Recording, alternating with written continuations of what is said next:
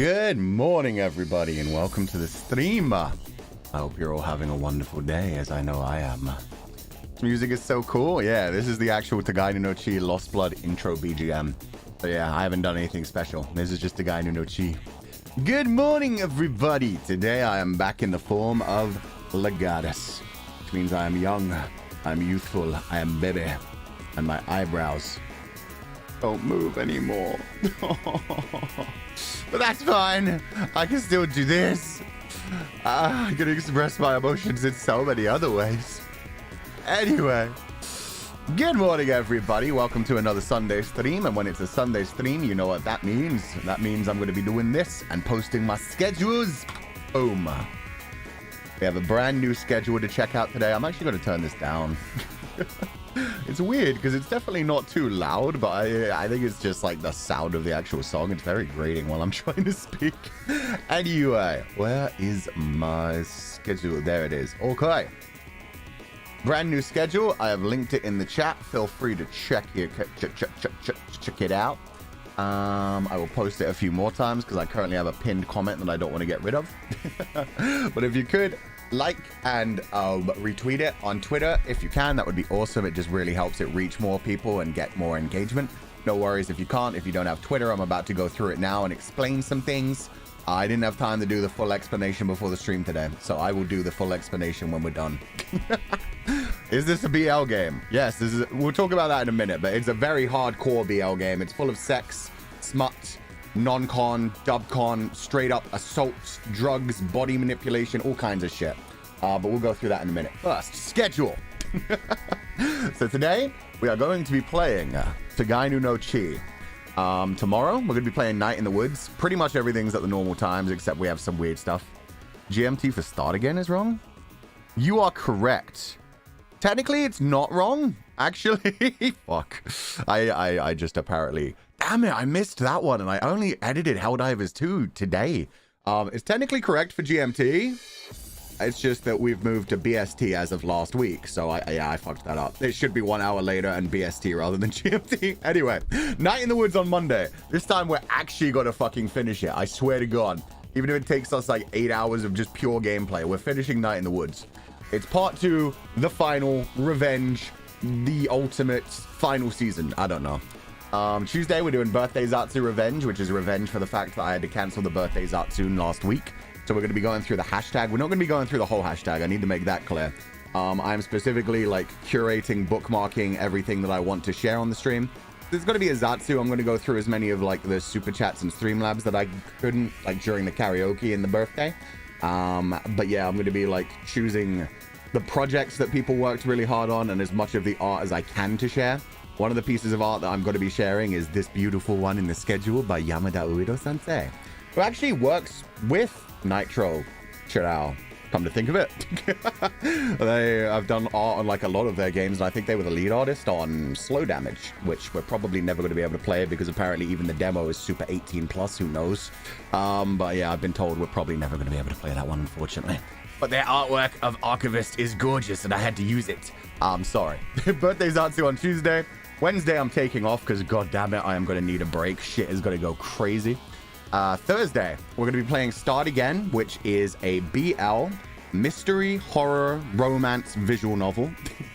It's supposed to be only 3 to 4 hours of runtime, which means for me, streaming, doing voices, and doing like silly talks and stuff, it'll probably be like a 5, 6, maybe even 7-hour stream. But it's made by 2.5 Studios, the same game studio that made A Date with Death and Amelie. So far, I haven't played a game from them that wasn't like well written with incredible art and a lot of love poured into it. So I'm hoping this will be another one. And yeah, like I said, BL, horror, mystery, romance, that sounds fun. And again, that one's going to be adult themes, but certainly nowhere near as adult as this one. In the evening on Thursday, we're going to be doing Hot Takes with Aya, which is another revenge stream for another one I missed this week. So that'll be good. Yeah, I talked about that last week. Just more fun times. On Friday in the morning, I'm doing Virtual Rhapsody Hong Kong with Hyo-chan. So I'm going to be the Demon King. He's going to be Cerberus. If you haven't already, you can actually buy a ticket for like an online viewing, so you can watch it online. You don't even have to show up. I believe they've already sold out of the one-on-one meet and greet tickets, and I'm not sure about the like tickets to actually show up in person.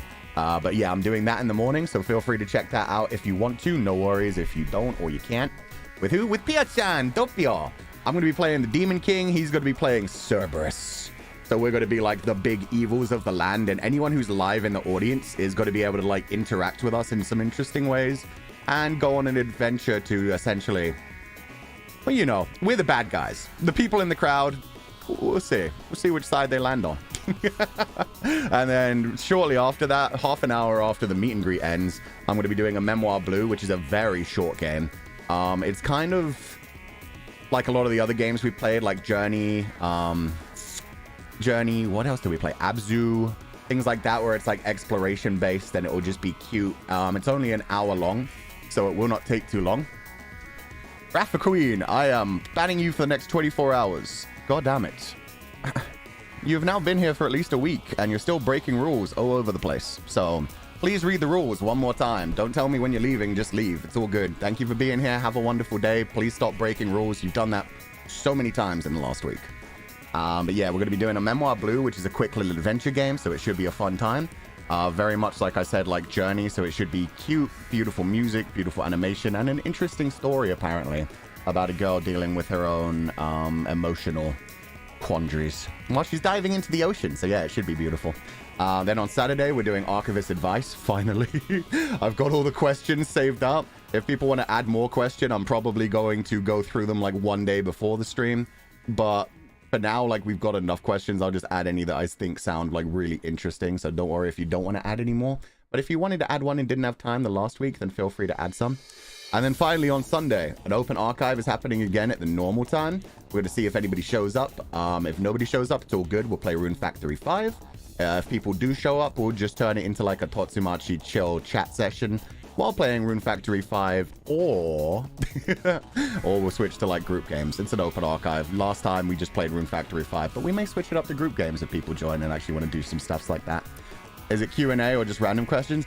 It's questions that you would ask like a therapist, it's really any question, but it's supposed to be like things you would ask like a doctor, a psychiatrist, or just anybody like older in your life. Just like, yeah, ask advice kind of thing. But don't just be asking like, can you tell me about Legatus' story? But pretty much anything like that, you're fine. And then finally, Sunday in the evening, this is the one I have to talk about a bit more. We're going to be finally playing Helldivers 2, which I've been hoping to play for a long time. At 8 p.m. EDT, so 1 a.m. BST and 9 a.m. JST, technically on Monday for both of those. We're going to be playing Helldivers 2 with Sunny and Albignan. I actually talked to Noctix about it yesterday. Two of them have already confirmed, so Sunny and Albignan are definitely down. Ukiki may be down, I don't know. Ukiki didn't respond, so we'll see. If Ukiki doesn't join, we might find a fourth member or just change the time or date, but for sure Sunny and Albignan will be there, so that'll be fun. I've been wanting to play Helldivers 2 for like ages, so I'm interested to try it, dive in, and see what happens. With that said, that's the whole schedule. Now I get to talk about today's things. I'll also post a link to that one more time. If you do want to check out the schedule, there's the link to the actual Twitter post. If you could like and retweet it, if you do have Twitter and if you feel okay with that, go nuts. I would love that. That would be awesome. So thank you guys so much, but no worries if you don't want to. Today we are going to be playing Togainu no Chi.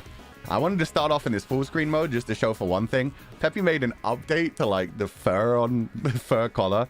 For one thing, it now looks like the main character from Togainu no Chi, which is so cute. It has that hair instead of like Score's hair and Scar. And also the back bit is like a separate thing now. It moves like separately from the other bits. So yeah, it looks a bit more focused. And it also has a little tag on it, which I can't show you right now, but I might show you at the end of the screen if we have any time. But with that said, there are some warnings to be given out before we start this game. One thing, it's pretty classic, so it's not 16:9. It's one of these ones. It's more of a square box than a rectangle widescreen box. With that said, Togainu no Chi is an incredibly adult game with mature themes, all kinds of content and trigger warnings. Basically, there's going to be lots of sexual content, lots of offensive content, lots of mature content. You can feel free to Google whatever you would like about it if you want to find like the content warnings or see how bad it goes. From what I've seen, a lot of non-con. a lot of non-con. This game is all about people beating the shit out of each other and sometimes being like, hey, while you're looking so pathetic and down on the ground like that, I might as well have some adult fun with you. So, there's a lot more of a story for it than that, but I mean, yeah, this is one that focuses pretty intensely on beating the shit out of each other and then doing some fucked up shit. It also includes a lot of other triggers that I won't go into because I don't want to spoil anyone, but feel free to look up the trigger warnings if you want to, the content warnings. The ones that I know of, there are some pretty serious ones. Okay, but that's hot. Exactly, Stardrop. This is fiction. We are going to respond to it as such, like mature adults. We're going to deal with this in our own way. But yeah, just know that there are going to be some very adult scenes. There are going to be like a lot of fight scenes, a lot of offensive, like people beating the shit out of each other and hurting each other and doing damage to each other. And we're going to take that all seriously and enjoy it and have a fun time. But yeah, if that's not for you, absolutely no reason for you to hang out. No worries. Don't feel like you have to watch this stream just because you're a confidant or just because you want to support me. This is definitely a game that's very dark and mature, so feel free to dip out if it's not for you. Completely understandable. Take care of yourself before anybody else. Curate your own online presence. Make sure that you're taking care of yourself and dealing with your own problems, essentially. But yeah, we're going to go through this. I don't want anybody spamming like trigger warnings while we're going through the game. I don't want anybody talking about things like, oh, this scene's going to come out. This character's amazing. Oh, Fuchan's going to love this character. It's going to be crazy. Shit like that all counts as spoilers. Even if it's just like, oh, Fuchan's going to like this next thing. Please don't. I'm going into this completely blind. I've been interested in this game for like... God, when did it come out? Forever ago. I remember for sure when I was a teenager, I saw some images of it and was like, damn, that main guy looks cool. He has like a furry thing like Skull Leonhardt. He looks badass and strong. And it's all about guys beating the shit out of each other and each other. That should be great. So yeah, I've been looking forward to this for a long time. I've been trying to be able to play this on stream for a long time. And this is going to be the demo. The short version. We're going to try to get the whole way through the demo. I have no idea how long it's going to take. It may be like a 4-hour stream. It may be like an 8-hour stream of just pure gameplay. It was 2005. Oh my god. That's oh my god. That's almost 20 years ago. That's insane. Okay. So with that said, like I said, please take care of yourselves. If this game is too dark for you, too adult, too fucked up, I completely understand it. Dip out. No worries. Head out. You can catch the next stream. I've been wanting to play this for a while, and I don't want to be spoiled, so please do take that into mind. Thank you, Sunny, for the raid. I actually just went through my schedule, so I've just told everybody that me, you, and Alvinyan are playing Helldivers 2 on Sunday evening. For anyone who doesn't know, I just posted the schedule in the comment section, well, in the chat section again. But yeah, we're going to be playing Helldivers 2. We're just making sure if Ukiki is fine with the time and, like, confirming everything. Other than that, thank you so much for the raid. Like I just warned the confidants, please do check the description for this video. Togainu no Chi is a mature, dark-themed, very adult content BL game. The main thing that I can tell about it is that people beat the crap out of each other and then do things when their opponent has been defeated. So it's got to be like that today. So enjoy it if you want to. If that doesn't sound like your cup of tea, head out.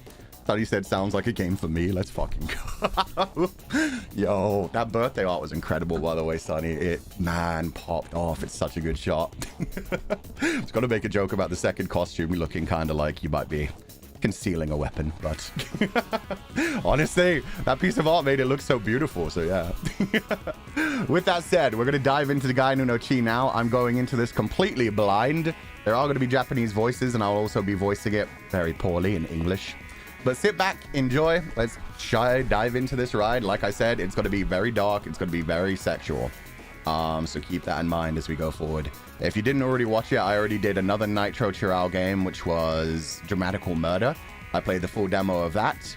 And it's the first time we ever had to skip a scene because something got so adult that I was like, yo, I don't think we can show this on YouTube. So some of that may happen today as well. We'll see what happens. This is technically the non-18 plus version. But even in the non-18 plus version, they do hit the NC-17 range very, very easily. So they just really cut out the nudity and the actual... Well, even then, some of the... Well, we'll dive into this. Anyway, let's play Togainu no Chi and see how this is. Also, I mean, I think I said it online, but I'm Legatus today simply because it feels right. This character seems to fit this setting way better. Especially with this furry collar. I look so much like I'm cosplaying Akira already. Okay, this text is scrolling way too slow. Voice volume 100, SFX volume. I want the music a bit louder. What I actually want to do is turn it down here. And this down here. Keep the voice high. Okay. That should be nice and balanced. Enable movie skip, save automatically. Don't skip unread text. Speed, there we go, thank God. That looks good. Changes applied. Okay, let's do this. It's time for Togainu no Chi, Lost Blood. The nation is the focal point of collective identity. So long as they are safe within the symbolic placenta, the people have no need for doubt. Behold the wages of hubris. We're immediately jumping into like the nihilistic pain. God damn. The writing's been good as well. God damn, just that first line. The placenta? Jesus. The Third Division. Mankind's Third World War. 20XX AD. As it rode the wave of economic expansion that accompanied its shifting nationalist zeitgeist, the small island nation of Japan started down the path of remilitarization.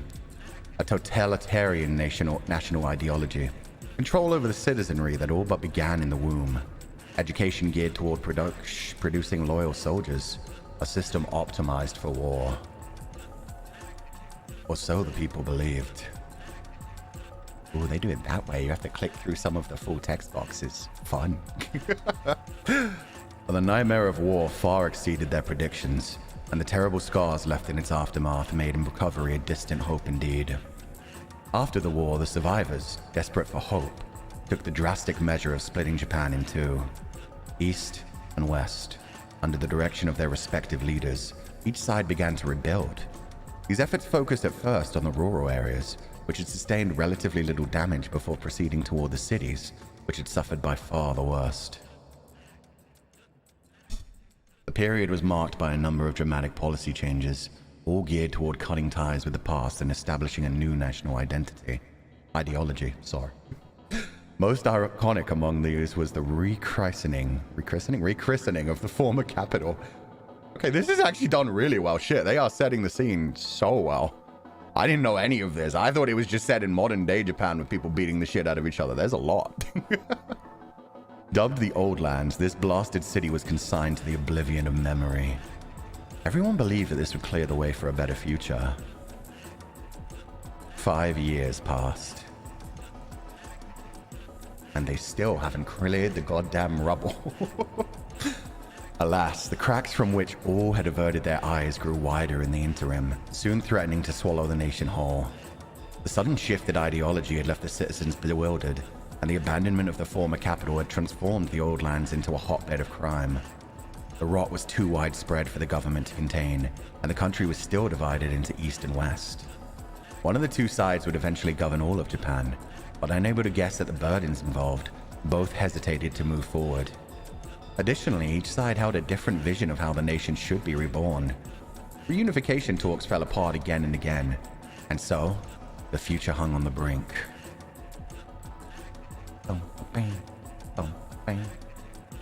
Second, I'm gonna change something.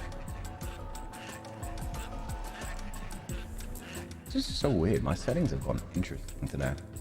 Okay, let me know if the music is too loud or too quiet or unbalanced throughout this, because something's gone weird for my OBS today. It's way louder on my side than it is on your side.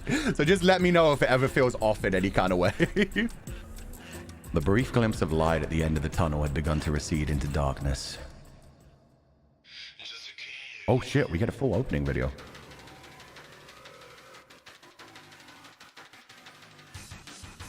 Yo, this is so 2005.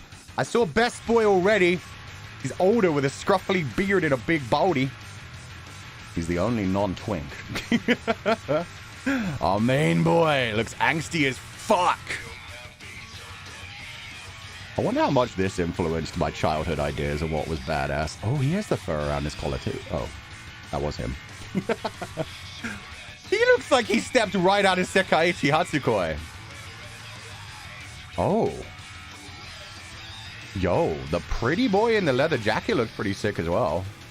And the guy in full BDSM gear. Opening animation is sick.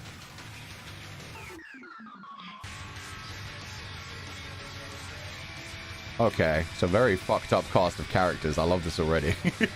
The guy with the red eyes, man. They're showing him too much. He's going to be insane.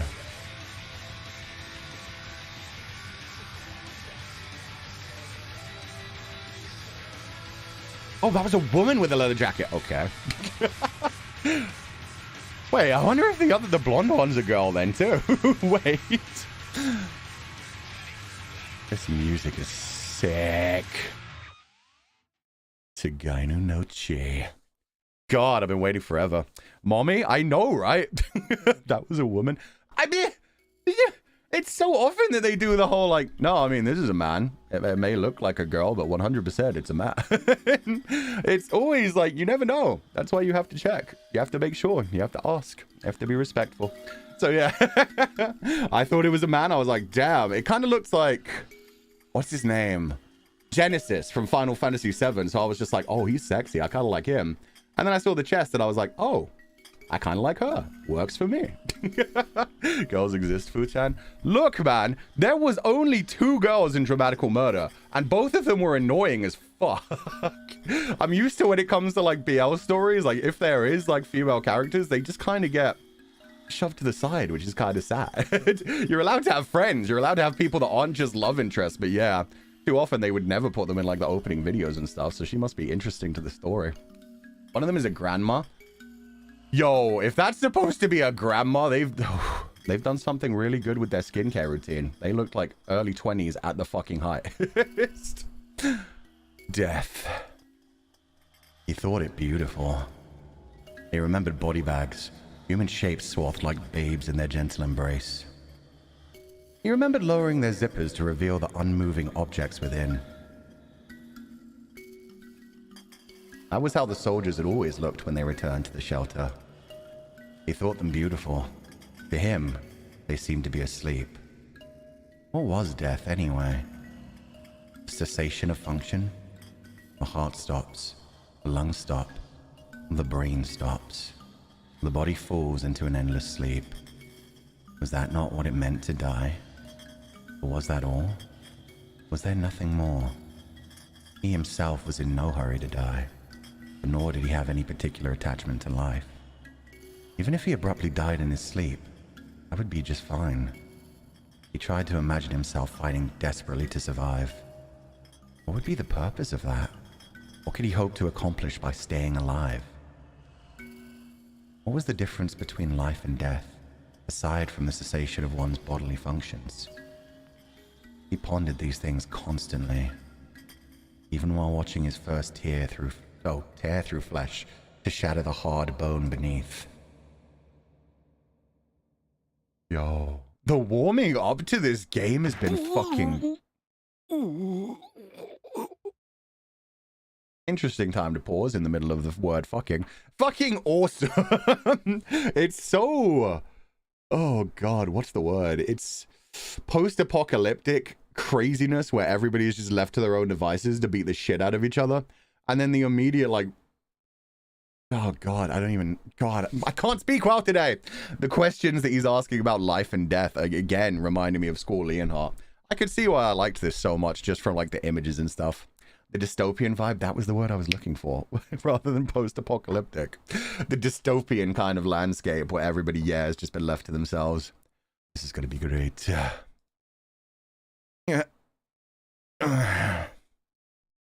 A pleasant numbness spread from Akira's knuckles to his brain, like bubbles in a carbonated drink. The man's knees buckled, and he sank slowly to the ground. The unnatural silence, like a silent movie playing in slow motion, broke the instant he collapsed. All at once there rose a storm of noise. Noise, and more noise. Rough voices clashed in disharmony, stinging Akira's ears. The man had been huge, both taller and heavier than Akira. He had looked down at Akira with eyes that pitied the ant he was, about to crush beneath his heel. But that hadn't lasted for long.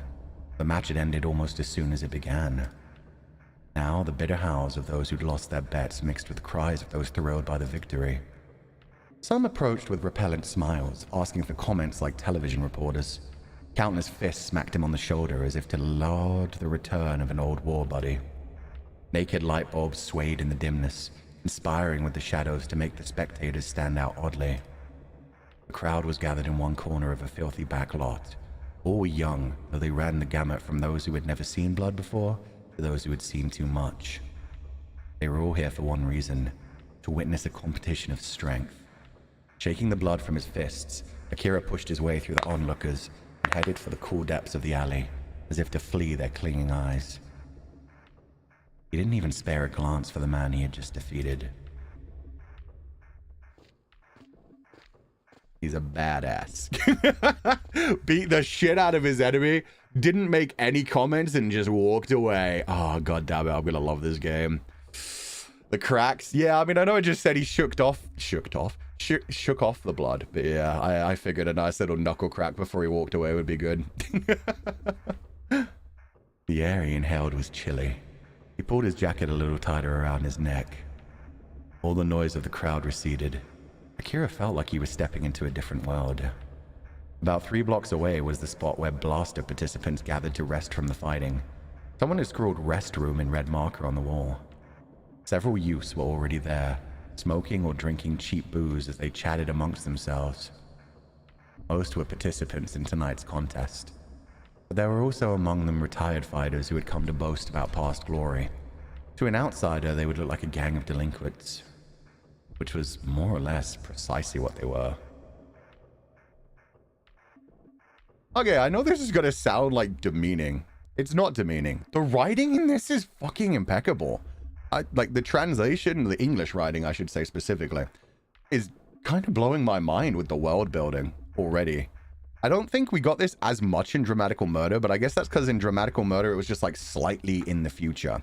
There wasn't too much changed about things. Yeah, but yeah, in this one, they're setting the stage so well. They're instantly getting you into Akira's mindset. The whole like, I don't care if I die.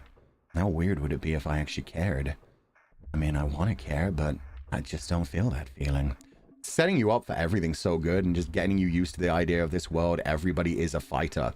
They're either retired fighters or they're currently about to start beating the shit out of each other. Those two games from the same studio? Yeah, they're both Nitro Curate games. I never really know how to pronounce the company's name because they used to have Nitro and then plus Curate, and now it's just Nitro Curate. Either way, writing in this one so far has been incredible. The MMD gets detailed later in the game. That blew my mind when you started getting into like all the memory manipulation stuff and the personality fucking up stuff. But yeah, so far the world setting in this one has just been amazing.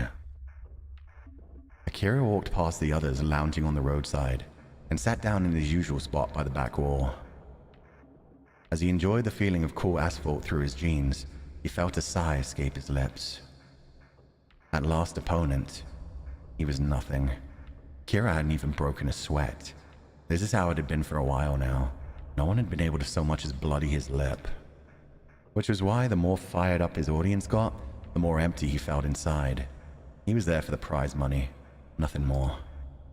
Letting out another sigh, Akira leaned his head against the wall and cast his eyes up at the sky. Again, so edgy. Like I'm listening to this guy's thoughts and I'm just like, okay, so we've got Squall Leonhardt and we've got the main guy from Spirit Hunter NG. He's just like, death, why would I care? That enemy, he was nothing. Fighting does nothing for me. I beat the shit out of my enemies, take my paycheck and walk away. He's a trained, battle-hardened soldier. And he still looks like he's like 19. Why are they so edgy? I love characters like this, man. That's why, because it's badass. And let's be honest, it's got to be kind of crazy when a character this badass and like over everything else around him gets knocked to the ground and, you know, some taming happens. Tonight, there was a lovely full moon. After World War III started, it had been years before people could look at the sky. During the war and in the immediate aftermath, most of the population had lived in colossal underground shelters. There, children were separated from their parents and raised to be perfect soldiers. They were taught to kill, die. Glory to those who slay our enemies. Your life belongs to your country. Yet the war ended before those children ever saw battle, and the next thing they knew, the very same nation that had called on them to kill and die was asking them to forge a bright, loving future. The reversal was all too reckless and all too sudden. It began with the forced establishment of new family units. Normally, one might think that the children would have been returned to the parents to whom they'd been taken, but this was not the case. Parents and children who had never met were assigned to one another at random and forced to live beneath one roof as a family. Of course, there was no way that these families could function. Abuse, neglect, and violence ran rampant. The children had been taught nothing except how to fight. How were they supposed to feel? What was love, anyway? They had no one to teach them the answer. Their parents were hardly up to the task. Everybody is a child soldier. Fun. So yeah, another group of people like FF8 where they've just been trained to fight all their lives and not to think. They don't want them to think. God, the whole idea of being taken away from your parents, raised in like a military kind of environment where they were just teaching you to kill all your enemies, and then being given to just two random ass adults that weren't your parents before. Yeah, that would ruin you psychologically. No wonder even all the young ones here are just like, fuck it. We just beat the shit out of each other to survive. We take what we need and we move on. Legatus 505, but BL. So Legatus 505. No, I'm kidding. But yeah, very similar to like, yeah, they took away their childhood. They turned them into child soldiers without any thoughts of their own, just to serve their country. And now they're just like, nah, we gave up on that. Don't worry, kiddos. Be normal. Be normal. Why aren't you doing normal emotional child things? In their confusion, the children turned to battle. They'd been taught that defeating one's enemy was the greatest possible glory, but the war had ended before any of them could put their training to use. These children needed a place to test their strength. How did it feel to fight for one's life? What could you see at the edge of death? As if pursuing the answers to those questions, the lost children clashed with one another on the streets. Soon, these became known as blaster fights. The governments of Japan deliberately turned a blind eye, or they passed new laws to make it plain that deaths would not be tolerated. And so, blaster thrived. It began on the CFC side and quickly spread to Nikoden as well. Rules took shape and soon both groups and individual fights were being held. I'm gonna guess CFC and Nikoden are like the two sides of Japan. They said they split into like East and West at the beginning. Yo, this is crazy. Again, the world building. The fact that they started off with the idea of Akira being like, I don't get it. Why would I fight for my life? Death is just natural. And then explained exactly why he's like this, talking about the fact that every child in this timeline was just raised to give their life for their country, never got a chance to fight. So now they're just doing what they were taught to do, what they were essentially programmed to do. This is what they live for. Crazy shit, man. When did you become a Nitro fanboy? I've always been interested in the Nitro Corral games. I've never actually been able to play them. So yeah, as soon as I joined Nijisanji, I started like trying and begging and requesting. Just like, can I please try these? And I mean, it's only recently with Dramatical Murder and finally this where we're able to play the demos at least. Demos is something. Nikoden sounds like Nekore, my name. Except your one sounds more cute because it has Neko. Nikoden sounds serious. Fuchan himself is just so Nitro Corral core. I mean, yeah, every like description of a game I've heard from them. I definitely wouldn't be able to play the full versions on YouTube. Like, to the point that full versions just straight up would get taken down. but, yeah. Oof. I want to at least go through the demos and maybe play them offline. The characters are very interesting. The plots are always very deep. And they're very good when it comes to, like, the adult content. Like, I'm not even going to lie. Straight up, the fetishes and stuff in these games, the artwork, the characters, incredible. So yeah, while YouTube may not be able to handle it, at least we can play the demos, and if you guys like the demos, you can go buy the games yourself and enjoy it. And someday, if I ever actually have time, I'll be able to play these fully and judge them properly. But for now, at least I get a taste of them. Things that I was never allowed to do when I was younger. Japan's youths were starved for battle, and Akira was one of them. At the sound of approaching footsteps, Akira lowered his gaze from the moon. Two lanky silhouettes stopped in front of him. This music is a fucking bop as well. Yes, Akira! Yes, Ace! Yo, the hair and the voice immediately, you know what this dude's all about. The man with the yellow mohawk, which Akira thought made him look like a rooster, grinned and raised his hand. Yeah. Okay, I did not expect that voice from you. Okay, so I don't feel like these are serious characters. I don't think they're going to be important. I don't think they're actually Akira's friends. They're either going to start some beef or just immediately get killed off. You hear like the yes and yeah. It's just like, oh no. These are side characters. Not even like side characters. These are bit characters that are going to be gone soon. The character style. I freaking love the long purple hair. I can't with the blonde one. It's too early 2000s, late 90s, even as far back as like the 60s. But yeah, he's not my style. Long purple hair, giant fucking eyeshadow, black vest, black leather pants. I would steal this guy's fit. I could also see like Ukiki wearing it. Does he have kitty ears? I don't see any kitty ears. Oh, you mean, oh, I see what you mean. I think that's just the black shadow behind him. There's only on one side. Punk Shaggy. That's exactly what he is. This is Shaggy from Scooby-Doo if he was raised into this fucked up dystopia. The other one, a sickly looking guy with long black hair, peered down at Akira with a smirk. Each of them was holding a bottle of booze. Akira had few acquaintances, but these were two of them. They'd been hanging around him ever since he started coming here. He'd ignored them at first, but they'd kept coming. And before he knew it, talking to them had become a regular thing.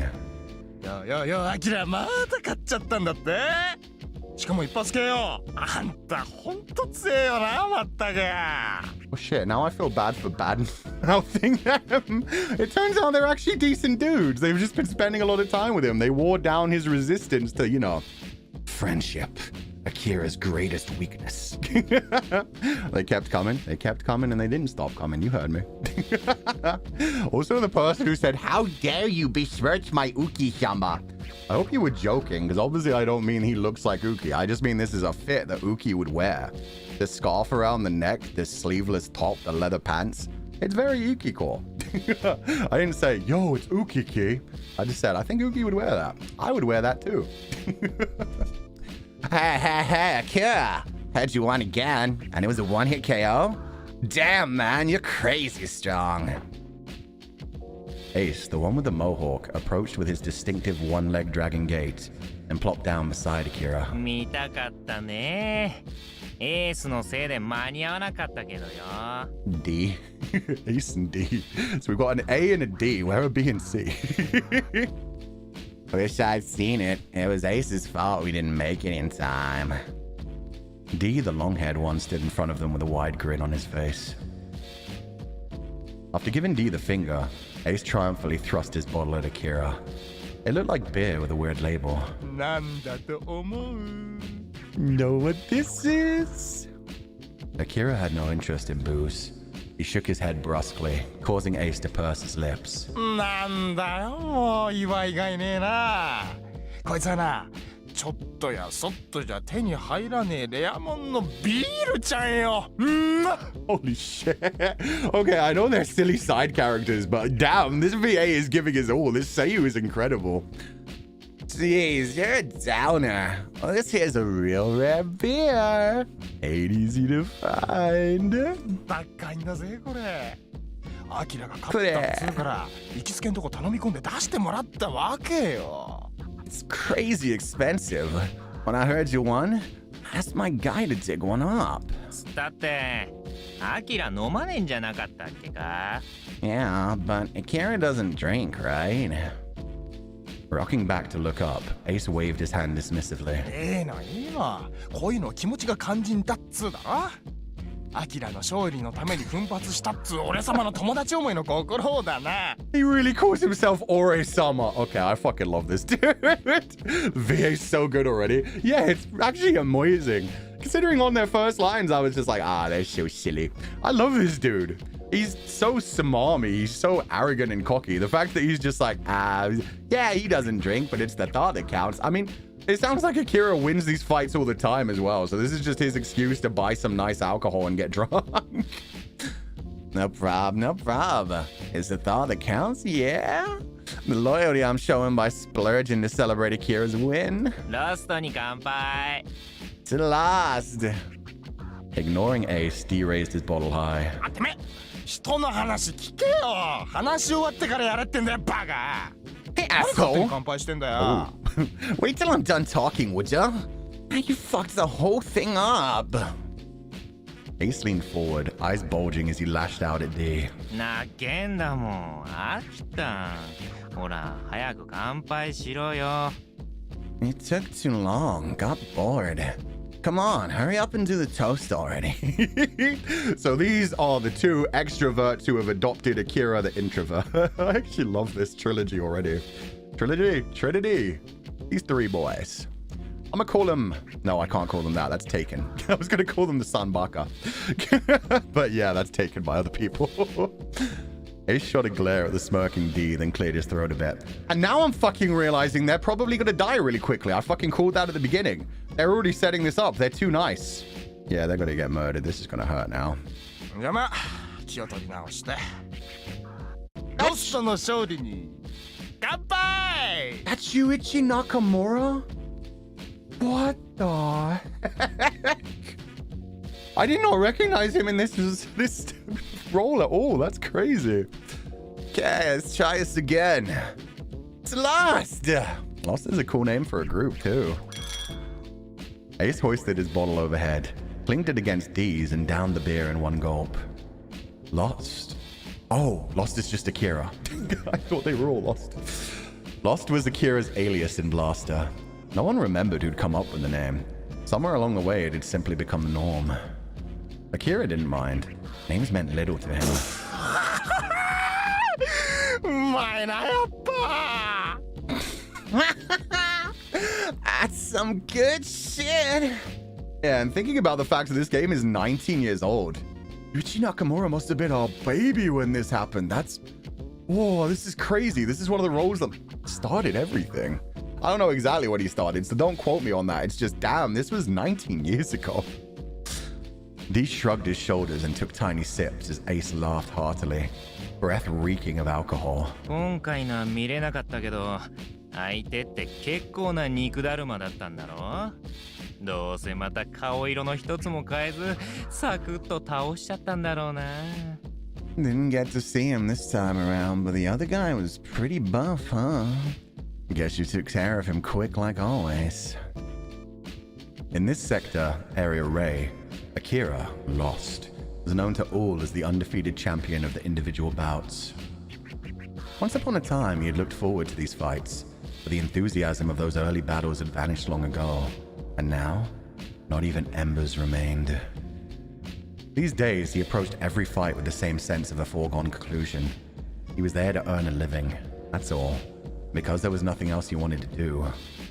He wasn't even all that interested in the prize money as long as he had enough to meet his meager expenses. Akira had no dreams, no goals. He stayed alive only because he felt neither the need nor the inclination to die. しかもよ、また蹴ったんだって？今度はなんだっけかな。ほら、なんか結構有名なでっかいとこ。 Who is this guy's name? Asus Satoshi Soroka. Thank you, Sai. That's very interesting. Because I don't recognize that name. I hope he's still like working and doing good. Because man, he's giving his all to this role. God, the staggering, the way he pronounces everything, it's fucking awesome. Hey, I heard you turned down another offer from, who was it again? Someplace famous. 本堂グループ？ The Hondo Group. あ、そうそう、それそれ。せっかくのお誘いをよ。Yeah, that's it. That's the one. What a waste, man. Ace smacked the palm of his hand with his fist. and jabbed an index finger at D. From time to time, corporations scouted blaster fighters who had earned recognition on the circuit. By and large, they were connected to the underworld, Yakuza or private security. But in this day and age, having someone to pay your way was worth a lot. Most fighters jumped at the chance. If you were good enough, you might even get an offer from the world of pro sports. Unsurprisingly, Akira had no interest in any of this.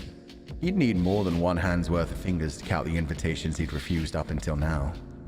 The Hondo group recruiter had looked as if he'd been trying to advertise his Yakuza ties. Akira recalled his gaudy nouveau riche dress, but not his face or what he'd said. Akira was only here because he didn't mind fighting. He'd never given any thought to his future. He ever ran out of prize money? He supposed that he could always find work as a day laborer. He saw no need to think any further ahead. Ace and D, who would automatically keep the conversation going whether or not Akira had anything to say, were actually rather well built despite their gangly looks.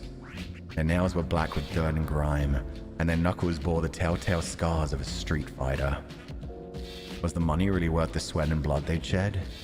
Either way, there was no shortage of blaster participants looking to get rich, or just let off some steam. 俺たちで組んで優勝狙っちゃおっか。最強サンバカギ兄弟とかってチーム名にしてさ。Chan, I think this game. Kirihara, Akira, you're a bit late. I already explained we're only playing the demo, and this is the safe version that's on Steam. It's not the unlocked version with all the detailed things. So yeah, this has got to be the safe version that doesn't have the full graphics. I think it still has the full scenes. They just cut out the actual like genitals. But yeah, this is the safe version, and it. Oh my god, they said Sambaka! I fucking called it! Me sitting there being like, I can't say that. That's already used by like other VTubers. Damn! Also, somebody said it's... Wait, it's Urobucha? What about Urobucha? Did he contribute to this, or was it like something else related to Urobucha? Just sorry, I didn't even catch the freaking Sambaka thing at first because I was just like so taken away by like, Urobucha? Huh? Sambaka, that's freaking great, man. How about we team up for group championships, yeah? We call ourselves the Ultimate Dumbass Brothers, Sambaka or something. That's great. ネタチームかよ。 The fuck? D's bottle was almost empty. Even though he'd been taking little sips and he waved it as he joked around, Ace laughed brusquely. They were nearing full-on drunkenness. 最強っつえばさ、ペスカコシカみてえになってみてよな、いっぺん。Speaking of ultimate, I want to try being like Pesikoshka just once. Pesikoshka just once. Ace wiped tears of laughter from the corner of his eyes as he murmured dreamily. Akira wasn't familiar with the name. It must have shown on his face. Huh? Yep, Urobucha helped in this game, Fuchan. He also helped in Sweet Pool. That's fucking crazy. I had no idea about that. I love Urobucha's works ever since like fucking Saya no Uta, but like going into so many of his anime roles. He is a legend for fucking just crazily killing off characters and making you cry your eyes out and doing so much fucked up shit. Let's go. I didn't know that Urobucha worked on this. And Sweet Pool, I have heard Sweet Pool was like darker than any of the other ones, to be fair. Makes sense with what I know from Sweet Pool. Yeah, I've literally been told I wouldn't even be able to play the demo because the demo, even like they don't have a safe version. They couldn't have a safe version. He was in Madoka. He was also like, he wrote the first episode of Odd Noah Zero and like penned out some of the ideas for it. He did a lot of interesting shit. Urobucha helped supervise. He did not write. Okay, cool. But yeah, that's what I mean. I just didn't even know he was like related to these at all. It's crazy. Fuck, what else was I gonna say? Shit, I had something, but I forgot it. It's fine. You're kidding. You're kidding. As soon as they noticed Akira's confusion, the two friends' eyes went wide. Akira まさかペスカコしか知らねえの？ガキでも知ってるぜ、多分。Don't tell me you've never heard of Pesikoshka. Even little kids know about him. Maybe. ありえねえ、超ありえねえ。ブラスターのチャンピオンか。さすがだぜ。仙人見て。I love this voice actor. He's going nuts. No way. No goddamn way a blaster champion's never heard about. But hey, who am I talking to, right? You with your head always up in the clouds? Akira scowled, feeling like an idiot. Even he knew when he was being made fun of. As if it pleased him to have one up on the champion, Ace put on a gleeful smirk and wagged his index finger from side to side. 親切な俺様がボスに説明してやるや。ペスカコシカってのはな、通称コート率いるちょっと前に一世を風靡したエリアゴースト出身のチームや。Koto. Interesting. I'll be a gentleman and explain it to you, boss. Pescoshka was a team from Area Ghost led by this dude, Code. They totally ruled the scene a while back. そらもう今のアキラみたく連戦連勝負け知らずでさ、向かうところ敵なし。 Well, like そう you, 最強チーム。 undefeated. Nobody could touch them. The ultimate team. Ace pulled his hand into trembling fists, as though recalling the excitement he'd felt back then. Come to think of it, Akira had a feeling he'd heard the name before, but he couldn't really recall where. まあ凶悪の凶を取って最強とも呼ばれてたけどな。 They were monsters, all right, in more ways than one. Dee's interjection wiped the grin off of Ace's face. 悪名高いことでも有名だったからな。めちゃくちゃひでえこととか平気でやってたもんな。 Okay, so Ko is definitely around here somewhere. There's no way in hell they drop all this background information and don't eventually introduce Ko as like some badass scary dude. Yeah, he also had a real bad rap. Did some awful shit like it was nothing. ね、そういう凶悪なことをいっぺんやってみたいと。 So, what you're saying is, you want to do some heinous shit like they did? Huh? Huh? Ooh, full visuals, let's go. Dee grinned maliciously, crossing his arms. 誰もんなこと言ってねえだろ。そんぐらい強くなってみてっつってんだよこのタコ。 That ain't what I said, Ace howled, waving his hands theatrically. I just want to be as strong as them, dumbass. Ow! Ace slammed his fist down against the top of Dee's head. 警察と勇敢に戦った俺の武勇伝を聞かなかったのかお前は。お前こそな、その薄気味悪いロン毛とっとと切りやがれってんだ。 Didn't you hear the story of my heroic battle with the cops? Dude, you're the one who ought to cut that creepy long hair of yours. How dare you? His hair is beautiful and I will kill you. Leave him. Let him have it. Patting his injured right knee, which he claimed often had been wounded in righteous battle against the forces of tyranny, Ace reached out and seized hold of Dee's hair. だってバイクでひったくりやったとこ見つかって追っかけられて事故っただけじゃねえかよ。どこら辺をどうすれば武勇になるんだよ。 Ouch! Ow! You say that, but they only chased you because they saw you grab someone's purse. What's so damn heroic about that? Sounds like they're more heroic, honestly. They were trying to get the purse back. So sexy. I actually really liked it. Ace's voice is incredible. Dee's looks are actually sick. Dee wailed, pulled forward by his hair. Leaning against the wall, Akira watched their antics with a detached eye. He didn't mind being around these guys. They did whatever they wanted regardless of how he responded. It was much more relaxing than being with people who were always gauging his reaction. He didn't care to have others tell him where he belonged. They thought he was going to play their game of superficial friendship, and they were doomed to be disappointed. He never said so out loud, but apparently it showed in his demeanor. People picking baseless fights with him had become just another part of his day-to-day life. おいアキラ、なんとか言ってやれよこいつにさ。一番バカなのはエースだよな。Yeah, see, these two are adorable. They're great friends, especially for somebody as like closed off and silent as Akira. Oh my god. Hey, Akira, help me out here. Ace is the biggest dumbass, right? With his parted hair captured on both sides, Dee shot Akira a desperate look. Akira didn't mind hanging out with these guys, but of course everything had its limit. Sighing, Akira reluctantly opened his mouth. We're finally going to get a full voice line! 安心しろよ。似た者同士だから。 That's pretty much exactly what I expected. Emotionless, deep, but not like gravelly or mature. Relax. You're the same. Huh?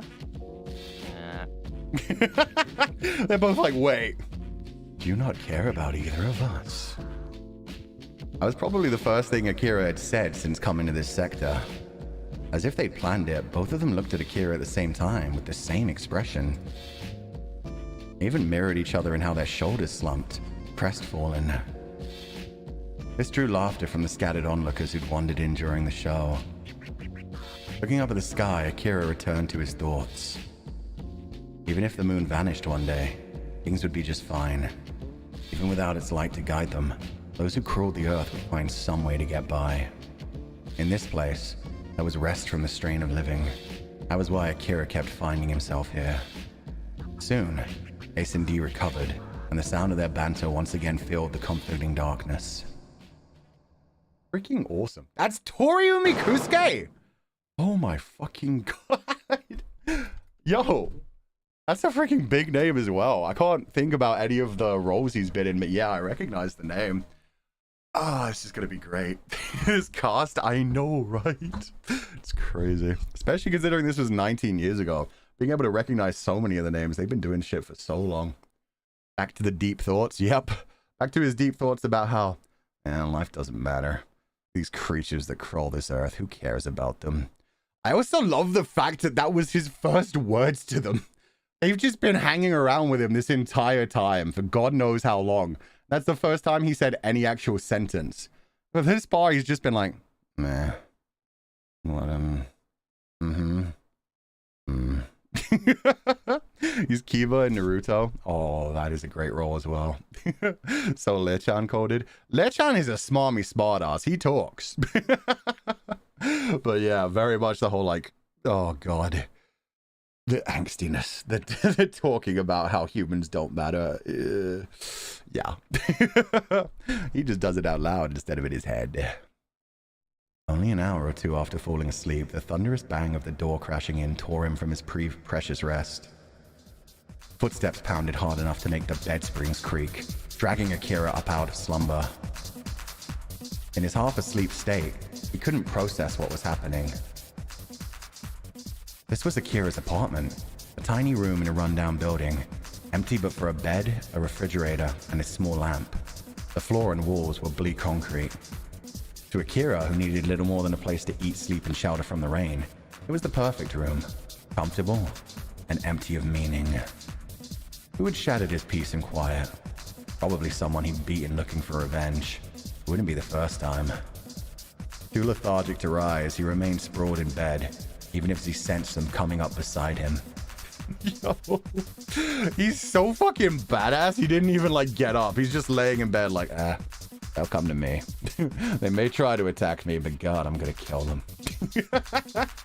Also, this is the perfect apartment. I'm not gonna lie. Wait. Does he not even have like a shared bathroom? They said this was the entirety of his apartment, let alone bedroom. It's the perfect bedroom anyway. Ask any guy. We don't need shit. We just need a bed, somewhere to store things, and a fridge for the food. But yeah, he should have a fucking kitchen and a bathroom. Other than that, he loves minimalism. Of course, he doesn't care about living or dying. He doesn't have any memories to protect. He's just chilling. Prison cells. To be fair, the only thing I do in my bedroom is like go into the closet to stream and sleep. Other than that, that's what like living rooms are for. There's a window there. That's his bathroom. Shit, dude. That's pretty high up, man. I mean, I've had to pee in some strange positions before. How does he do number 2? Does he just hang his ass right out the window? God damn. I mean, he could try. Oi, Akira! Hey, wake up. Split second later, someone seized the front of his hair and yanked his head off the pillow. Okay. Got a sexy CG already. 2 men in black uniforms. They weren't from Blaster. The one gripping Akira by the hair looked high-strung, with slicked back hair and a thin face. The one standing behind him was well-built. Both were wearing white gloves and had clubs strapped to their waists. Wait. So we've had Uki at home. Is this not Hex and Vanta at home? Wait a damn minute. The yaoi hands. I mean, I think that's just the perspective shot, but Yeah, they're pretty big hands anyway. Cops. Seeing Akira's glare, the thin-faced officer let out a snort of laughter. 生意気な目だな。 Got something な to んか say? 文句でもあんのか。 Without letting go of Akira's hair, the man punched him hard in the face. 一緒に来てもらうぞ。 You're coming with us, なんでだよ。 for one. He had no idea. お前に殺人の容疑がかかってる。 You're wanted for murder. This guy has a really sexy voice for just being a random cop. I doubt they're going to stick around for much longer. For 2005, this isn't so bad. Honestly, I still dig the art style. I've never had any problem with yaoi hands. I get a little bit of problem when it comes to like full strength yaoi chins. But other than that, like yaoi hands, I've never had a problem with. The yaoi chins, if they're too sharp, if you get to like Gaku and handsome level, that's when I'm like, give them a bit of a jaw, please. What? Murder. He looked at the well-built officer. 他の誰かと間違えてるんじゃないのか。 Sure you don't have me confused with someone else? Though the post-war chaos had at last begun to calm down, the system was still full of holes. False arrests were hardly unusual. だと What did you say? The thin-faced officer's temples twitched. 話せよ。 Let go. He tried to shake free, but the man only gripped tighter. Oh, you just signed your own death warrant. まったく。最近の若い連中は礼儀の一つもなってなくて困るよ。本当にバカばっかりだ。 Shit.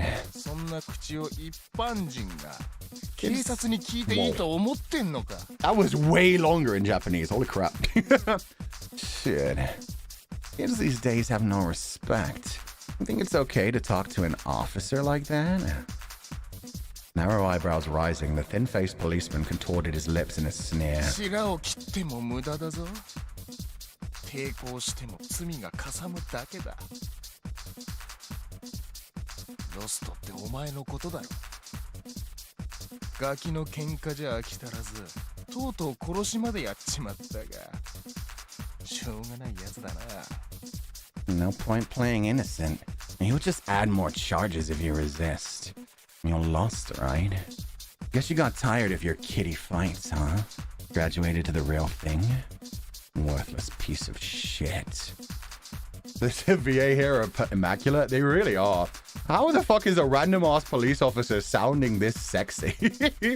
Fulgur's into this. I have made 0 trials at hiding how much I like aggressive foreplay. This is just aggressive foreplay. Well, there's 2 guys. That's fine. That's fine. The second one should be, you know, doing some damage too, though. If they knew his alias, it meant they also knew his reputation on the streets. He doubted they had a positive image of Blaster. Knowing he was the champion, they probably thought he was some kind of psycho. たかだかストリートファイトで有名になったぐらいでいい気になるなよ。 Don't think you're hot shit just because you're famous in those little street fights. I didn't do it. Akira snapped, his voice low. The thin-faced officer grabbed him hard by the jaw and jerked their faces together. His eyes were full of contempt. Even the translation, man. The phrase jerked was used on purpose. Let's be honest. 言い訳ならいくらでも気が済むまで書で聞いてやるからな。 You can make your excuses at the station. For that, he released Akira's hair and stepped away. Immediately, the well-built police officer seized both of Akira's arms, then dragged him out of bed and pinned his hands behind him. Against the wall? 話せよ。 Let go. Shut up! As Akira attempted to shake him off, the thin-faced officer clubbed him in the back. It was a merciless blow, knocking the breath from his lungs. ほら、キリキリ歩けよ。 Okay, I'm gonna run back my previous statement. Police Officer A looked sexy in the CG. When you see him front on, no, that isn't Hex at home. That's nothing. Hex is way better looking than that. I felt bad as soon as I saw his actual sprite art. In the CG, he looked fine as fuck. His voice is still amazing. But nah, that ain't Hex at home. That's just a business guy at home. That's Wilson. Don't you hurt my boy Wilson like that. That isn't Wilson either. That's nobody. I can't even think of anybody. It's a very plain looking character. The glasses are sexy, the voice is sexy, but hair is just kind of plain. Get a move on, will ya? Grinning, the thin-faced officer leaned forward and trapped Akira on the side of the face with the end of his club. See, that's foreplay too! That's a phallic object to the face! They know what they're doing. Why is there not a CG for that? It'd be like the best CG. The officer behind him hauled him to his feet and marched him through the front door. Even more than the false accusation, it was that attitude that infuriated him. They probably hadn't performed a real investigation. He didn't normally give a damn how this country was run. I didn't mean he was about to let these cops walk all over him.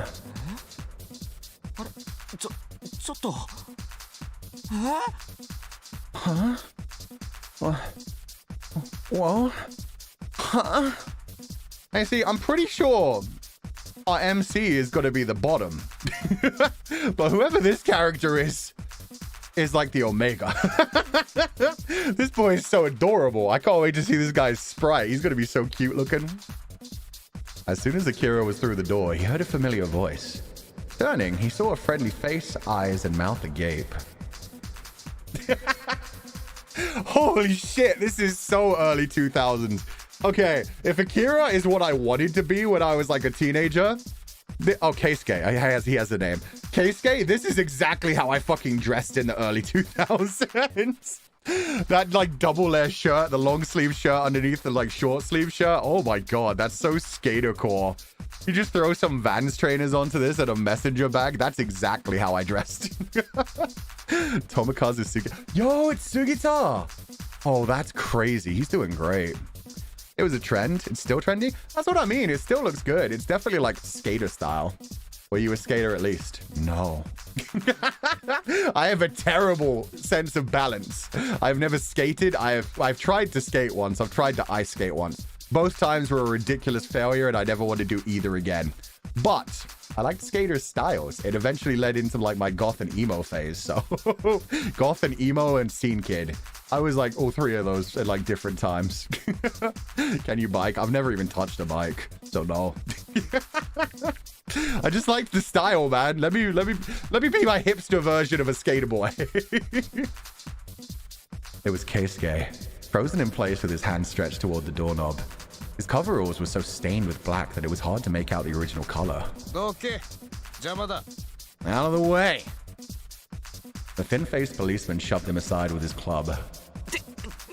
Wait, What? Hey, wait up a sec. Yo, shit. As we're going through this, I'm finding, like, my mind is just connecting different characters to different voice actors that would be perfect. I say voice actor, different, like, Nijisanji En livers who would be perfect in these roles. Like, Police Officer A, even though it's a small role, couldn't you hear Pio-chan doing that, like, oh, you want to challenge me, do you, you little shit-faced brat? Like him doing his sexy door voice, man, would be perfect as Police Officer A. This Keisuke dude, 100% Albania. This is a cat boy through and through. Coming back to himself as he staggered, Keisuke laid a frantic hand on the shoulder of the officer restraining Akira. The officer flung him back with so much force, Keisuke staggered again. For a second, he looked shocked, but then his anger flared.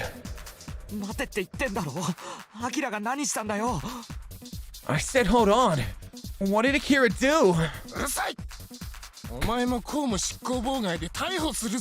Okay, he's getting less sexy ever since the CG stopped. I don't know if the CG made him more sexy, but now he's just being aggressive. Shoot us, you want to spend the night in a cell? Asshole! Keisuke dove at them, but the well-built officer shouldered him away. Akira! The power of the blow was too much. Keisuke collapsed with a groan.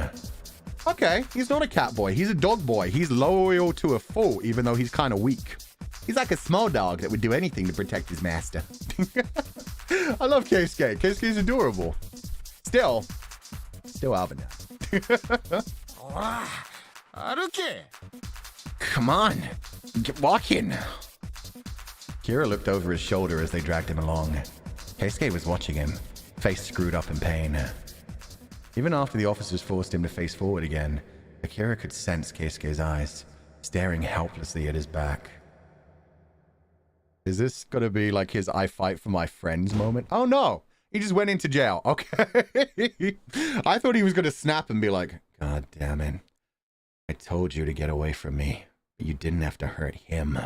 And just start murdering the cops. Well, this is more realistic.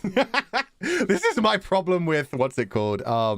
Spirit Hunter NG, where I was like, okay, let's do something really angsty. Let's beat the shit out of the police officers and run away. And it never ended well. It's not a smart thing to do. The Urusai reminds me of Hijikata and Gintoki. Oh my god, yeah. It's very like Yakuza coded, the whole... Just like the voice crack when he did it. He did amazing. The cheap rusted steel desk rattled beneath the detective's hand. In the light of a desk lamp, his face looked like a well-carved totem pole. His scowl was so fierce that his eyes seemed about to pop out of their sockets. Ganimata, I freaking love you already. What is with these eyes? The chin? Oh my god, that's the most pronounced butt chin I've seen in anime since fucking... Oh my god, One Punch Man, the first enemy. Ganimata is awesome already. I didn't even listen to his voice. I was too distracted by the sprite work. How about you just confess, huh? It's a Lupin-looking character. It is! It's very Lupin-looking. He'd been repeating the same phrases in his aging bellow for quite some time now. Akira leaned back in his chair and looked at the ceiling. He wondered if the man would ever get bored. You listening? Sorry, I have echo on. You listening to me, you little... 警部、血圧上がりますから、落ち着いて。 I love how there's like a completely different art style for these guys. I like the symbolism in that as well. Like all the kids out on the street fighting for their lives, just doing blaster shit. They're all very anime coded, very like modern to the times of the early 2000s. Whereas the older people, they're very much like more classic, the well-rounded eyes, the prominent features.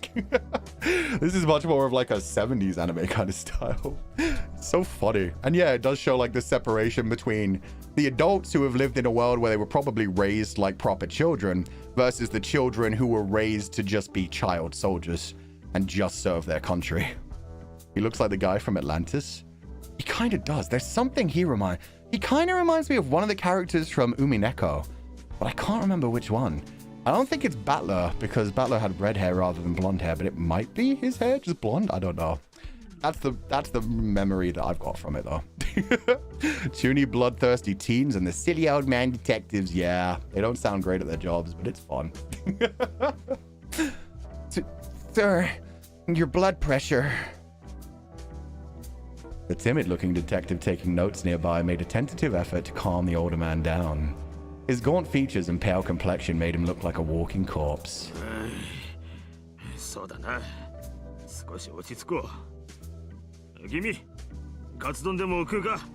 Okay, I love these guys. Just the immediate turnaround. He's bad cop and good cop at the same time. Yeah, you're right. I should relax.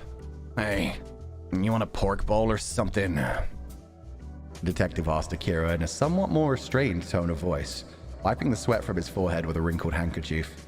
Now, how much you want to bet whatever he says, he's going to immediately slam the table and shout and just be like, well, you're not going to get one. Akira didn't reply, of course.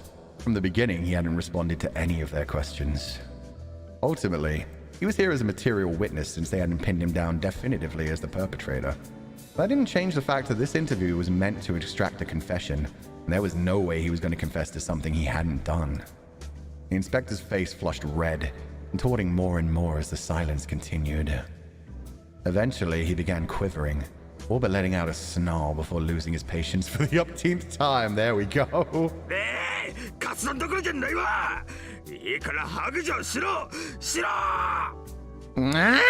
Forget the pork bowl! Just confess, damn it! Confess! 警部 Sir? それをよこせ Give me that! The inspector snatched the documents from the timid detective and licked his fingers. Ew. Then flipped through the pages. He raised his eyebrows. 国民番号 11298TM3099 無職家族構成は父母のみ3年同居の後に別居ブラスター個人戦優勝経験あり Let's see. Citizen number 11298TM3099.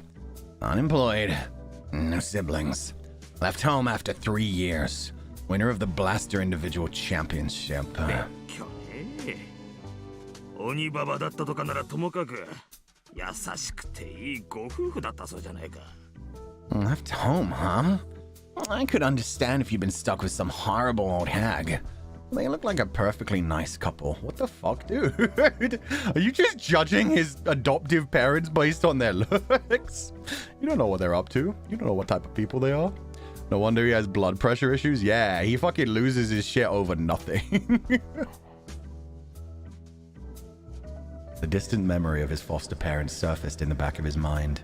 They had indeed been kind. He considered himself lucky. But in the end, they were just strangers. They shared no ties of blood.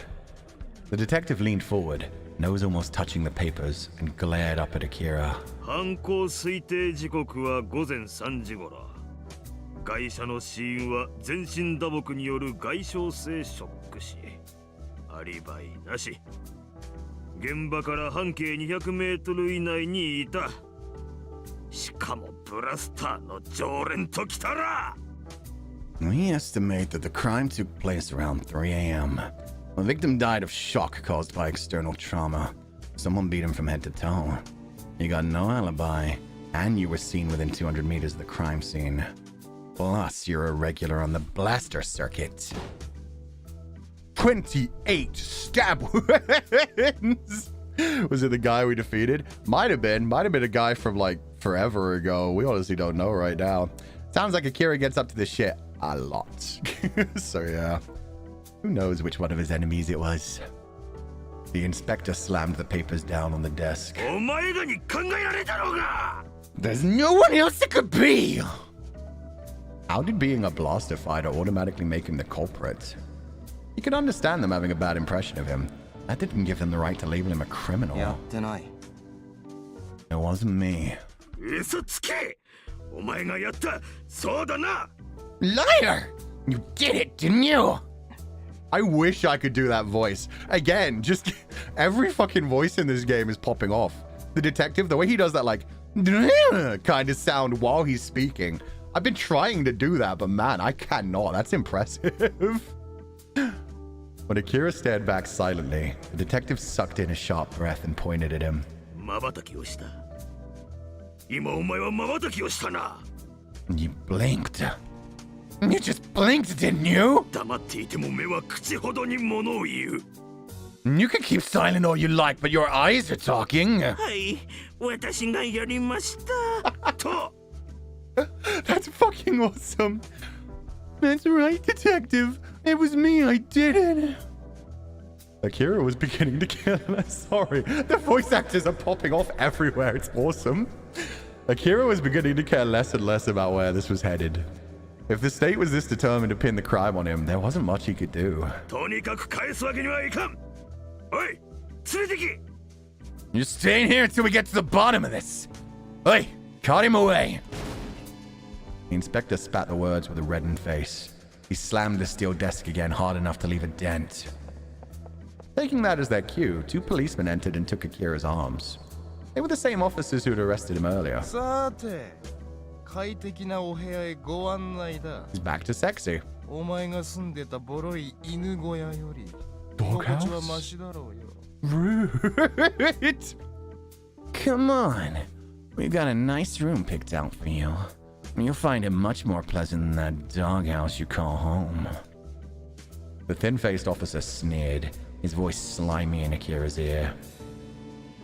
Spurred by revulsion, Akira spat at his cheek. His entire face twitching with rage, the officer wiped wiped his cheek with the back of his hand. Akira laughed scornfully. だったらあんたが入ればいいだろう。 If it's so great, why don't you stay there? 狂犬が You fucking dog! The second they yanked him out of the interrogation room, the well-built officer pulled Akira's arms together behind him. The other officer unhooked his club. Akira braced himself for what was coming. ほらさっきの勢いはどうした But something more to say? Huh? The dull thwack of his club echoed down the dimly lit corridor. Grimacing, Akira squeezed his eyes shut and endured it without making a sound. If he let so much as a single groan, he'd be giving them exactly what they wanted. 泣けよ泣きわめけよ Come on, you little shit. Let me hear you scream! Harder blows rained down on him as they hurled him back against the wall. He caught a glimpse of the thin-faced officer grinning, his eyes wide with sadistic joy. Who was the mad dog here exactly? This whole country was rotten beyond redemption. How was anyone supposed to believe in a brighter future? They were long past the point of no return. The beating continued. The more it hurt, the more determined Akira became to give these scumbags nothing. How is he a policeman? I mean, everything that we've heard described about this world so far. It's a pretty fucked up world, man. I'm not surprised that the police are kind of corrupt, beating the shit out of people and just trying to get them to consent to things that they did not actually do. Sad as it is, fuck yeah. Some parts of the world, that's still, oh fuck. A lot of parts of the world, it's unfortunate, but anyone with power can abuse their power. And it's hard to, like, prove that they've actually done anything wrong. At least we're working towards it, but yeah, certainly 20 years ago especially. It was probably way, way worse before we all had fucking camera phones in our pockets. How much time had passed since they put him in this cell? They'd beaten him from head to toe. A dull ache filled every inch of his body. Without a doubt, this jail was the whitest building Akira had ever seen. Everything was white, from the walls and ceiling to the floors and bed sheets. At least it would hide the stains. Strangely, it made the place seem dim and eerie, even though the facility was lit by so many fluorescent lights that he could barely open his eyes. Occasionally, he heard freakish moans or off-key humming in the distance. If anything, it felt more like a hospital psych ward than a place to house criminals. That's what I was gonna say. I know these are clearly like solid block walls, but they 100% look like padded, like, yeah, walls at a psychiatry office. Very similar to his room. I was gonna say, he's still got a bed, he's still got a window. They bring him his meals so he doesn't need a fridge, and he doesn't have anything to store. I mean, the bookcase was empty in his apartment anyway. It's really no different. It's just pure white and he can't leave. It's not too different. It still exists in the current world. Oh, I know that for sure, Lunar Harmony. That's why I said, yeah. No matter where you are in the world, if people have power, people can abuse power. The more power they have, the more they can hide the shit that they're doing. It sucks, but it's reality. It's just, yeah, even more so like 20 years ago. And in fact, that was precisely what it was. Oh, is it a psychiatry ward? Several years ago, due to a rise in crimes related to mental illness, juvenile crimes foremost among them, the government decided that all criminal behavior was indicative of an underlying psychological pathology. Thus, prisons became institutions providing psychiatric treatment. The government went to great lengths to overturn existing perceptions of prison, such as by implementing strict sanitation standards and using wide interiors to emphasize sterility. But what lay within was no less hellish than before. As ever, the government only cared about outward appearances. It felt so pristine here it made him shudder. Akira's bed was soaked with the powerful scent of disinfectants, more than enough to give him a headache. Somewhere out there, he could hear a man with a deep voice calling for his mother. Perhaps the merciless whiteness of this room was making him hallucinate. As Akira gazed at his bed, as Akira gazed at his equally white walls, the man's voice called up a memory. Okay, we'll get to this in a second. But Jesus fucking Christ. Again, I love the world building and I love the writing in this. That is such a realistic scenario. Them just being like, oh, no, we want to take care of people that are It's not their fault. It's a psychiatric condition. We're going to reform them. And then in reality, they're just painting everything white. Still have abusive police officers beating the shit out of people, actually making them sick with how much disinfectant they use. But everything looks way cleaner. It looks like they're actually doing something good. Jesus, dude. I'm going to guess this was him when he was young, so I'm going to do a little boy voice. If it ends up not being him when he was super young, this is going to be weird. You're not my real mom. Akira had been walking down a residential street when a child had burst from a nearby house, screaming at the top of his lungs. A woman, probably his mother, had shouted after the child, but he'd run off without sparing her a glance. Akira had only caught a short glimpse. That had been enough to see the bruises and scars covering the child's body. In the end, strangers were strangers. While it might have been different in another era, right now, everything was hopelessly worn out. No one could afford to love someone who wasn't truly related to them. When you got down to it, the only person you could trust was yourself. The ponderous sound of a door sliding open cut through the din. Akira pulled himself out of his reverie. You could see a guard swaggering down the hallway. Poor kid, yeah. Immediately starting. Oof.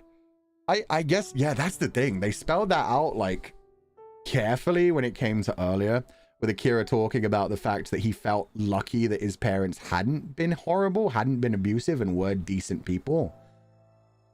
Which is why I thought we were going to get a flashback to his childhood of him being a bit spoiled, but no, Jesus. Just a different kid running away after being abused by his mother. Ugh. Halting in front of Akira's cell, he briefly looked inside with a scowl, then undid the lock and slid the bars open. Clearly, he'd rather be anywhere else. Nero, menkai da.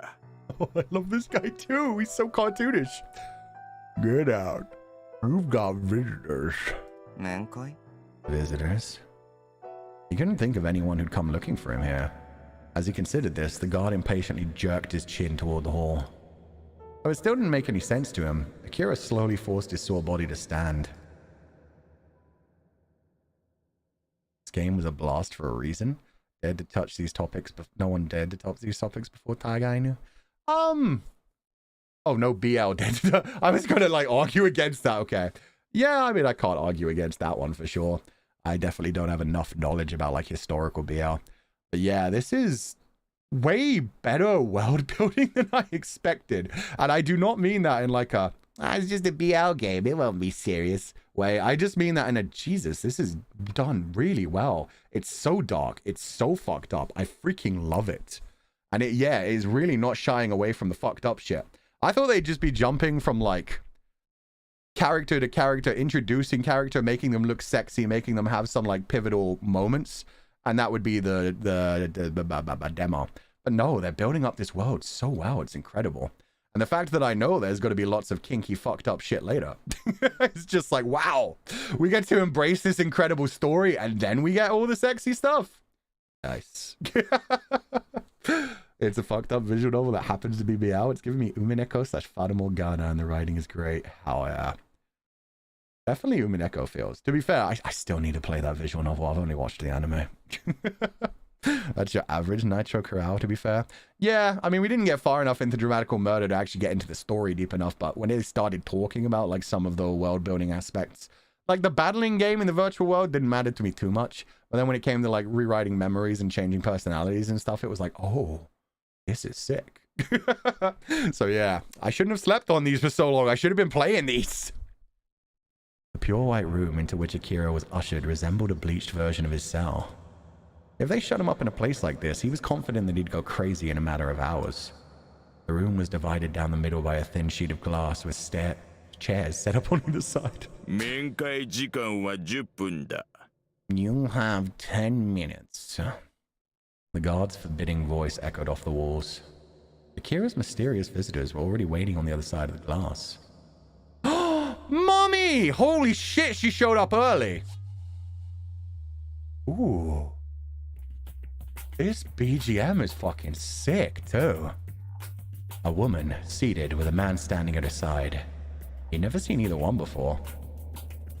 Also, why is this a very sexy version of Phoenix Wright? Please be a lawyer. I want her to be a detective or a prosecutor or something, and him to be like a defense attorney. I want him to just be sexy yaoi Phoenix Wright. At first glance, they almost didn't seem real. Everything about them was too neat, too tidy. It was like looking at a pair of life-size dolls. As Akira took his seat, the woman's narrow lips widened in a smile. Her skin was as white as wax. 国民番号11298 TM3099 だな。 Or she has an amazing voice as well. I was gonna say, now that's Phoenix Wright / Battler. Wait, is that what Battler's hair looks like? Who am I imagining with a side parting? God damn. Maybe, oh, it might even be someone from Code Geass. I don't know why. You haven't even played Phoenix Wright? I know Sudako, but I know what he looks like. I've seen enough fan art of Phoenix and the other one, the not defense eternity, the prosecutor. Miles Edgeworth? Miles Edge's Phoenix? That person? That's what I know. Miles Edgeworth. Okay, that was his name. See, I may not know the game, but I know the fan art. Citizen number 11298, TM3099. Akira had never gotten used to the lifeless numbers the government had assigned him. He stared at the woman in silence. Meeting his eyes steadily, she opened her mouth again. 単刀直入に言おう。我々がここに来たのは他でもない。お前の殺人罪について。 They didn't even say the murder you're accused of. They're just like, the murder you committed. I'll get right to the point. We're here regarding the murder you committed. 俺じゃない。 It wasn't me. A smile deepened. お前の容疑が晴れる可能性はほぼゼロに等しい。 The chances of you being cleared are essentially zero. Who on earth were these two? Obviously they weren't ordinary civilians, and considering the way they carried 自己 themselves. 紹介が遅れたな。私はエマ。彼はグエンだ。 Yueng. まあ、公にはできない立場のものとでも思ってもらえればいい。 Oh, they're like Secret Service kind of people, even fucking better. He's guilty until proven innocent. Unfortunately, that's how the world works sometimes. Why does everyone have a fur jacket? Because it's sexy as shit, man. People who designed these characters had a style they were going for, and they have fucking nailed it. The fur for Akira just goes around the shoulders. The fur for her just draws your attention even more to the chest and the cleavage. She knows what she's doing. She's peacocking in the best way. She's peacocking in the way that will make a man uncomfortable. You'll be drawn to her face, her like pale skin and her beautiful lips. And then you'll be drawn down low. And then you'll feel bad about the fact that you were drawn down low. And then she's going to hit you with the, by the way, I can lock you in a cell for the rest of your life and end your life if I want to. I have that authority. Do I have your attention now? It's awesome. We've neglected to introduce ourselves. I'm Emma. This is Gwen. We're the sort of people who don't tell you who we work for. Well, whatever that meant, it was clear that they weren't here on his behalf. 話を戻そう。今言った通り、お前の容疑が晴れる可能性はほとんどない。殺人罪を犯した者の末路は。 Somehow I'm gonna guess execution. It doesn't sound like something fun or gentle. Let's get back on topic. As I said, there's no chance of you getting out of this. And you know what becomes a murderess, don't you? Her tone was suggestive, prodding. She was testing him. His annoyance building, Akira replied. 終身刑だろ。 A life sentence, right? そうだ。当然、その恐ろしさも知っているな。 Yes. And you know what happens to those given a life sentence? A life sentence. Under the new laws of this country, all murderers, regardless of circumstances, received life in prison. But what that really meant was torture, state-sanctioned, that lasted until your death. Prisoners were prevented from killing themselves and were tormented in ways designed to ensure that they lasted as long as possible. Holy fuck. We went from a little bit of a dystopia to everything is fucking horrific. Jesus Christ. They keep them alive until the end of their life sentence just so that they can torture them the whole fucking time. That's hot. It'd be hot if one of these two were the people. Well, no, even then, you know, there need to be safe words and chances of getting out. That's the problem. That's just straight up torture and murder. Slow and deliberate and not even letting you die, which sounds even more fucking horrific. That's some I have no mouth and I must scream bullshit. At times, murderers who kill people in particularly heinous ways were forced to undergo the exact same treatment they themselves had inflicted. It was all to bring the rising rate of violent crimes under control. So the government claimed. このままだと、お前は確実に終身刑となる。 At this rate, you will surely receive a life sentence. 俺じゃない。 It wasn't me. Akira glared at Emma, his words imbued with anger. More than he feared death or punishment, he was infuriated by this outrageous treatment. Emma lifted her chin, a gesture of contempt. Yes. いくらここで無実を主張したところで、法廷で裁かれれば終わりだ。 Regardless of how much you proclaim your innocence, it's all over once you're sentenced in court. 聞け。何もわざわざお前に最後通告をしに来たわけではない。要件はここからだ。 Listen, we didn't come all the way here just to tell you your fate. Let's get down to business. Emma's eyes held a challenging light. 解放してやれなくもない。ただし、こちらが提示する条件を飲めばな。We're willing to release you, so long as you meet our conditions. 条件 Conditions? 国民番号 11298TM3099 ブラスター個人戦優勝者敗戦記録はなし腕は確かなようだな Oh. She got through some... God, I wish I knew Japanese better. I was like, where's the more of the sentence? Citizen number 11298TM3099. Known in blaster circles as Lost. You're the individual champion for this sector with no recorded losses. Clearly, you have some skill. どいつもこいつもよっぽどブラスターが好きなんだな。 You people sure have a hard-on for blaster. He was starting to get sick of hearing about it. Emma laughed a little as a response. トシマという町のことは知っているな Have you ever heard of Toshima? The sudden change in topic took Akira by surprise. Toshima, the district of the Old Lands, the abandoned capital metropolis where criminals gathered to flee the spreading tendrils of Reconstruction. The city's existence caused no end of trouble for both the CFC and Nikoden, but neither side was willing to let the other solve the problem.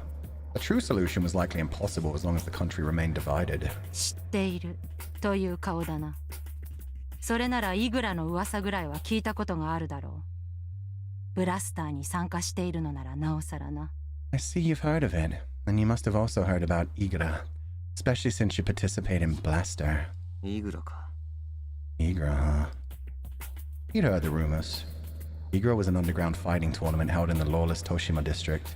There were more than a few Blaster participants who longed to enter Igra. 同じストリートファイトとはいえイグラはブラスターのようなお遊びではない命を懸けた真剣勝負だ勝ち残った者はイルレの座を手に入れ名実ともにトシマの王として君臨する Yo, it's full on King of Fighters shit. This is awesome.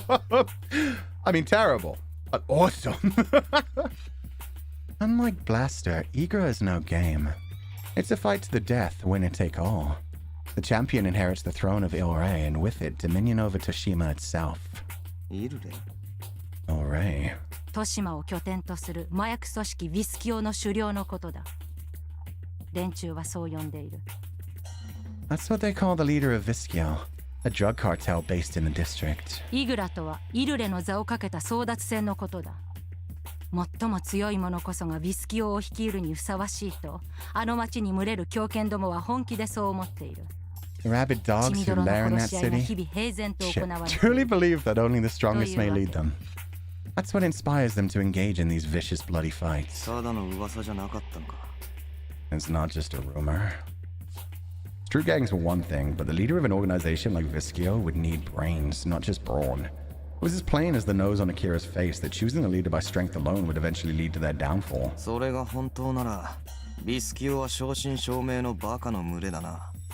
If it's true, this scale must be a bunch of idiots. Let's fucking go, Akira. だがビスキオは我々 CFC や日光連も無視できない巨大なシンジケートとして勢力を誇っている。それがなぜかわかるか？ Probably because they have the government in their pockets, I'd imagine. And yet they've grown powerful, to the point that neither we nor Nikoren can ignore them any longer. Do you know why they're so powerful? 頂点に立つ者が不動だからだ。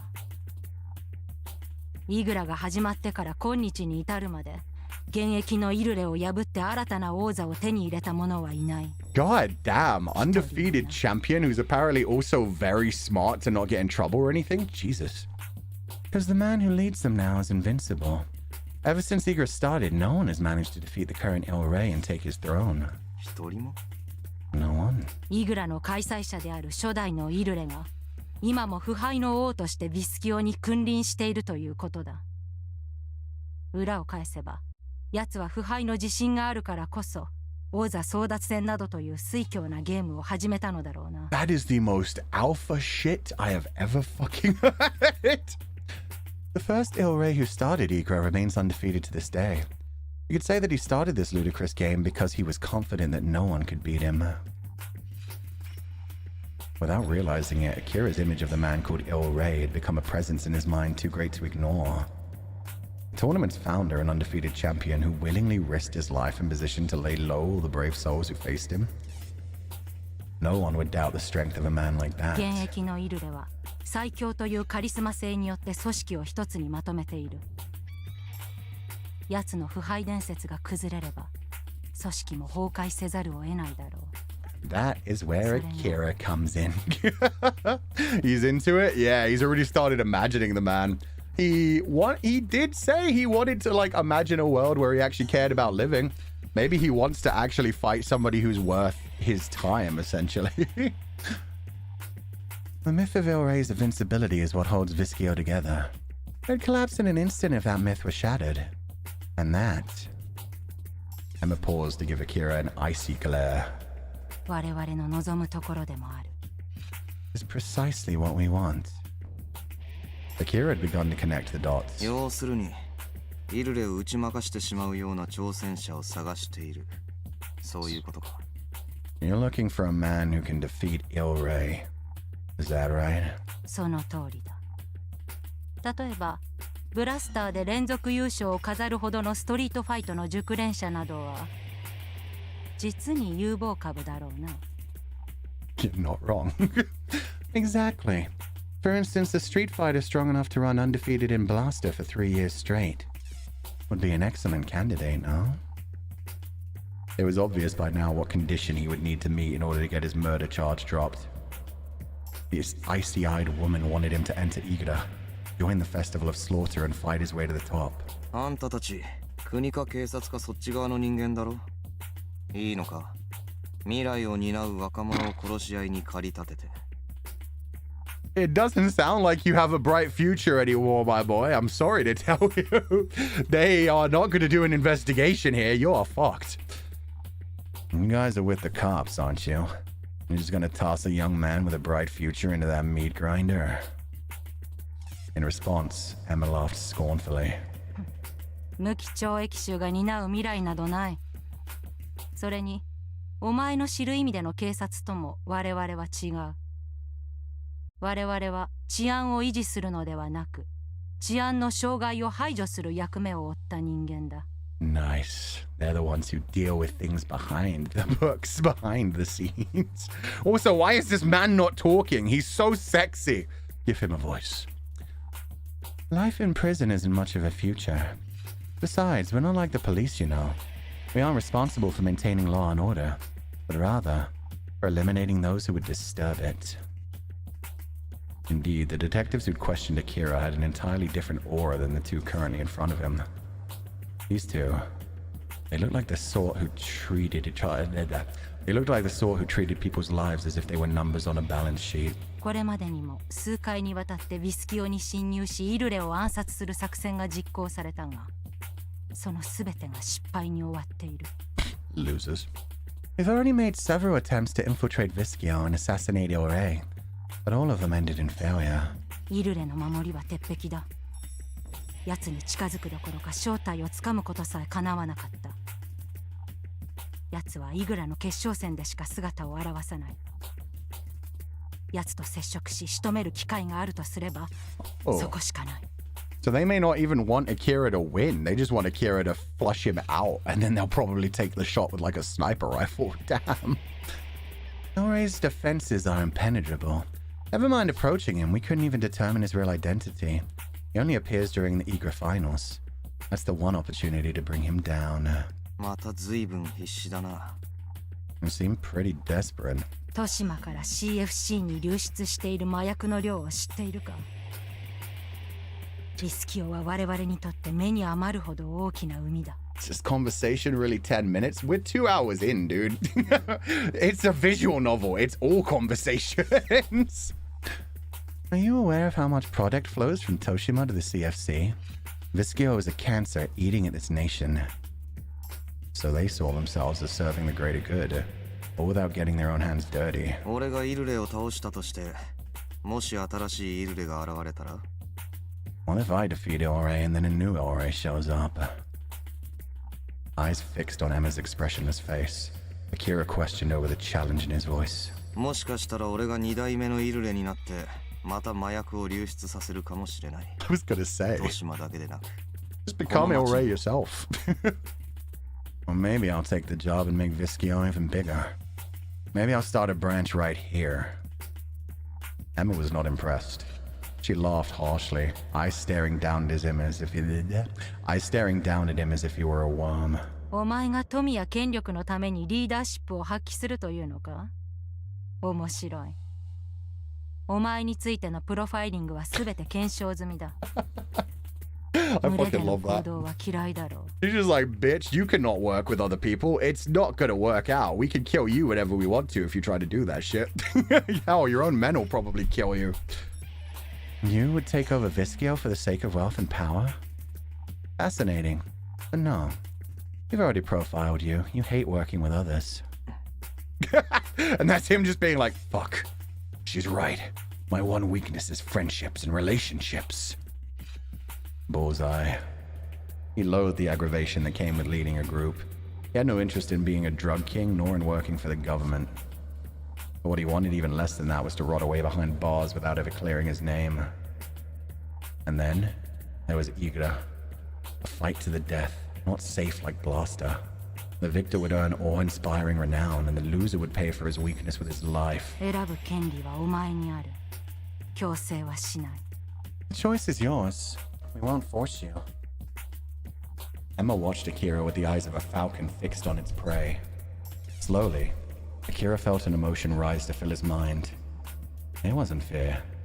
It was a kind of determination, similar to curiosity or a wish long denied, which brought with it a quiet exhilaration. Igra would be the ultimate battle, one where Akira could give his all. He could fight until his life had been whittled to the bone. He'd always wondered what would happen when his flesh reached its limit. His military training had taught him both how to kill and how to die. That was all just theory. The war had ended before he could truly rest and test himself. The void that not even Blaster could fill. Perhaps Igra might offer something to silence this gnawing emptiness. Either way, his life would be over the moment he turned down Emma's proposal. All that would await him was the suffering All that could await him then was a suffocating cell and the endless grind of torture. It would wear his body and heart down to nothing until he returned to the nameless dust that had birthed him. If he accepted her offer and succeeded, he'd be free to go, cleared of suspicion. Akira didn't need to weigh the options to know his answer. Fun thing, Igra just literally means the game in Russian. That's sick. Unfortunately, now I've just lost the game, and so have all of you. Shit. Thought about that in forever. We're really doing an early 2000s day today. But yeah, just calling it the game in Russian just actually makes it more mysterious and fucked up. Also, Yeah, I knew Akira would be my type of character. The whole fuck it, I might die, but hey, at least I'll feel something. I want to challenge people to the death. Maybe then I'll finally feel something other than just this damn boredom with existence. He slowly lifted his head to face the woman who was, for this one moment, his savior. He nodded without a word. Emma replied with an arresting smile. 成立だ。 I love how subtle her facial expressions are. Like that tiny corner of a smile. Goddamn. We have a deal. それでは麻薬組織ビスキオとイグラについて簡単に説明させてもらう。 That is not the voice I expected, but finally! Oh my god! Deep as shit, sexy as fuck. Let's go. Gotta live, not just survive. Exactly. He needs to find a reason. In that case, you'll need to know how Igra works. Gwen, who had kept silent the entire time, suddenly opened his mouth. まずイグラのルールについて説明する。重火器の使用は禁止、殺人は可。先に背中が地面についたものを敗者とする。また一度参加したら棄権することはできない。 That second rule makes no sense. The first person whose back touches the ground loses, but then you still get murdered. I mean, it's a fight with your life on the line, so... What? Your back touches the ground, you lose, but then they also have to beat you to death? That's fucked up, man. The use of firearms is forbidden. Killing your opponent is not. The first person whose back touches the ground loses. Also, once you join the tournament, you can't quit. 参加方法はイグラを取り締まるアルビトロへ直接希望を伝えて参加賞となるタグを受け取る。 Oh, that's why everyone has dog タグは tags. 5枚1組。どれか1枚を必ず首から下げておかなければならない。他4枚は所持さえしていればよい。 Why do you have 4 more? Oh, I'm sure they're going to explain it. You don't have to kill people, you can have mercy. Ah. It just seems like a weird rule that, like, that shouldn't be much different from Blaster then, other than the fact that you can kill people. And even then, I mean, I'd imagine Blaster still, a lot of people probably still die in it. To join, tell Arbitro, Igra's overseer, and he'll give you the dog tags that prove you're a fighter. Tags come in groups of 5, and you'll need to have one hanging from your neck at all times. As long as you keep the other 4 on you, it doesn't matter how you carry them. Also, I was gonna cast this guy. Like, his voice is so naturally deep but rich. Definitely Van. Vanta would kill this role. タグにはトランプと同じ数字と記号が割り当てられている。決められた種類のタグを5枚集めてアルビトロへ申請することでイルレへの挑戦権を獲得することができる。いつでも挑めるというわけではない。 That's fucking sick. I mean, we've had that in so many other, like, tournament game kind of situations, but man, that's great. I kind of see Sunny voice in this. Sunny could do awesome as well. Like, he's very good at doing, like, the whole talking down to someone sexily. The whole no-nonsense, like, cop kind of voice. Sunny could do great. Van could do great as well. I think either one of them could slay this role. Alice in Borderland, that was what I was thinking as well. Where you have to defeat enough people to collect a certain hand and then you can actually challenge the top. That's sick. Tags are assigned to the same numbers and symbols as a deck of cards. By assembling a particular hand, you obtain the right to challenge your A. You can't just challenge him whenever you like. That's all. The way he laid it out so smoothly, voice detached and businesslike, actually made it harder to understand. Akira gave him a silent shrug. 要するに銃を使わず地面に背中をつけずタグを1枚首から下げ Nice. 5種類のタグを集めればいい。 Piatan, what's up? Togainu? Yeah! I'm working my way. Actually, I think these are going to be, unfortunately, the only Nitro Chirao games we can play. That's what you told them to say? Everybody's just coming in like, Togainu? Togainu. Welcome, everybody. Welcome to the stream. Yes, we are playing Togainu no Wait. Does it have a... Oh, no, that's a 1 for the exclamation mark. I thought I spelled Togainu wrong for a minute because of the 1. I was like, wait, does it have another I? Because it's unexpected as fuck. Yeah, it took me 2 years. 2 years and I've finally gotten my way to do at least the demo for Dramatical Murder in Togainu no Chi. This is also my first time going into this completely blind, so this has been crazy. The writing and world building is so good. What's up, Pio-chan? What's up, Sidekicks? What were you guys playing this morning? Did you guys have fun? What was the stream like? Welcome. Please do read the pinned thing I have in chat, and then also the description for the video. This is a very adult game. It involves... Oh, it was Princess Peach today. I'm going to talk to Pio-chan later about that and ask how it was. I like some Mario games. I don't like the glidey movement.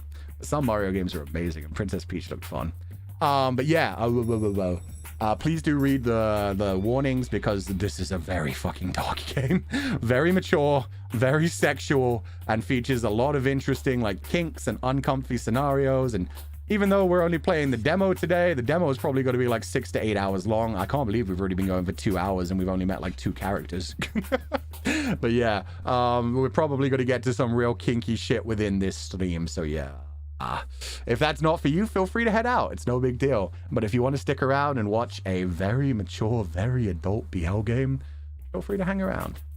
But yeah, thank you for being here, Pio-chan. Thank you so much for the raid. I hope you're having a wonderful day. I will ask you later about Princess Peach, because I'm interested in that one. Like I said, I like some Mario games. I'm a huge fan of platformers. I wonder how the new Princess Peach one is. Did you guys enjoy Pio-chan's stream, Sidekicks? And welcome. We went from Happy Peach game to a... Yep.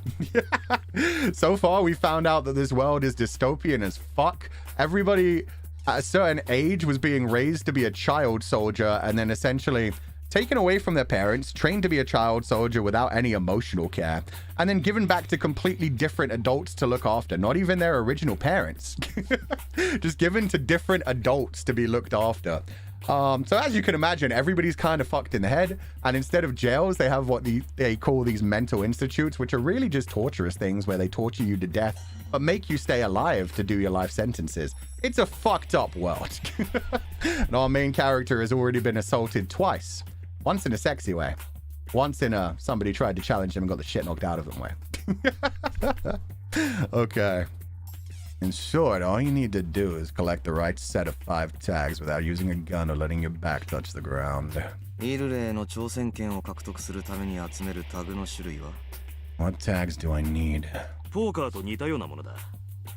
ロイヤルストレートと10以上のフルハウス。数とは関係ないが、それ以外は何を揃えても無効だ。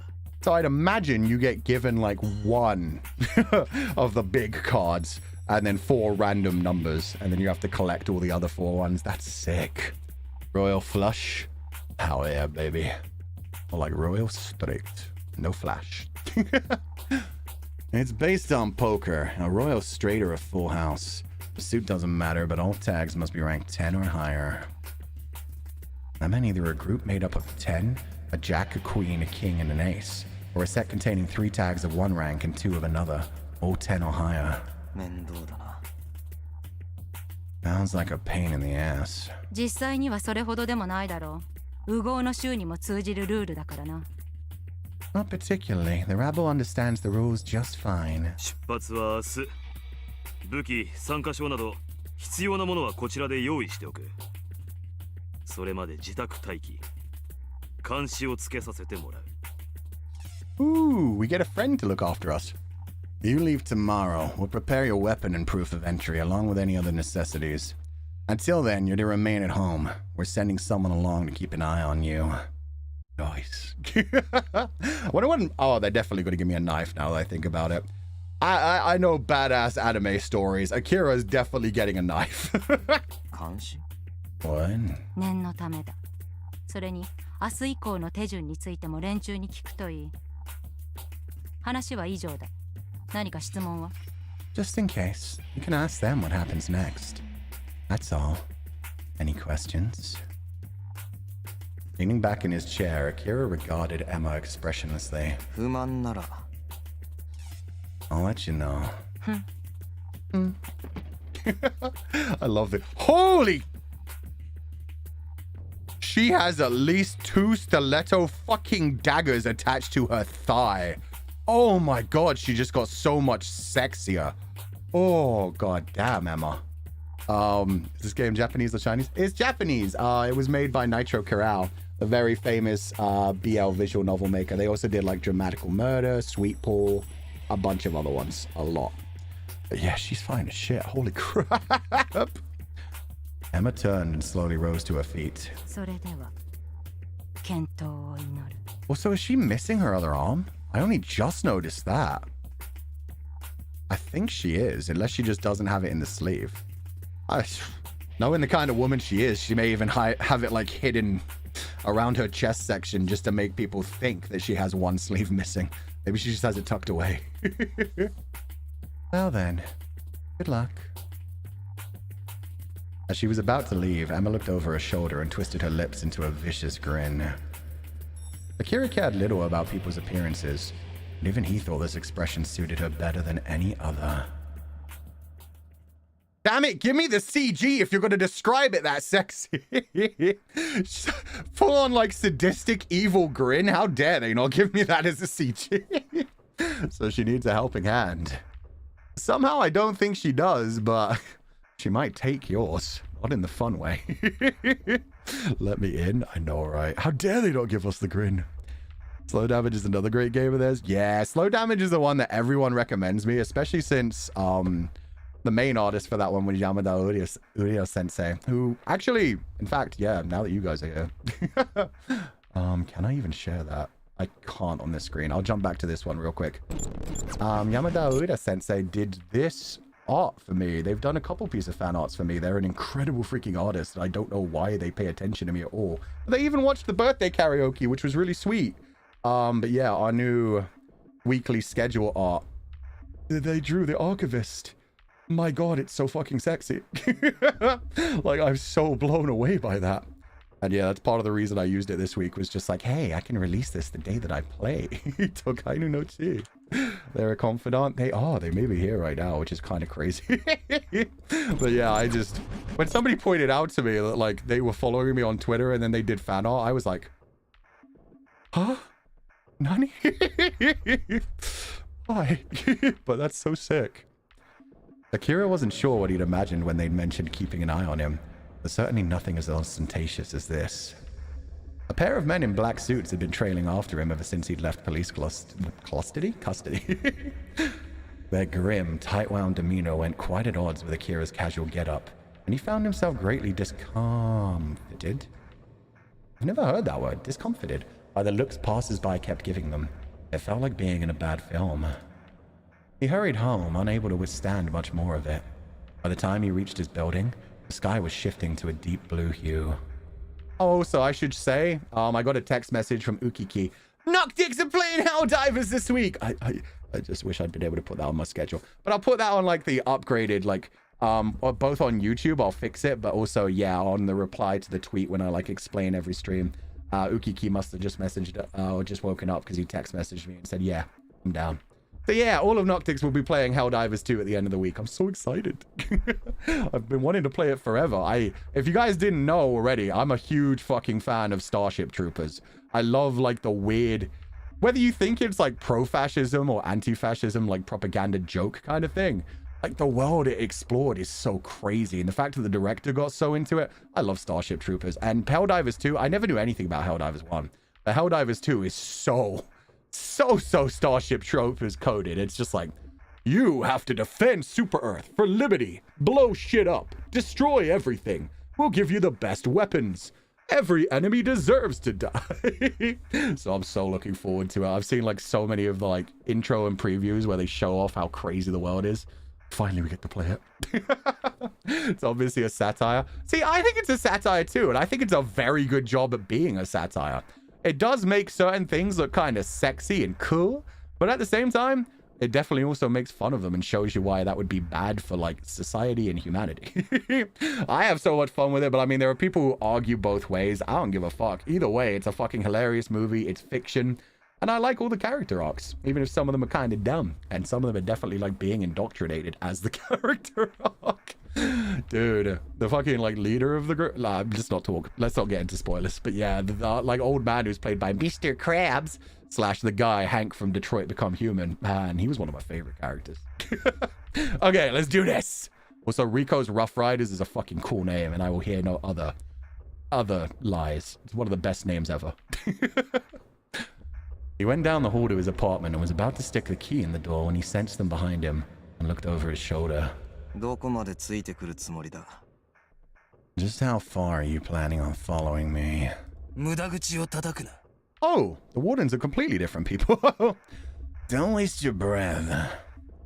His attitude was as haughty as his get-up. Akira heaved a sigh. Akira! Akira! Oh, my cute little puppy boy's back. Clancy Brown, yeah, Clancy Brown is incredible in everything he does. At the sound of his name, Akira lowered his key and turned around. A figure in blue coveralls, Kousuke, was running towards him, panting. Once he reached Akira's side, he stopped and doubled over, shoulders heaving as he gasped. Akira, よかった。戻ってこなかったら警察に乗り込もうかと。Akira, what a relief. I was about to burst into the station to find you. お前、ずっとここで待ってたのか You've been waiting here the whole time? It'd been quite a while since the cops had hauled him off. 心配だったし、アキラ戻ってくるなら真っ先にここだろうと思って。He really is so puppy-coded. My man did the Hachiko shit and just stayed outside of his house. How long do you think it would have taken him to realize if they actually did the whole jail sentence thing and just kept him locked up for the rest of his life? I'm thinking like he would have stayed outside the door for like 3 days, gone to get food, come back immediately. Probably stayed outside but continuously gone to get food and water every couple of days for like 2 to 3 weeks. And then he'd still probably visit like once a day for like the next couple of months, just knocking on the door and being like, Akira, are you home yet? Akira? Oh. He's so fucking cute. I hope this is the guy they send with me to... I'm going to call it the King of Fire. El Rey. I don't remember the name of the game. That thing. I was worried. I figured you'd come here first when they let you go. One of the suited men stepped forward, interrupting him. He stood between Akira and Kousuke like a wall. 不必要な接触は避けてもらおうか No unnecessary contact. なんだよ、あんた。Who the hell are you? お前に知る権利はない You aren't authorized to know. Yeah, the different art styles and the different characters are really good in this game too. I love this. どけよ Move. He's so cute. The fucking vocal flexions while he's like trying to think of things to do. He's so adorable. Kousuke tried to shove him out of the way, but the man didn't budge. Sorry, kiddo. You're a puppy and that is a big man. 邪魔をするな。 Get out of here. The other man reached out to seize それ Kousuke. はこっちのセリフだ。 That's my line. The two men turned at the sound of Akira's voice. Their movements were nearly identical. これが最後になるかもしれないんだ。別れを惜しむくらいいいだろ。 You can let me say a proper goodbye. This might be the last time, right? He emphasized those final words. The suited men considered this for a moment. Finally, one of them muttered an answer. 10分だけだ。 10 minutes, that's it. わかった。ケイスケ。 Got it. Kousuke? Yo, I loved that part of the voice acting as well. Sorry, I'm a bit of a fucking slut for voice acting. So this happens during every visual novel with a great voice cast, and even during like Poppy Playtime the last 2 times we played it. But that's the first time we've heard a tiny hint of emotion in Akira's voice. The fact that he just did like the full-on Ogataka. Kousuke. Like there's a tiny hint of emotion of like, you're a good guy, Kousuke. I don't really understand feelings, but... Kousuke, I trust you. Let's go. His reply perfunctory, Akira exchanged looks with Kousuke and unlocked the door. He was about to enter the room when a callous hand grabbed him by the shoulder. 待て話だけならここでもできるだろう Wait, you can talk here. Annoyed, Akira shook the hand off and slowly turned around. Then he seized Kousuke's arm, pulled him close and draped an arm over his shoulders. Gay?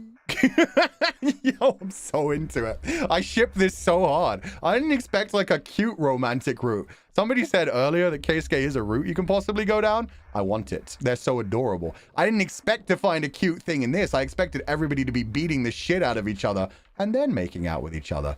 But this is adorable too. And look how surprised he is. He's like, wait, you touched me?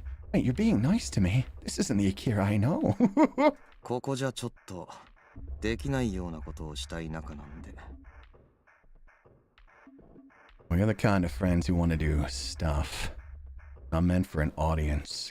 Yeah, oh, and I did not expect that. He's just like, okay, boys, if you really want to watch, we're gonna start having sweaty homoerotic sex right here and now. If we have to do it outside my apartment, then we will. I didn't know you guys were into that, but I mean, the men froze. 行こう、ケイスケ。 Come on, Kousuke. Even Akira himself thought his act convincing. It was amusing to see those cops at a loss. Akira closed the door slowly, dragging Kousuke, who was even more shocked than the cops inside.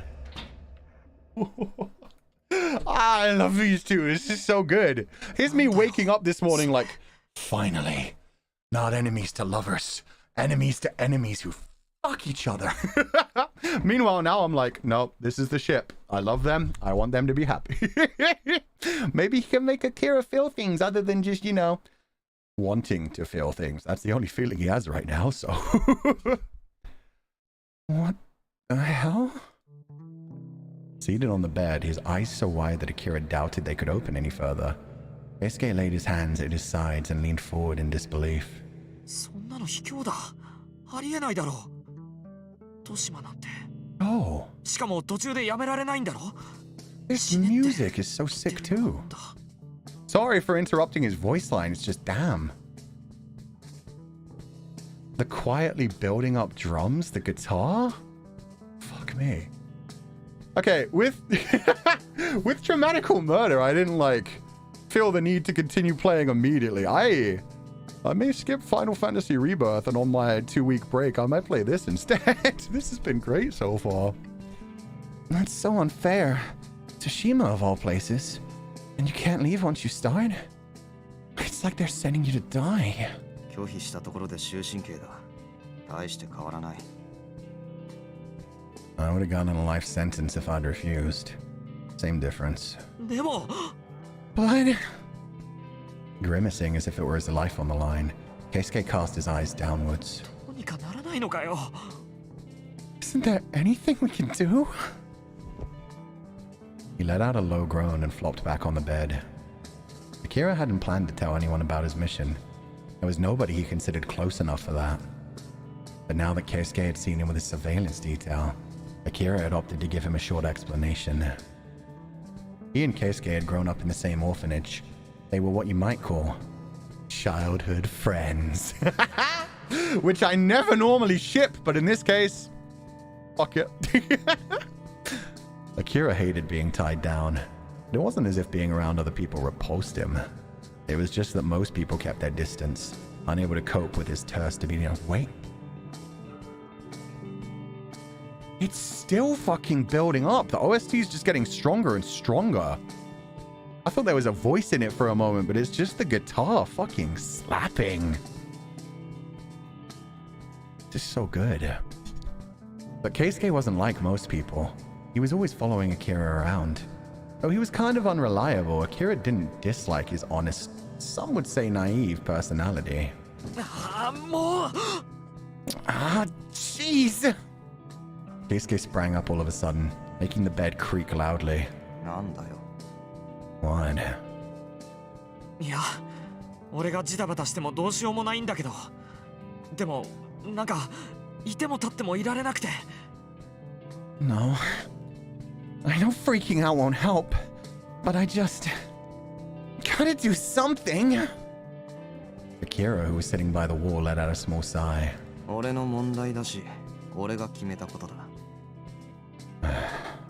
I made the choice. It's my problem. The light from the room's single lamp wavered, casting deep shadows over Keisuke's profile as he bit his lip and stared in space. Okay, 2 things to freak out about. For one thing, the writing there was fucking impeccable. The fact that they didn't even bother like changing the sprite at first or the image, they just described the idea of the light feeling more cold. It's so good. Such a good moment for like the heat going out of the room when he had such a cold response. But then Keisuke's voice acting as well. Let's fucking go. Akira, you're so strong. Still standing in place, he murmured as if he were talking to himself, then exhaled a long, slow breath. とっととタグ集めてイルレとやらに勝ってくればいいだけだ。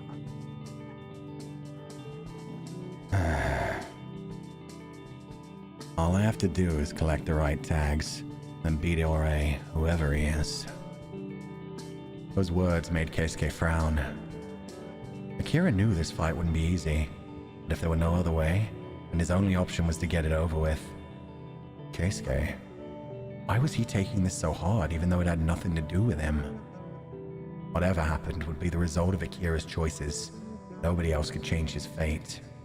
Despite that, seeing Keisuke like this made Akira wonder if he had a heart at all. Supposing their places were switched, would Akira be this worried about Keisuke? The answer was probably no. Oh fuck, that's deep as shit. The way he's just so calm about it as well. He's like, damn, maybe I don't have a heart. This guy basically loves me. Would I even care if he disappeared? I don't know. He wants feelings. He knows he doesn't have feelings. He knows other people feel things more than him. Especially interesting since Keisuke was raised in the same orphanage. Like, they went through the same things. I wonder what kind of family Keisuke ended up with. Hope you'll continue liking Keisuke. He's great, even if the fandom hates him. Fandom hating people has never been a problem for me. In fact, it annoys me more if I like one character that everybody else in the fandom likes, because then it's like, you're sharing your husbando or waifu with everyone. It's good for the fan art and the other art. But yeah, it could also be a bit grating if you are like one of my most basic loves is Mio from K-On! Mio, and I feel like Mio is like the most popular character in K-On!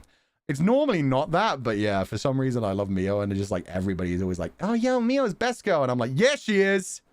She's mine. I'll fucking dare you. Several hours after he'd slid under his blankets, having finally sent the fretting Keisuke away, he awoke once again to the sound of his door slamming open. This was the second day in a row this had happened. Felt like he could justify being in a bad mood. He rose sluggishly, bending his eyebrows at the pain in his head. Cold crept up from the soles of his feet. The digital clock atop his refrigerator told him that it was well before dawn. Unsatisfied with having interrupted Akira's sleep, his visitors came trampling through his room without any concern for courtesy. Get up. Time to leave. The same black-suited pair as before stood beside his bed, looking down at him. One of them tossed him a small, heavy bag. He opened it. Inside were solid emergency rations, 3 500-milliliter water bottles, an envelope of money, a sheathed knife, yes! A phone, and a bundle of 5 dog tags, which would serve as proof of his participation in Igra. Number 1, give that boy more water! I have a fucking 2-liter bottle of water in front of me for sitting here at my damn desk and playing video games for 6 to 8 hours. How dare you only give him like a liter and a half? Let's go, a knife? Yeah. I knew it was going to be a knife. I feel like whenever you have an angsty character like this, it's either a katana or like a knife or double knives. It's just the sexiest, angstiest weapon. You have to get close. You have to jam it right in. It's not so long that you can do it from far away. You have to get right up close to your enemy and, you know, penetrate them. Each tag was engraved with a number and a symbol. A 3 and Jack of Hearts. A 6 and 7 of spades. And a 2 of clubs. Yeah, at least he's got 1 jack. According to the guy named Gwen, he had to take tags from the other participants and form an appropriate poker hand. In other words, the only meaningful tag currently in his possession was the Jack of Hearts. The remaining 4 were all junk. He needed a 10, a king, a queen, and an ace. Or if he could get another jack, he could also go for a full house. I mean, you had an ace, my boy. But you only know you need him when you let him go. Oh. It's a shit hand. Yeah, that's a nothing. At least he has a jack. 1 down out of 4. He only has to beat the shit out of 4. Hell, if you find somebody who's already started to collect some of them, shit, somebody may already have like 4 cards of their own, and then you can just murder that guy and boom, full hand. Move. Pushing the cops aside with both hands, Akira began making his preparations. Having 2 men in stuff... Okay, that's a writing error, but at the same time, reading that sentence just made me giggle so much. Having 2 men stuffed into his already tight room made the process difficult. He stuffed a bare minimum of clothes into his bag's remaining space, then took a bottle of soda water from the fridge and gulped some down to wake himself up. Oh, fizzy water. Disgusting, Akira. Today, its cool, bubbly passage disagreed with him. As he finished getting ready, he happened to glance at the shelf. A knife in a worn-out leather sheath was lying there. Yeah, what does this say, actually? It looks like... Those are runes, right? That's a fucking... They didn't even give him, like, a military knife. They gave him, like, a classic knife with fucking Nordic runes scrawled on it. Jesus. He picked it up, dusted it off, and drew the blade. Light and well-balanced, it had a beautiful shape with a decorative engraving. Most of the design had been scratched away, but he could still make out letters at the blade's base. Probably words in some foreign language. He couldn't remember how long it had been lying there. Vaguely, he recalled having received it during his military training. He had a feeling it wasn't meant for practical use. It was much more durable than it appeared, though. Easier to use than some random knife. He kept it all this time because he liked how it looked. Might as well take it. Ease of use was important, and he was accustomed to handling this one. Putting the knife the cops had given him on the shelf, he retrieved the more familiar weapon and stuck it through his belt. Okay, they did try to give him a modern one, but he's just like, fuck it. No, I'll take this one. Looks kind of Roman. I think the runes are Nordic. I might be wrong with that. Feel free to tell me if I'm wrong. I don't know how Romans writ, to be fair. Oh, come to think of it, they did write kind of similar to that, didn't they? Interesting. It definitely does have like the shape of like a gladiolus on the hilt. Not so much on the blade itself. Nordic, yeah. Oh, it is Nordic. Okay. Does anyone know what it says? The Ides of March. Fuck yeah. Secondhand blade from some Nordic guy that died there. Honestly, badass, man.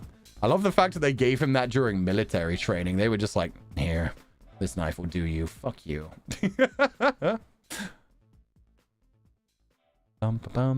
Fi Ignis answer D. I have no idea what that means.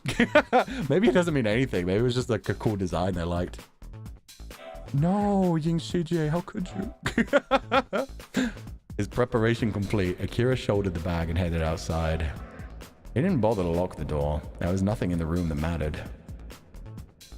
The morning sun was hazy, but still sufficient to make him squint in its brightness. Here's how you get to Toshima. The man began explaining the way. His tone of voice suggesting that he was only repeating what he'd been taught. The road from the CFC to Toshima was all but straight. There was no need to worry about getting lost. You just have to be straight, Akira. Think you can do that for a couple hours? However, we would have to pass through several outer sectors of the old lands before reaching his destination. It'd be difficult to make it there safely alone. So what you're saying is Akira is going to try to go straight, but other people are going to get in the way. We've prepared a guide. You'll meet him at the border. A guide?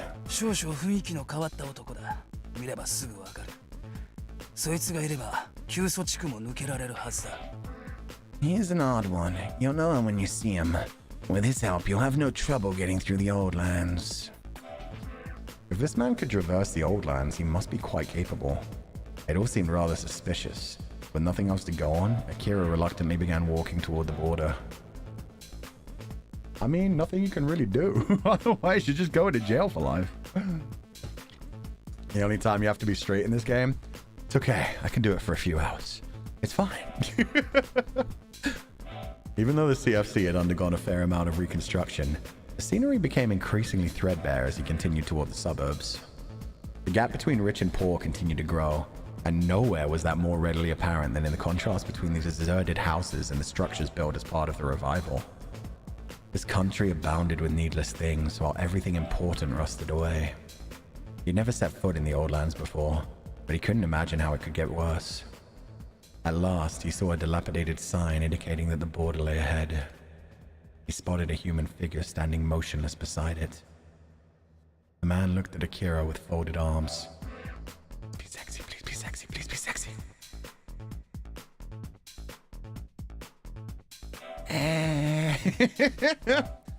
Not bad, not sexy. That is one hell of an outfit though, holy shit. Man wanted to show off his whole stomach. God, the fucking belly button ring as well. That, oh, you know what? He is fucking slaying. He is serving. I just don't like the hair. Facial hair is just not my style. This had to be the guide. Well, his clothing didn't especially stand out. Yes, it fucking does. He clearly wasn't from the CFC. He had a very different air about him. It was the quiet pressure exuded by those who have overcome the harshest trials. Chill ran down Akira's spine. あんたか。俺をトシマまで案内してくれるのは。You're the one who's gonna take me to Toshima. Instead of answering, the man stared at Akira with eyes like a hawk. He couldn't look away. After a moment, the man wordlessly turned his back and began walking toward the Oldlands side of the border. He creeped Akira out, but in the absence of any other options, the only thing to do was follow warily after. He'd heard it would take roughly a day to walk from here to Toshima. Though the way may have been straight, the distance involved was no small matter. The Oldlands laid ahead. At last, Akira felt his heart beat faster. Oh, he's getting excited. He likes this. There are so many different backgrounds in this game too. Holy shit. Maybe he has a sexy voice. Honestly, maybe. However, I feel like he's just going to be a silent guide. I don't think he's going to say shit this entire time. His clothes didn't stand out. Meanwhile, the guy's a stand user. I know, right? With that outfit, it would not have surprised me at all if he just like was standing in a JoJo pose. Old man. Old man. Not really. I mean, he looks like he's in his young 30s. Definitely more mature than a lot of the characters in like anime scenarios. It's not a bad look. It's mainly the hair that fucks with me. The beard and facial hair isn't too bad. It's just, it's not great. Ruins as far as the eye could see. There was no other way to describe it.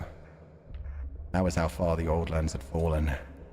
The sky had still been bright and clear when Akira met up with his guide, but now clouds had begun to gather, as though to mourn the wretched spectacle below. The shadows lurking in the wreckage of forgotten buildings were deep and darker than night. It was no maze. Take one false step and you would lose your way, condemned to wander for all eternity. Many who entered never emerged. Don't make a joke. I was going to make a sexual joke, but no. There was another reason no one tried to enter the Oldlands. The refugees were lying in wait. Refugees, the name for people who, after the war had ended, had found no place for themselves in the CFC or Nikoden. Instead, they drifted to this blasted place. It was difficult to eke out a living in these ruins. It meant a constant struggle against starvation and death. Which is why the refugees attacked anyone who tried to pass through, same as a pack of starving wolves. If they caught you, it was over. Hungry sighs drifted past on the wind, voices like a groaning animal, the sound of running feet. And all he could see were ruins and shadows. He could not distinguish the forms of the refugees. Akira found the atmosphere stifling, but the guide walked on without visible caution. Akira struggled to keep his eyes on the man. At times he melted into the shadows and seemed to vanish from sight. Suddenly, he heard a strange noise. He stopped and focused on his surroundings. It was a grating sound, like that of someone scratching an iron. The kind of sound one might hear emanating from a misshapen work of art. Pyramid Head. And he took a reflexive step toward it. Come on! Oh, he does have a voice. Stay away! The guide spun without warning and dashed to his side. Ah! It was already too late by the time he wondered what it was. Something rushed out of the shadows from which the sound had come, moving at an incredible speed. The guide grabbed his arm, jerking his body to the side. A sharp, heavy wind shot past his shoulder. Failing to lock onto its prey, The source of the wind planted its hands on the ground, flipping its body as it landed to face him. Akira could hear its ragged breath. He could see its eyes glowing in the darkness. Its throat rumbled. Though it seemed bestial, the silhouette on its hands and knees was shaped like a human being. Its presence multiplied. Another and another, like cancer cells dividing. In a matter of seconds, the area was filled with slavering beasts. That writing was fucking beautiful as well. Are you shitting me? The whole, like, it multiplied like cancer cells? Jesus. Imagine if there was a fighting mechanic. Oh. I wonder if there is, actually. I mean, this... Nah. They wouldn't make you, like, reload a bunch of times if you fail to fight. Although if there was... I mean, there are a lot of games like that where the whole point is if you win a fight, nothing happens. And if you lose a fight, sexy scenes happen. So, who knows? We may have to throw a few fights. Love the BGM. Yeah, this got fucking intense out of nowhere. Just had to wander off, huh? The guide said coolly, clicking his tongue as he came up beside Akira. He had a 15-centimeter army knife in hand. They were surrounded, trapped at the center of a steadily shrinking circle. The air was primed with tension as they and their enemies watched each other warily. Succumb to the pressure, or make one wrong move and that would be the end. I'd rather not die with you here. About that, I feel the same. Standing back to back with the man, Akira glared at the creatures around them. It's too many. Concentrate on escaping. I know.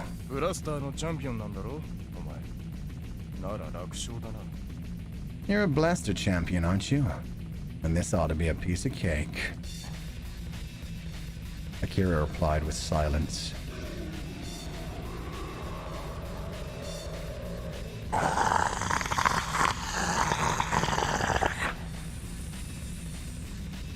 The growls were growing more ferocious, more insistent. He sensed the guide drop into a crouch. Akira did the same, sharpening his focus, determined not to miss the chance that would come. Eyes peered out from the ink-black shadows, the eyes of predators desperate for prey.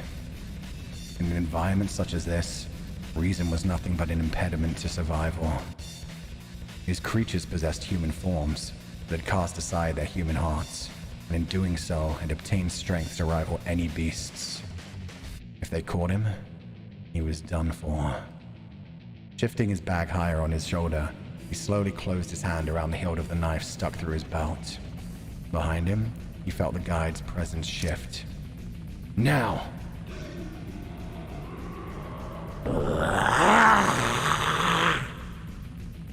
The beast attacked at almost the exact instant that Akira and his guide dove forward.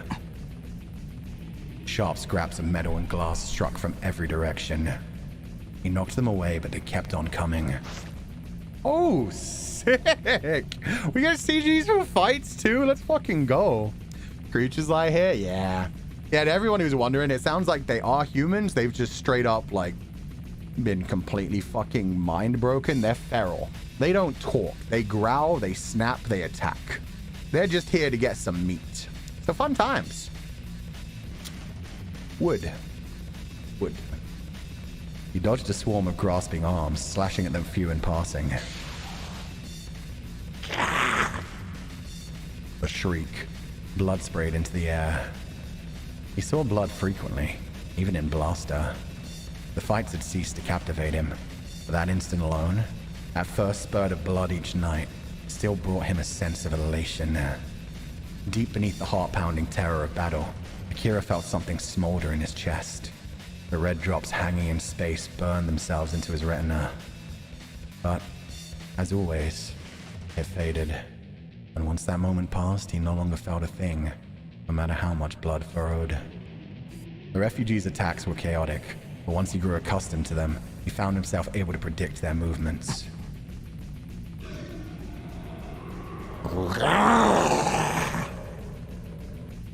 One of them leapt at his back. He tried to shake it off, but it dug its nails in. Pain shot through his shoulder. Another aimed for his arm. He swiftly knocked it away with his bag, then slashed at the hand, clutching his shoulder. Just before Akira's knife reached its target, a howl of anguish filled his ears, and the weight on his back slid down and vanished. He turned around to see his guide standing there, hard-faced and drenched in back spray. Ignore them. We're running! The refugee that had fallen from Akira's back bore a single slash from the base of its neck to its waist. Ooh, shit, he dispatched that one fast. Leaping away from the arms grasping at him, Akira ran after the guide with all his might. A howl followed them, strong enough to reverberate in the pit of his stomach. Everywhere he looked, a labyrinth of ruins. Before him, behind him, to his right, to his left. He had no way of knowing how far it extended. Perhaps the darkness went on forever.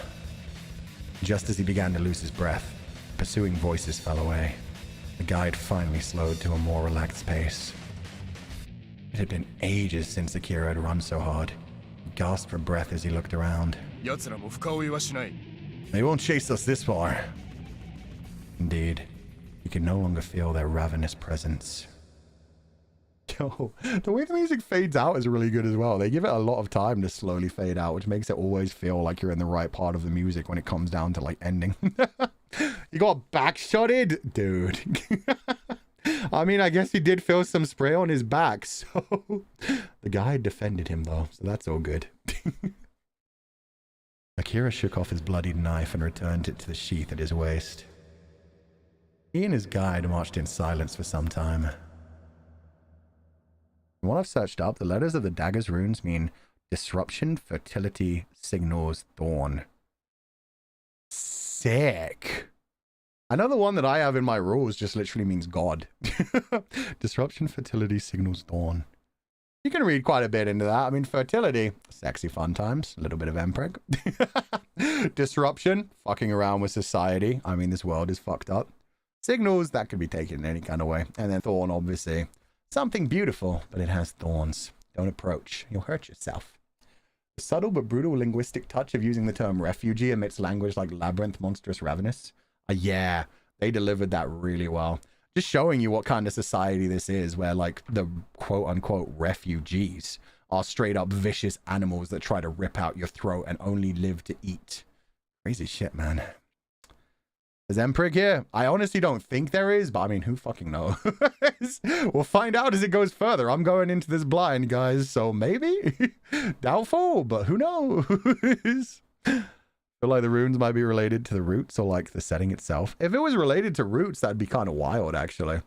It was like you have 4 guys to choose between and each one like was part of one root. That'd be sick. It felt like walking through a forbidden dimension. One leading to another world. Ooh, pretty clouds. Little by little, as the sun descended, the pale cloudy sky changed to a murky gray. As far as weather went, it was not the best of omens, but Akira had a feeling that sunny skies wouldn't suit Toshima. Along the way, Akira thought back to the encounter with the refugees. Suddenly he spoke up, narrowing his eyes at the guide ahead.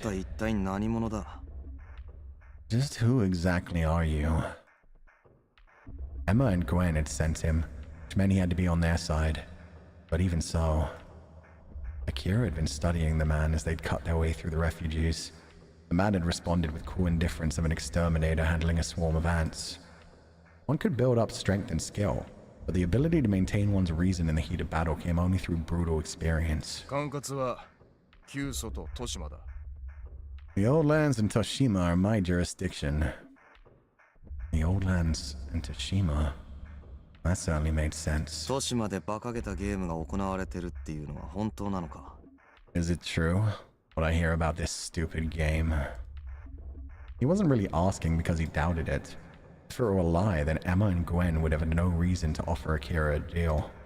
He simply wanted to hear from someone who had seen Toshima with his own eyes.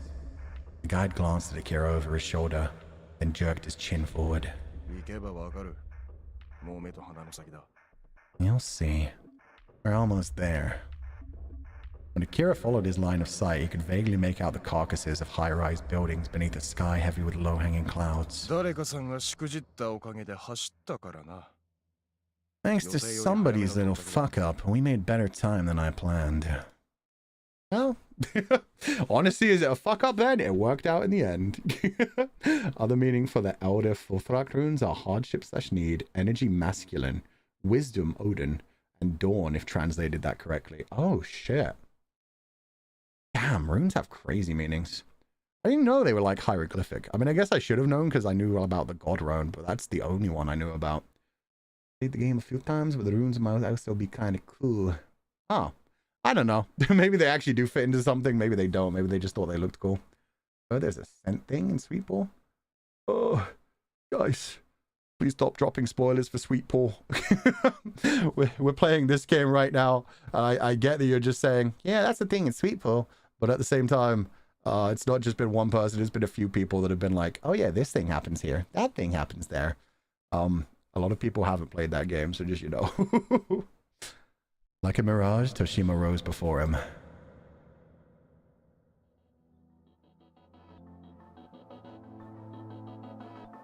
This was it. Toshima, den of criminals, home of Igra. Their fools killed each other for a chance at glory. The taste of death still lingered out of reach. Perhaps Akira would find it here. A slight euphoria washed over him again, similar to when he saw blood. A rusty sign marking the district border came into sight, and the guide stopped without crossing into Toshima. He faced Akira and spread his arms wide, then lowered his head in a theatrical bow. This was as far as he went, it seemed.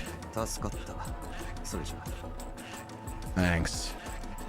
See ya. Inwardly amused by the pompous gesture, Akira turned his back and started to walk off. That's fucking badass. Look, I know I don't like the man's looks, but at the same time, I recognize the fucking awesomeness of him just like doing a full-on like proper bow, arms out wide, head down low. That's fucking badass as shit. Also, this world feels so much like what I imagine Lagarde's 505 to be with the eyes off. Like outside the Duoverse, this is exactly what I imagine. Things like falling down all over the place, rubble everywhere that no one cares about because they don't see it. Just high-rise buildings everywhere that are just plain gray and white, standing against a dusky, musty atmosphere. This is awesome. Kira's bloodlust under the veneer of nihilistic indifference is so good. Yeah, he's sexy. Head down low. The guy is Dante coded. He is. That's what I love about him. You could 100% imagine Dante from Devil May Cry 4 or 5. Just doing the full-on, like, theatrical bow. It's like, my job here is done. Not even saying anything, just walking away. It's awesome.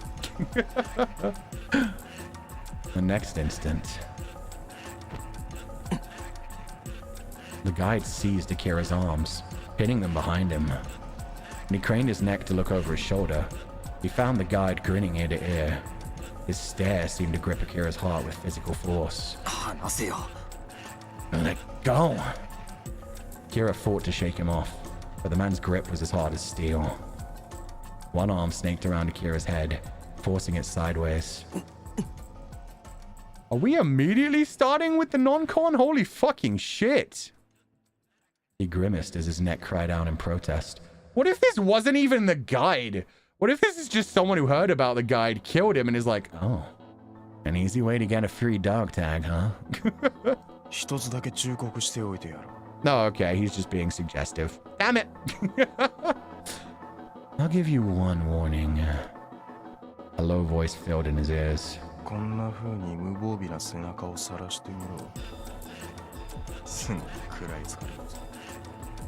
Show your back like that, and they'll chew you up in no time. And now you know. It's not just the refugees here. Everybody's a bit animalistic in a fun way. Bichan jumping the gun. No, I'm not technically jumping the gun because he's doing exactly what I thought he was doing. He's just warning him. If you show your back to men around here, they are gonna grab you from behind and take you from behind. That's the warning he's giving him. Together with those whispered words, something hot and damp slipped into his ear. Goosebumps broke out all over his body as a wet sound echoed in his skull. With all of his strength, Akira broke free and spun, throwing an elbow as he did. The guide swiftly leapt back and retreated another step toward the Oldlands. He licked his upper lip, then grinned eerily and performed another ostentatious bow. Never mind, gun not jumped. That's what I thought. I've read enough of these stories, enough art to know what's going on. Damn, he full on like licked inside his ear and shit. Jesus. Then he turned, heading for the old lands without looking back. Only after he was out of sight did Akira let out a small sigh and look away. He wiped violently at the ear the guide had tongued. The repellent sensation still lingered there. At the same time, the guide's final uncanny smile flashed through his mind's eye. Shit. Akira kicked at some nearby rubble and released another sigh. Things were looking grim. More than anything else, it was humiliating to have been caught from behind like that. Yeah. It happens, my dude. It was his payment, dude. It was a lesson, but at the same time, it was a lesson that the guide certainly enjoyed as well. It was a warning, but oof. His mood at rock bottom. Sorry. His mood at rock bottom, because he'd finally been told he was a bottom. He turned to look at Toshima. From a distance, the city had seemed sunken in darkness, and proximity had done nothing to improve that. Everything was hazy and indistinct. The Oldlands had been plenty ominous too, but Toshima had a different vibe. More venomous, imbued with the stench of vice. Maybe he only felt that way because of what he'd heard. At last, he stepped over the threshold and set foot inside Toshima. The wide road, which probably continued toward the heart of the city, appeared to contain nothing other than withered vegetation and a welcome sign for visitors. This sign was a wretched article. Rust showed through where the paint had peeled off, and the bolts fastening it had fallen out, leaving it just enough to hang on. Someone had written atop the sign in spray paint. Akira glanced at the misspelled English words and began walking toward the heart of the city. Welcome to Mud Haters Carnival. They did their best. Honestly, that's not so bad. Mud Hater. I wonder who Mud Hater is. It's okay, Akira. Just don't be caught lacking again. I believe in you. Yeah, man. Don't be caught slacking, man. You turn your back on people, shit goes bad. This really is Fuchan's game. I told you guys when we started this. This is my type of vibe. It is not everyone's vibe. If you need to head out, fair enough. But that's probably the tamest thing we're going to get in this game so far. Oh, do you think it's Mad Hatter rather than Mud Hater? I thought it was just straight up Mud Hater. I was like, damn, that's an interesting name.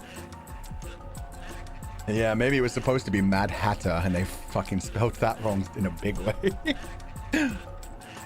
Anyway, it's carnival time. Let's enjoy.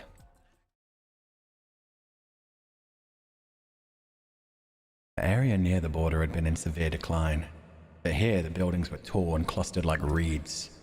This place, once one of the world's most populated cities, had become about a mere shadow of itself in the years since it had been abandoned. Dilapidated skyscrapers towered like mammoth tombstones, and the moon peeking out from a rift in the clouds bathed everything in pale light. Instead of people, dust and rubble overflowed the streets, but from time to time, manic shouts and laughter echoed across the dark, heavy sky. A foul smell hit Akira's nose. He stopped and looked down at the crumbling asphalt. It was hard to tell in the darkness, but black stains were visible sporadically throughout. Blood stains.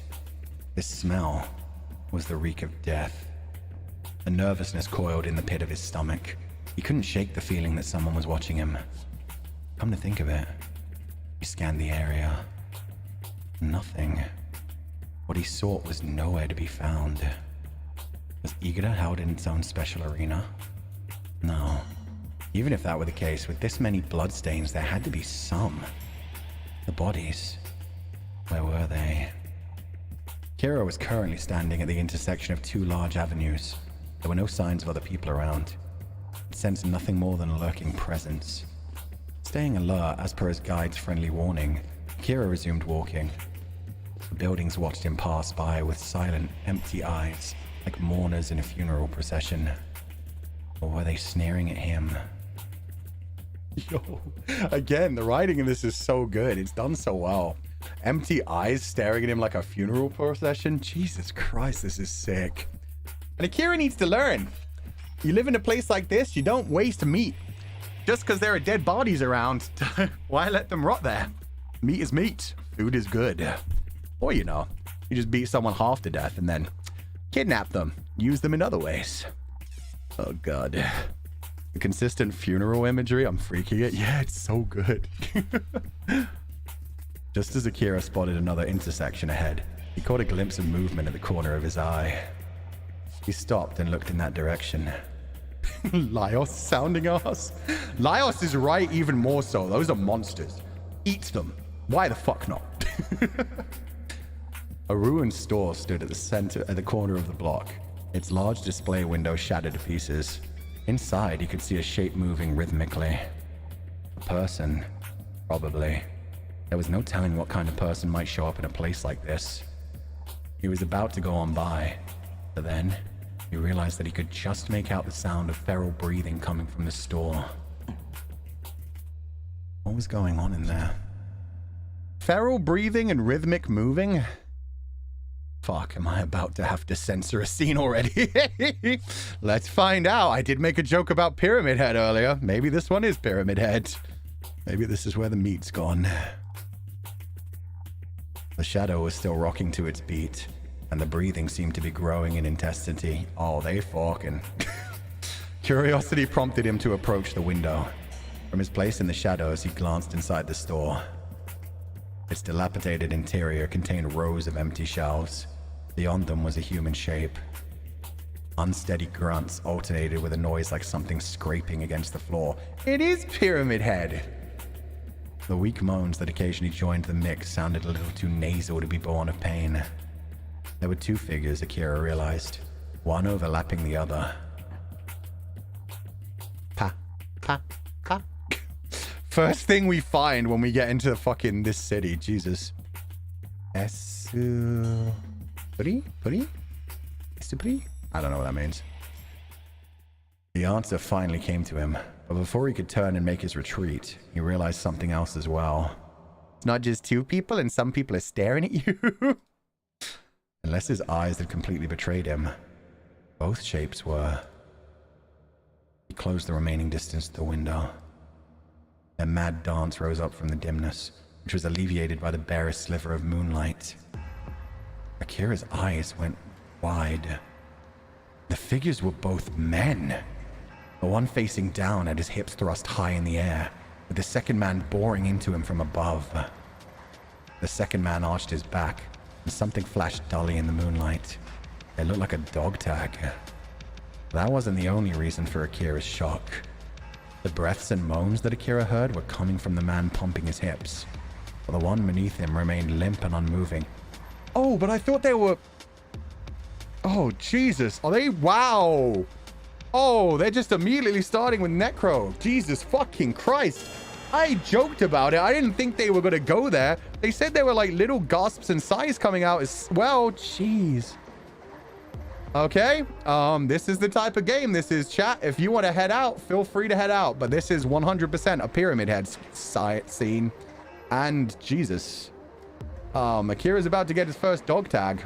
Hopefully he can just, you know, stab him in the back before he even sees him coming. Fuchan, this is where the fun of TNC begins.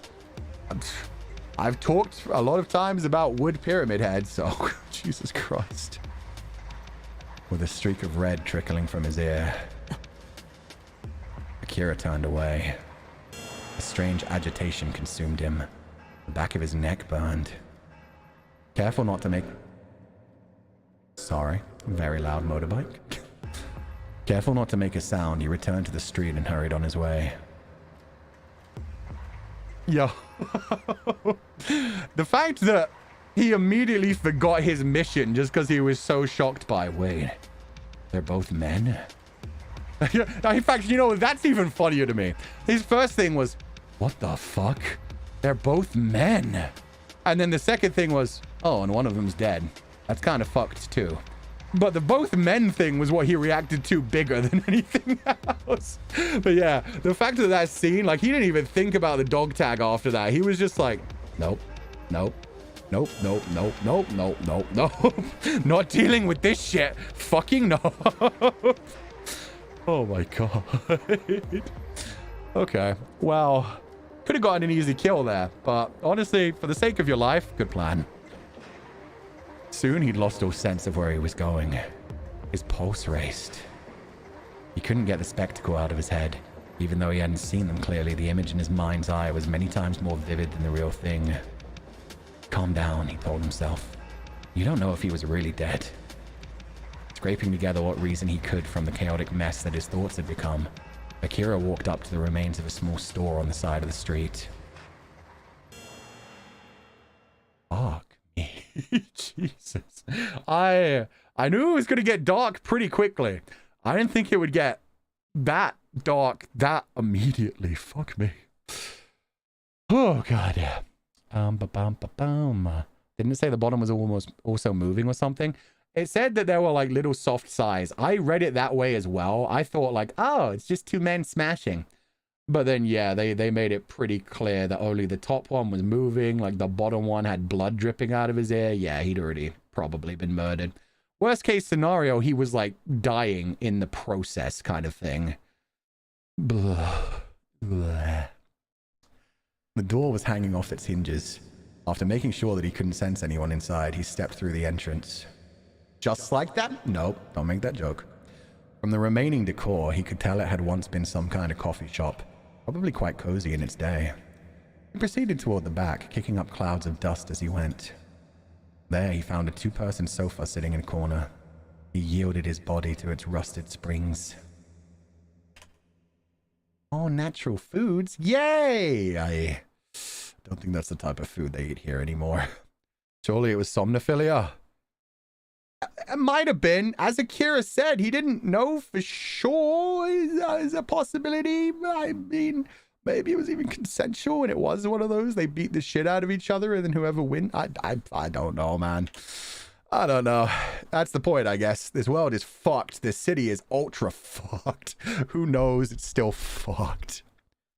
Taking one of the bottles out of his bag, he poured a great gulp of water down his parched throat.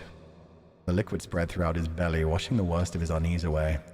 He exhaled deep and slow, and threw the half-empty bottle into his bag. His heart was still racing. Releasing another breath, he leaned against the backrest. He himself didn't understand what had disturbed him so badly. He'd heard that homosexual behavior had been quite common during the war. Given the strict regulations that had governed soldiers' lives, he figured it would have been unavoidable once their sexual needs hit their limit. There were few women on the battlefield. He'd also heard that there were almost no women in Toshima. Not only was it overrun by outlaws, it even played host to a murderous game. Bound by those starving wolves, a woman would have little to look forward to but torment, used and discarded like some kind of doll. No, what had truly shocked Akira was the fact that the man being raped might not have been alive. The act of violating a person who had already breathed his last or else was on the brink of death, that was what had shaken him so. Sometimes sex was used not as an expression of love, but rather as a weapon to crush your victim's heart. But if that were your aim, then you would have every reason to keep your victim alive, especially if you were both the same sex. After death, a person was nothing more than an object. Was what he'd witnessed simply the expression of an abhorrent fetish? Or was defiling a corpse meant to be the ultimate show of triumph? A statement that even in death there was no escape from degradation. It wasn't inconceivable, but at the same time, he couldn't comprehend what would drive someone to such depths. Fuck, the writing in this is absolutely fucking amazing. Like, they phrased that out bit by bit so well. Like that he thinks through this? Yeah, exactly. He's not just like, that's fucking disgusting, I'm gonna put that out of my mind and ignore it. No, he's breaking it down bit by bit to why he was so traumatized by it. Someone who isn't even afraid of death. And now he's suddenly realized, oh shit, death may not even be the fucking end of my suffering. This place is terrifying. Why did I sign up to come here? At this point, I would be like, you know what? Okay, the CFC wants to arrest me, but maybe the other place. I forgot the name of the other place. Just go to that side. Fuck that. Hope that they don't arrest you. Hope that they don't have any extradition deals, because yeah, fuck Toshima. Oh my god. He's actually practicing mindfulness really well. Yeah, he's figuring it out in his own way. Nikoden. This is still a demo, right? Yeah, this is just the demo, and this is the not 18 plus version. That's what amazes me the most about Nitro Corral games, is that I'm like, oh cool, we'll play the like not 18 plus version and it'll probably be fine. And then we get to those scenes and like a certain scene in Dramatical Murder as well, and it's like, oh. So when they say not 18 plus, they just mean literally they hid the genitals. I guess there's technically no such thing as like literature that people like force a hard age limit on. There's just suggestions when it comes to books. It's like, this book is written for teens, this book is written for mature audiences, and like content warnings and stuff. So yeah, I guess that's the thing. When it comes to visuals, people get like really messed up. But when it comes to like writing, it's like, it's literature, it's art. There is an 18 plus version. Yep, there is. There is. You have to get it from like the official store. The Steam one you get is like the always censored version, but then you can buy like a different like patch version which changes it. They don't shy away from dark themes for real. No, they don't. And I love that. I love that because it is fucked up, but at the same time, it makes you think about some real fucked up shit. Like, I hadn't even thought about that. Akira's going through this whole thing of like, damn, even after you die, they can keep degrading you. Like, shit, I didn't even think about that. Him doing the whole, like, was it about the triumph? Was it just a fetish thing? Or was it about, like, the victory and, like, overcoming your enemy? Like, he doesn't understand it. Me, I'm just like, that's a fucked up fetish. Ew. Not cool. But for Akira, like, he's working it out so slowly and interestingly, and it's making me think about it as well. It's like, why is this person this fucked up? He recalled the flash of metal in the moonlight. The man atop the corpse had been wearing a dog tag. Akira pulled the bundle of 5 tags out of his bag. In this city, tags marked one as a contestant in Igra. Igra, a world ruled by survival of the fittest. If murder wasn't prohibited, was anything? Had that man been raping his defeated opponent? If so, if one were allowed to do as he pleased with his enemies... No, it was unthinkable. Or it had been before Akira had come to this town. His sense of what was ordinary carried no weight here. Perhaps this was what his guide had been trying to communicate. A disgusting sensation revived in Akira's ear, making him recall the scene from before even more graphically. He clicked his tongue in frustration. Okay, that was actually done really fucking well as well. That was a really good description of how an actual trigger occurs.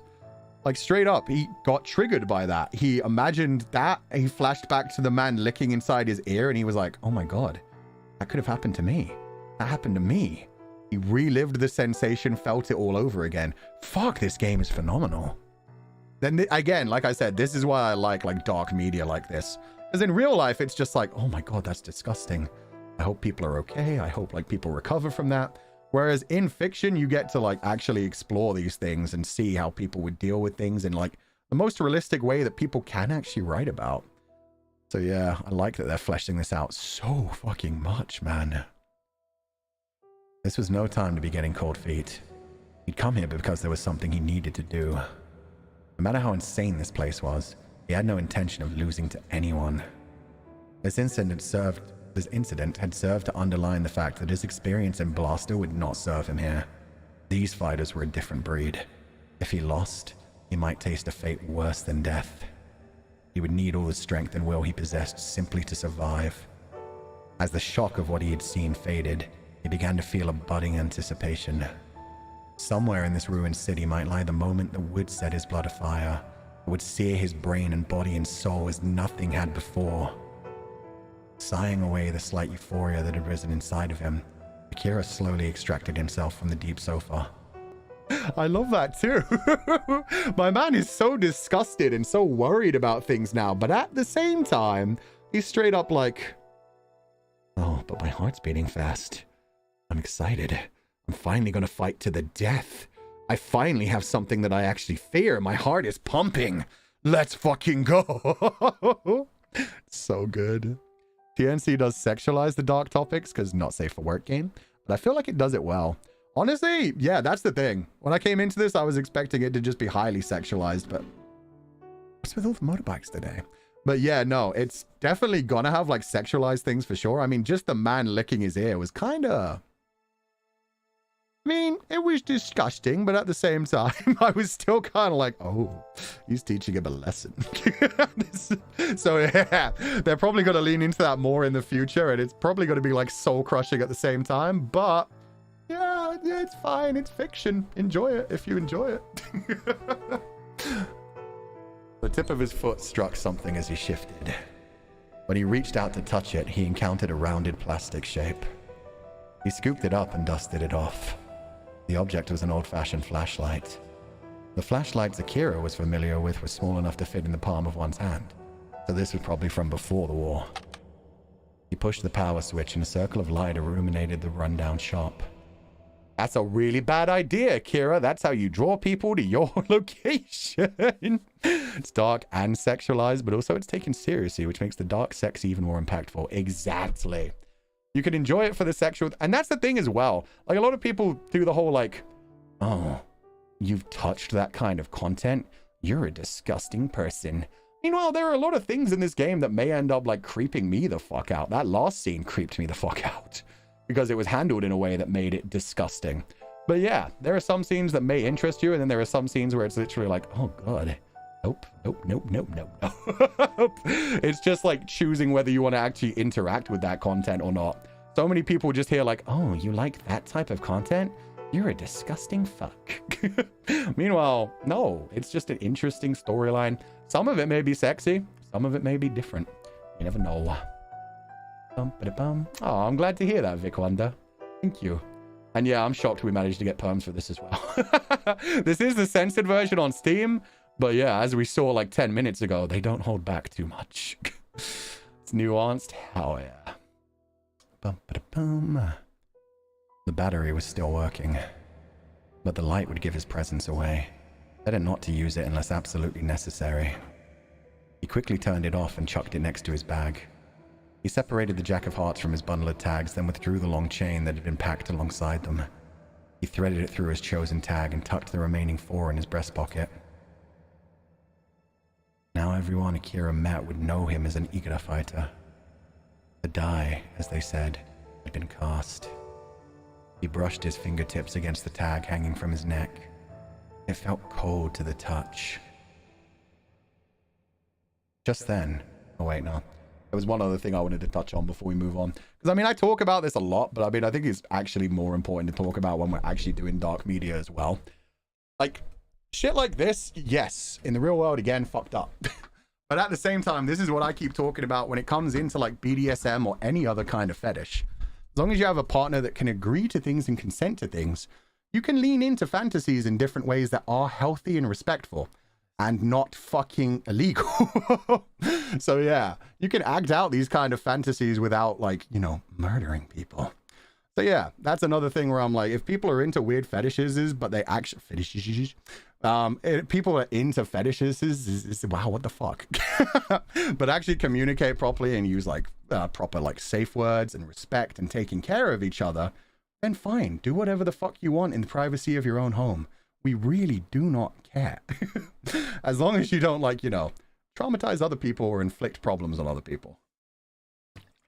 What two adults want to do, if they're proper consent and proper like mature handling of things, that's all that matters. Okay, let's keep going. Fetish? What's the plural? I think it is fetishes, but I don't know. I'm not talking so good today. A lot of the times I'm searching for words and I'm just like dumbstruck. And that's not even like the game like mind fucking me or anything. That's just me just like from the beginning of this stream, I was like, I got good sleep yesterday. Why do I sound like I'm on 2 hours of sleep? Oh my God. Just then, above the seething din that defined Toshima's night, he heard something that didn't belong. Brah, you should not have turned on the light. I warned you! It sounded like someone walking through rubble and kicking things aside. Akira rose silently, his eyes fixed on the entrance, and reached for the knife at his waist. Someone was here. He focused his senses.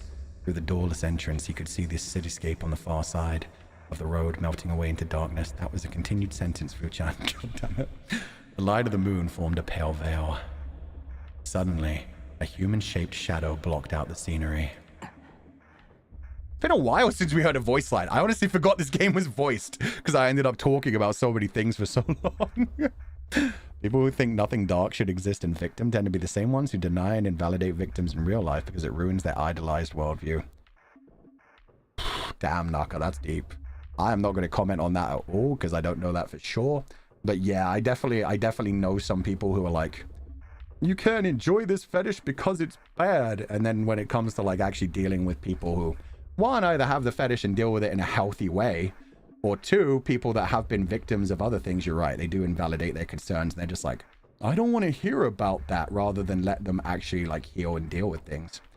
So yeah, that's kind of what I think about it too. And that's why I do think dark media, dark fiction is such a good way to explore things like that. It can make you realize more things about yourself that in the real world you might not want to like think about at all. It helps you self-actualize and deal with things that honestly you might just not be able to empathize with when it comes to other people because you just don't want to think that kind of shit exists in the world.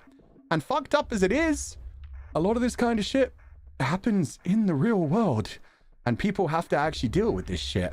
So at least we can explore through that from the safety of our own homes through fiction, rather than, you know, having to actually live through it. His whole body went tense. If the person moved on, good. But if he came inside, shut up, Fuchan. He slowly closed his hand around the hilt of his knife.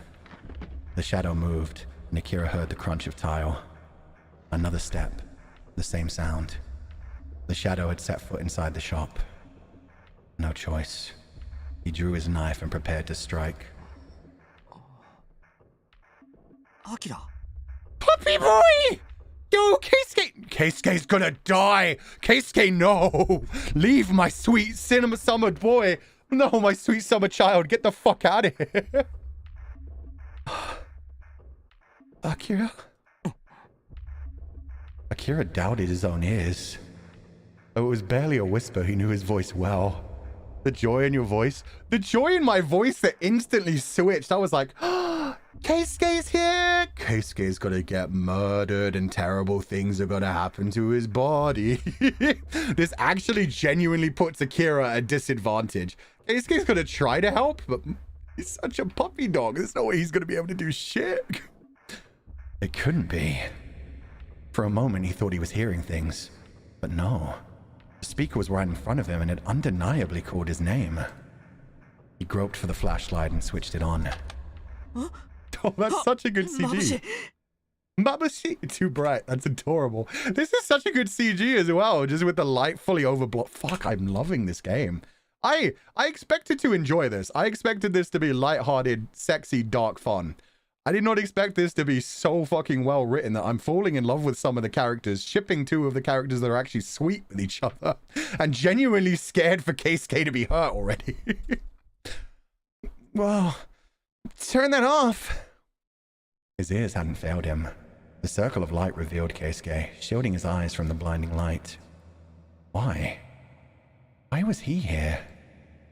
Akira stared at Keisuke in utter disbelief. Akira. Akira daro. Akira. That's you, right? Keisuke's voice jolted him back to himself. He turned off the flashlight, lobbed it aside, dashed up to Keisuke, grabbed his arm, and dragged him deeper into the store. Oh, I thought he was gonna hug him. Nothing that Urobuchi touches is sweet and simple. Very true, Shiki. And if they're bringing him into this story, you just know they're gonna use him against Akira. It's gonna be a problem. But it's sweet now. The puppy dog followed us. Jesus Christ, he's gonna die so fast. Oh, God. Wait. Ow. Are they really doing the anime meet cute falling on top of each other's shit? Because I'm down. Kousuke lost his balance, staggered, colliding with a nearby table. バカ。大声出すな。 Idiot, be quiet. Akira hissed a warning. I didn't let go until they'd reached the back of the shop. やっぱりアキラだ。よかった。間違ってたらどうしようかと。It really is you. Thank goodness. I don't know what I would have done if I'd been wrong. He leaned closer to Kousuke, who had a relieved smile on his face. なんでこんなところにいるんだ、お前。 What the hell are you doing here? なんでって。What do you think of it? How did they get Akira's dog tags? Like, I was just wondering myself, like, maybe Kousuke got some dog tags to help him, and then I realized, how did the fucking government get dog tags to give him? This has an anime. It definitely has an anime adaptation, but it's not 18 plus. I think when I was like a teenager, I tried to watch an episode or two. They changed like the art style, like some of the character designs as well. I remember Akira looking like a lot more mature and a lot more thick. But yeah, I don't remember anything about the anime. I just remember that it existed. Anime isn't good. Fair enough. So yeah, I probably gave it a go, watched like an episode or some less than an episode, and was just like, I'm good. How did Kousuke get that? I mean, Kousuke doesn't have dog tags, but I'm wondering how Akira got his, like how the government got the dog tags. If anything, you would have thought they would have had to go to Il Rey or somebody. Oh wait, no, they literally, fuck. No, they literally broke down that they had talked to the man who organized the tournament. I'm an idiot. Sorry. Ignore me. No, they did explain that. So yeah, no, Kousuke wouldn't have dog tags. But maybe that is why he's chaggling along. Maybe he could just be like, I want to join too. Give me tags. And then just give anything that's above a 10 to Akira and run the fuck away. How did he get here without a guide? I'd imagine he just followed Akira and the guide. But yeah, pretty impressive he didn't get noticed. Come to think of it, when the refugees attacked and shit. Yeah, I don't know how he got here. Good for him, though. I mean, all that matters is he's here now. Huh? I mean... どうやってここまで来た？急措地区を抜けてきたのか？ Okay, Kira's focusing on the important questions immediately. How did you get here? Did you pass through the old lands? No matter where in the CFC you came from, it was impossible to reach Toshima without going through the old lands. Akira doubted that even he could have survived that hell without guidance. Had Kousuke made it through alone? And I'm just bopping to this soundtrack again. This is such a good song, the way it builds up continuously. Kousuke cast his guide downward. Guide? Kousuke cast his gaze downward, muttering guiltily under his breath. 仕方ないってアキラは言ってたけど、やっぱどうしても心配でさ。どうにかしたくて、この間俺に話をしてくれた日の次の朝が出発だって言ってただろ。だから。I know you said there was nothing I could do, but I was just so worried. And you said you were leaving the next morning, so... 後をつけたのか。You followed me. Glancing meekly at Akira, Kousuke gave a small nod. Yo, we finally got to hear a sigh. They keep talking about Akira sighing, and I'm like, make him do it. It's sexy. I love men sighing. Akira let out an enormous sigh, exasperated to the point of speechlessness. That was a tiny sigh, but okay. This was insane. Was Kousuke trying to get himself killed? He looked the smaller man up and down. He was wearing his usual shabby blue coveralls and had a light backpack over his shoulder. 武器は Got any weapons? 何も。Nope. For a moment, all Akira could do was gape. よくそれで何もなかったな。You're lucky nothing happened to you. そりゃ危ない目にはあったよ。難民だっけあいつら。すごい勢いで飛びかかってきて、このままじゃアキラも見失うし、まずいと思って。What the fuck? No, I'm going straight through this. I need to know. Oh, sure. I ran into some trouble. Those guys... refugees, right? They jumped me and I was like, shit, I'm screwed if I lose sight of Akira, so...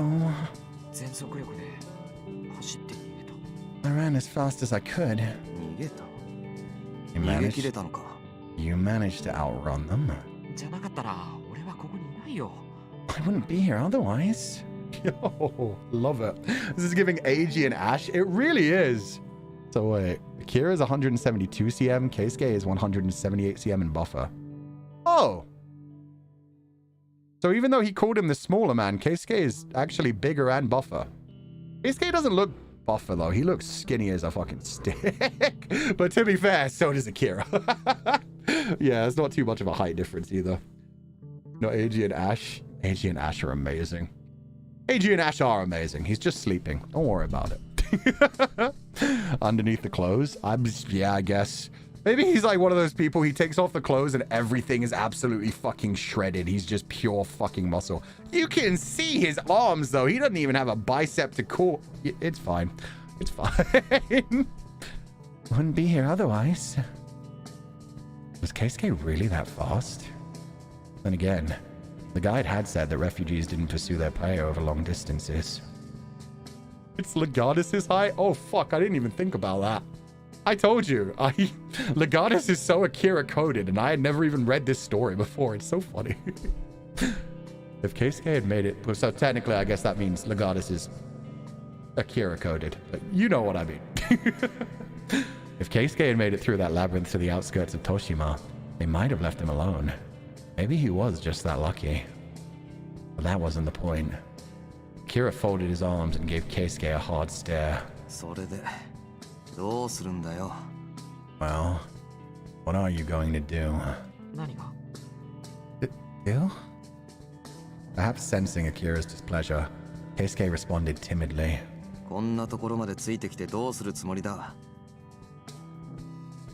What are you planning to do now that you've followed me all the way here?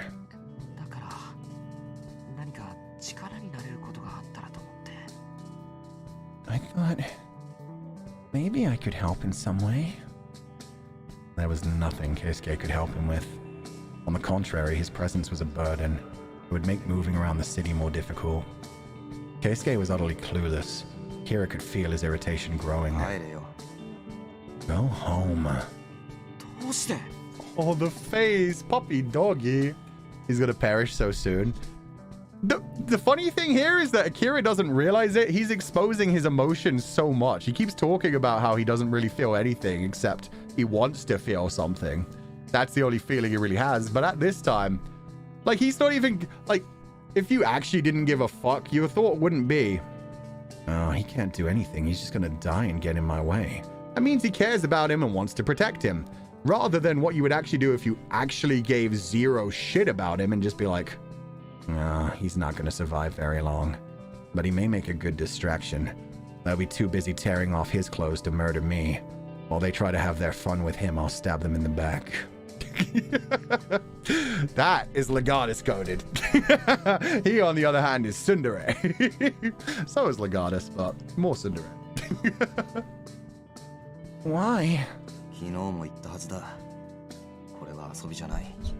This isn't a game. I told you yesterday. Keisuke's face contorted, as if he were struggling with something.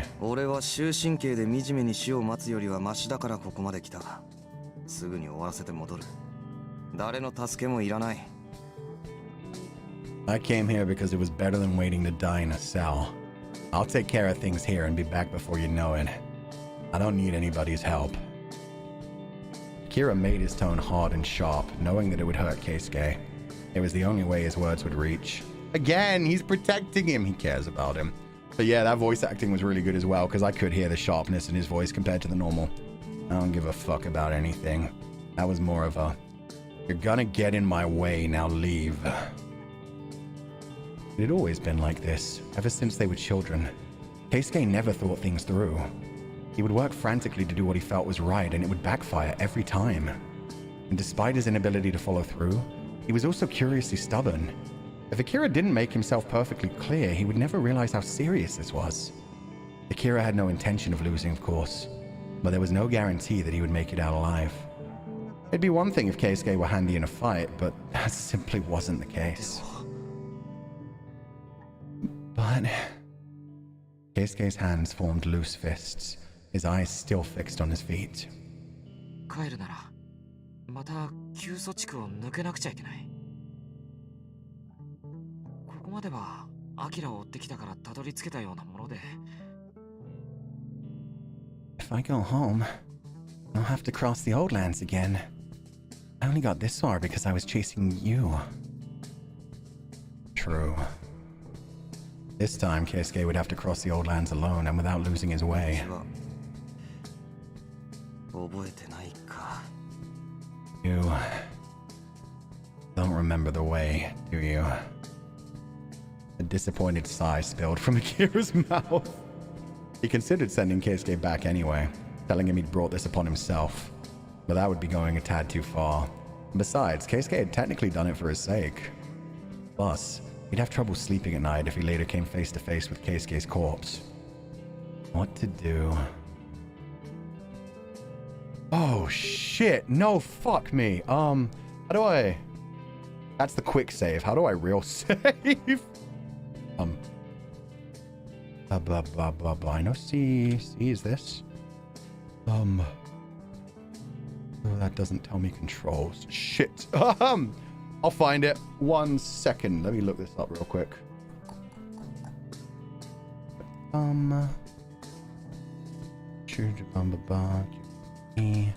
RT. No, don't return to title screen. Is it like M, Z, X, C? C is not, no. B is that. G, H, and M. Oh, okay. Open save / load menu. It's D. Gotta give it the D, baby. I'd like to save on this one, please. Okay, I found it. I don't have to hide it anymore. There we go. Okay, save complete. Exit just means exit this screen. Okay, good. Okay, you can't stay or just let him stay. If I say you can't stay, it's gonna go bad. Fuck it. I mean, I don't want him to die. Sure. Akira. Kousuke looked up as though to assess Akira's response, now that he'd fallen silent. There was no other choice. If Kousuke couldn't go home, he would have to remain here. With obvious reluctance, Akira opened his mouth. If you can't go home, all you can do is stay. Oh, he's gonna be so happy. Even though this was the answer Kousuke wanted, he himself seemed surprised by Akira's reply. You're okay with it? Really? He's not okay with it. It's just sending you back to die in the old lands isn't great either. Wasn't about whether he was okay with it. After watching Akira's cheerless face for a little while, Kousuke put on a small smile. That is not a small smile. That is a giant grin. He's so happy. What a relief. Thanks, Akira. He hadn't done anything deserving of gratitude, but Kousuke appeared genuinely happy. It felt peculiar. I'll give you a hand if anything happens. I mean, shit. A lot of guys out here have swords and knives, so I'll be able to give it to you pretty quickly. They'll take it pretty fast. With no way to answer him, Akira wordlessly sat down on the sofa. For better or worse, they were stuck together now. Did I just accidentally lock myself into a... No, there's no way they choose a route this early. Not in this type of game where every fight could be a sex scene. We'll see what happens. Either way, I probably would go down the Kousuke route for this demo. I mean, it's only a demo. Who knows how far it'll go. Starting tomorrow, what should we... Seating himself beside Akira as he spoke, Kousuke trailed off in the middle of his sentence and made a weird noise. Say Gex, what the fuck? Maybe he was biting back a yawn. He leaned back in the sofa and rubbed his eyes, then gave Akira a sluggish look. It appeared to be taking all his effort just to stay awake.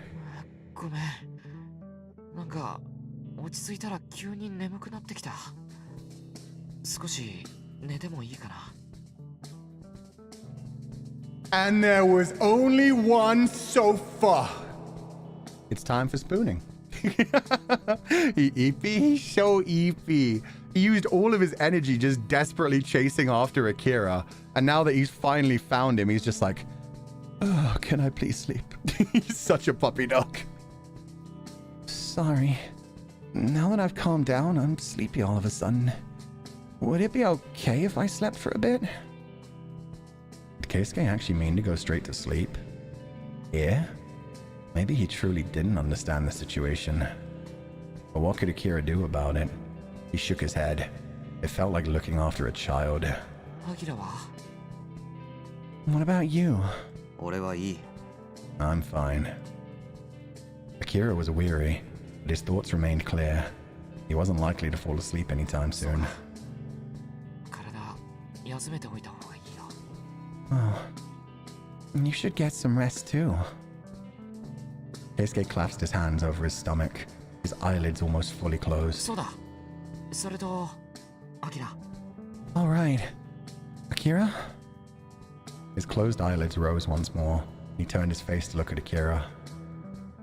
Though he looked hopelessly tired, his mouth still formed a small smile. 絶対勝って一緒に帰ろうな。 Let's win and go home together, no matter what.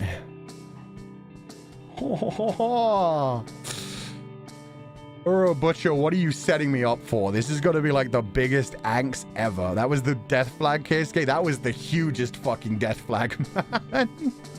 Also, Lewelin, thank you for donating the free funds. Pretty sure that in the demo there are no routes.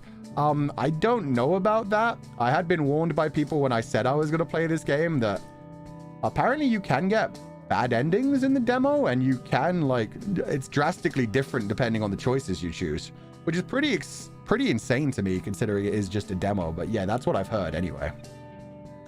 Check, do you want to know? Nah, we'll keep it like spoiler free for now completely, but I've heard that like things affect things pretty badly and you can like have bad endings. The demo is one full route. Oh! Are we even going to be able to, the demo is one route? Oh, I'm not even sure we're going to be able to finish this today. Maybe this will be a 2 to 3 part stream. Holy fucking shit. This time his eyelids closed more firmly, and his breathing soon slowed into a rhythm of sleep. Akira regarded his sleeping face with ambivalence. The scene he had witnessed through the store window. That was the kind of world this was. What concerned him most of all was Kousuke's failure to grasp this.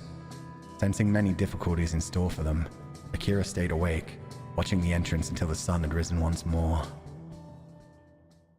Damn, this is crazy. More BL visual novel for us? Yeah, this may be like a multi-part series just for the demo. One full route? Holy crap. Only when it had grown light outside did Akira become tired enough to shut his eyes. A half hour or so later, he woke, his mind clear. In the pale sunlight shining through the entrance, both the cafe and what he could see of the cityscape gave a different impression than they had at night. Not that it seemed any less foreboding. He shifted away from the sofa's backrest. Dust arose to fill his vision with white. When he turned his face to avoid breathing it in, he saw that Kousuke was still sound asleep. His expression was so tranquil. It was as if we were part of another world. Would Kousuke ever have another chance to wallow in such peaceful slumber? While wondering this, he shook Kousuke gently. Oi. Hey. Kousuke grunted and stirred a little, then went right back to sleep. Growing impatient, Akira shook him harder. Akira. Wake up. He's such a cute puppy. Get your ass up, you're gonna die. His eyelids twitched a few times before finally cracking open. Rubbing his eyes, he gave Akira a drowsy smile. Akira... Morning. He was utterly at peace. He was so at peace, in fact, that Akira found it downright obnoxious. He slapped Kousuke on the back.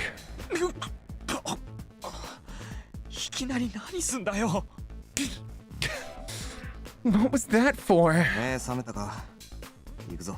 You awake? Let's go. Ignoring Kousuke's teary-eyed glare, Akira rose with his bag in hand. Where are we going? Kousuke quickly got up and grabbed his bag off the floor. Igra, obviously.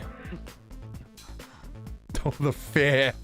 This is what you decided to join him on, my boy. Kousuke's expression instantly clouded over. Igra. 参加証のタグももう用意されてる。 I've already got the tags to prove I'm a fighter. Akira brushed the tag hanging from his neck. 負けたら死ぬかもしれないんだよな。 You might die. He was still going on about that. Aggravated, Akira thrust his face close to Kousuke's, looking him right in the eye. 何度も言ってるだろう。これは遊びじゃない。俺も人を殺すことになる。 How many times do I have to say it? This isn't a game. I'm gonna end up killing people too. Kousuke went rigid. In Igra, everything would be on the line. In order to survive, Akira would have to kill. What would that feel like? Crushing the life out of someone as they struggled in his grip? Deep in his belly, Akira felt a shiver of anticipation. それがここのルールだ。殺さなければ殺される。それ以外に道はない。 Said something about there not being any other path that they didn't translate, but okay. That confused me. Those are the rules here. Kill or be killed. He was here to bring down Iore, Igra's undefeated champion. The desire to face this invincible tyrant had taken root in Akira's soul. He would have to wade through the blood of many in order to reach that point. The color drained from Kousuke's face. He was finally beginning to understand. 人を殺すんだよな。 You're gonna kill people? じゃなきゃ勝ち残れない。 It's the only way to win. With that, Akira turned toward the exit. どこ行くんだよ。 He just told you he's going to Igra. Where are you going? イグラが実際にはどんな形で行われているのか、トシマの住人や他の参加者たちはどうしているのか、少し見てくる。 You gotta お look 前は at... ここで待ってろ。 Shit, my bad. You gotta look at this city and see what Igra's actually like. Wait here. It'd be foolish to make a move without first acquiring some basic information. 俺も行く。 I'll go with you. Kousuke's desperate offer made Akira pause. ダメだ。丸腰だろ。 No way. You're unarmed. でも一人で待ってるなんて嫌だ。 But I don't want to wait alone. Deciding it was futile to waste time bickering, Akira sighed and returned to Kousuke. He pulled the knife from his waist and held it out, sheath and all. 持ってろ。 Don't give him your only weapon. This is why you should have taken the second knife. Double knives are a good thing. Take it. アキラは予備のナイフか何か持ってるのか。 What about you? Do you have an extra life? Not knife, not life. Nope. He had left the knife they'd given him back in his room. Kousuke pulled back his hand. それじゃあ今度はアキラが丸腰になるじゃないか。意味がないよ。 Then you'll be unarmed. What would be the point of that? 俺はいい。 I'll be fine. The use of weapons was forbidden in Blaster, so Akira was used to fighting with his fists. The problem is that means you're not used to defending against someone using a weapon with your fists. Akira, for the love of God, think about your life. As long as he didn't have to deal with guns, which were outlawed in Igra anyway, he'd be fine. 一つ約束しろ。 Promise me one thing. 自分の身は自分で守れ。 You have to protect yourself. Kousuke's eyes widened a bit, but he was quick to press his lips together and give a firm nod. わかった。 Got it. He reached for the knife again. Once he'd taken it, he unsheathed it and gazed intently at the blade. なんか変わったナイフだな。これ文字が書いてある。 You know, this is a pretty weird knife. It's got something written on it. 昔軍で支給されてたやつだ。 It's what they used in the military. こんなんだったっけ？ Really? 多分。 Probably. Honestly, Akira wasn't sure. He'd never been on an actual battlefield or seen what real soldiers carried. そっか。そうだったかな。 Huh. Yeah, okay. Nodding, Kousuke returned the knife to its 行く sheath. ぞ。 Let's go. Right. Nice. Passing through the doorless exit, they ventured once again onto the streets of Toshima. Okay. Keisuke's gonna die. That's just a... It's just a question of when and where. I don't think we get any kind of happy ending, but that's fine. Let me check something. I'm gonna see if I can find out exactly how long this demo is. Seeing if anybody else has played through the demo. Togainu Ochi demo.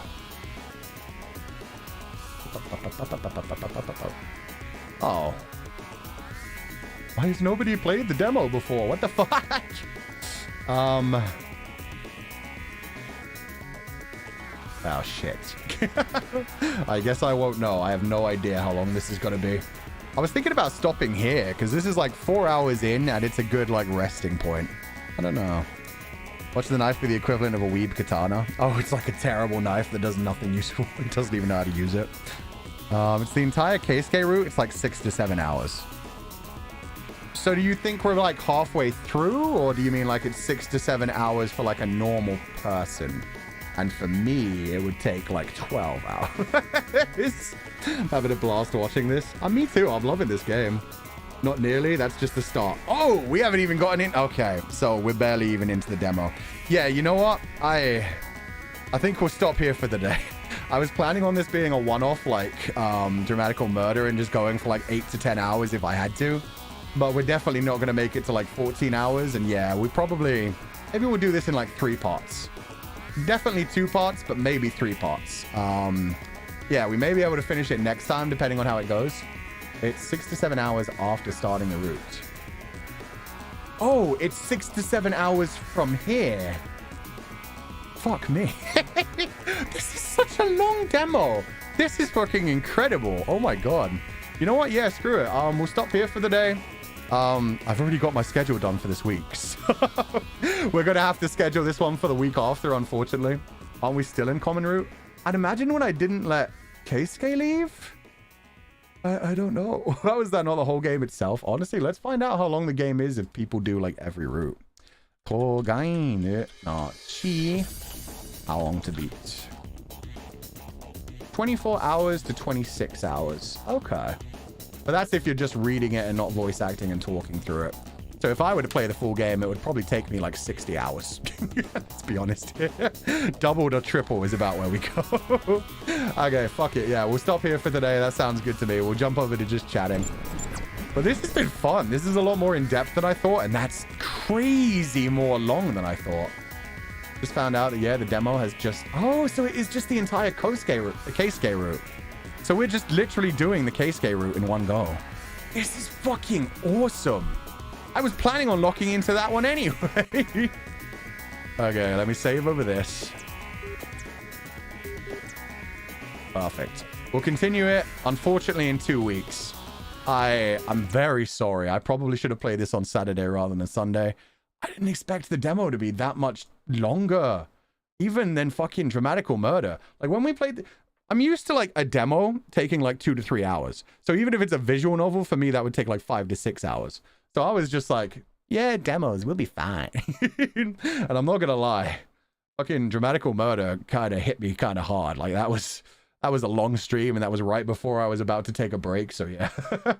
I'm glad we're splitting this one up. It means we get to do more streams, and it means I get to use the other thumbnails, because it was very hard to choose between the 3 thumbnails people had already made for today. So, yeah, let me put Legatus 505 on. Feels good for this stream, for what we just witnessed in that crazy world. Don't underestimate BL demos. Yeah. If anything, maybe I'll reach out again. Because I know there used to be a demo for Sweet Pool, but they took it down. I wonder if I could beg permission to someday play the Sweet Pool demo, but they'd have to like literally give it to me as like a special thing, so I don't know. But either way, like playing these Nitro Corral demos has been crazy. Like the Dramatical Murder one, they did like introduce every character, and it took a long time, and you really got to like get interested in the story. With Togainu no Chi, it's more of like, damn, they give you one full route. They just let you be like, hey, go around, fuck around with Keisuke. The fact that it is the shortest one though, and the fact that, yeah, oh god, that makes me wonder. Does that mean our poor Kousuke boy? Yeah, if this is a short route, is that because they die? No Shiki today? I don't even know who Shiki is. That's the thing as well, yeah. I don't think...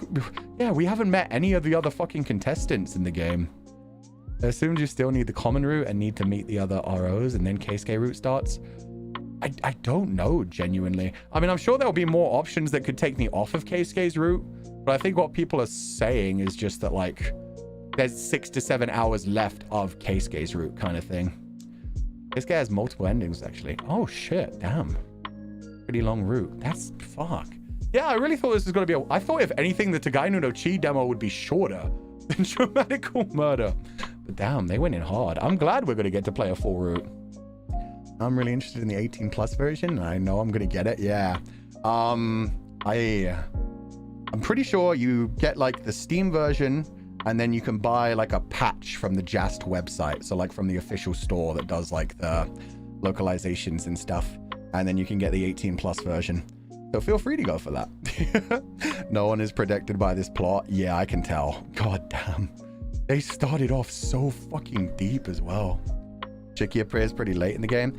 Okay, since so many people have been mentioning Shiki, let me guess. Shiki is the sexy one with the giant katana and the big long black leather jacket.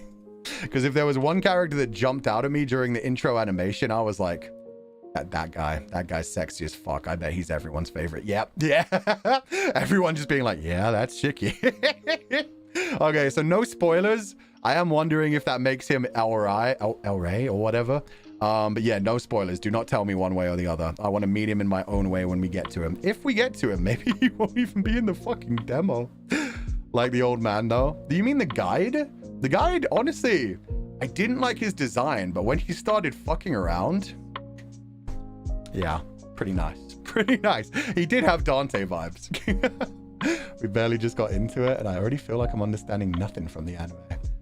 I really suggest playing slow damage in your free time if you like the Togainu no Chi. You'll probably love slow damage. It's pure Nitro Corral darkness, and the writing is so good. Damn it. Now I need to take like a longer break. I was already going to take 2 weeks and like a month, and I was planning on playing FF7R and Unicorn Overlord if we still don't have Unicorn Overlord permissions by then. But yeah, maybe it's time to go nuts on Nitro Corral stuff. The brown-haired old man? Oh yeah. Fuck, I forgot him about the intro. Yeah, he was the one that jumped out at me the most because it's like a little bit of facial hair, actually a bigger body. Shit looked good. Play it offline. Yeah, the good news is if I play it offline, I can do like a live reaction kind of thing, like a Twitter thread where I just go through everything. I think that would be nice, like, especially since I want to actually play something that Yamada Oda sensei like worked on extensively. They've been so supportive and so sweet. So I would like to actually play one of their games. Whether it's the demo on stream or just playing it offline and sharing my reactions with everyone, I'd love to. It'd be fun. Live tweets. Yeah, eventually I'm probably going to start doing that with books, but I have no plan on doing that with books anytime soon. But we've got the hashtag ready for when we want that. Please do that. It should be fun. I'm not sure if I'll be able to post images for obvious reasons. But yeah. So damage is like 150% power on. Oh my god. I have heard it was the darkest one, so I'm interested. I'm interested. Nitro Corral games are very easy to fall into a binge on. Definitely not speaking from personal experience. That's the fun thing. I'll probably fly through them offline. Reading them, like, that's the thing. Like, visual novels, when I play them offline, it's like speed reading in my head, maybe listening to the voices if they're volley voiced. But yeah, when it comes to like streaming, yeah, everything takes like triple the time. Let me see how long slow damage is. Slow damage, how long to beat? Fuck me. You can finish one route in about 16.5 hours. If you want to do all of the routes, it takes about 35 hours. If you want to see every bad end and everything in the game, it takes 45 hours. Holy shit. That's a long game. That's a long game. That's a long visual novel. There are very few visual novels that are that long. I think it's really the voice acting that makes the game longer, but at the same time, it's so good that you want to enjoy it. Yeah, that's the thing. Like listening to the voices while you play can also extend things a bit. Like I know a lot of people that just turn off the voices and prefer to imagine it in their own head kind of thing. And just like speed read like it's a book, like a novel kind of thing. I like voice acting. And I like listening to voice acting from other people. But yeah, I also like doing my own voice acting. So I'm definitely never going to be like, okay, guys, we need to get through this game quickly. So I'm just going to speed read silently and play the game while you guys watch. That would be... I don't think that would be a very fun stream. Slow damage took me over 60 hours. Let's fucking go. I'm a slut for the JP saves. Looked up everyone in this game so I could simp. Fair. Honestly, I mean, I said I was going to do it yesterday. Okay. After Poppy playtime yesterday, I looked up like Avalon, the girl who voiced Miss Delight, and I tried so hard to find the Japanese Seiyu. I could not for the life of me. I was Googling that shit for a straight hour. I went through like the IMDb page. I went through like all the discussions online. There's like a list of Japanese Seiyu that worked on the game, but they don't split them up by character, which is kind of sad because they did for a lot of the other roles. But yeah, for some reason for the Korean and Japanese dub, it just like listed the names. You about to end? Probably soon-ish, Quinn. Not like immediately. I will say I'm not going to be doing, like, I'm very sorry to everybody who's donated during this stream. I'm not going to be doing any readings for donations this stream for a reason. But we're going to be doing Night in the Woods tomorrow, which I can't imagine we have too much left on. I'd imagine that would be like 4 to 5 hours of gameplay as well. So we can do a big Zatsu after that. But then if nothing else, we've got like a full-on Zatsu the day after. So I will be able to catch up to these, no freaking problem. But yeah, I can't do that today. And it isn't even because I'm running out of time. It's just other reasons. But yeah. Part 2, the final? Yes, exactly. That must have confused the shit out of people. People are probably like, why does he have Night in the Woods Part 2? Maybe I shouldn't have put Part 2 there as well. That probably confused people because they're like, but he did the second part last week. Fulgur, I was debating on whether or not to buy this game since it's been on my wish list since forever. This stream has me sold. Thank you for the stream. No problem, Stardrop. I'm glad to hear that. Yeah, please do support Nitro Corral. Honestly, it's such a fucking blessing that they even gave their okay for me to play the demo versions and like the censored versions.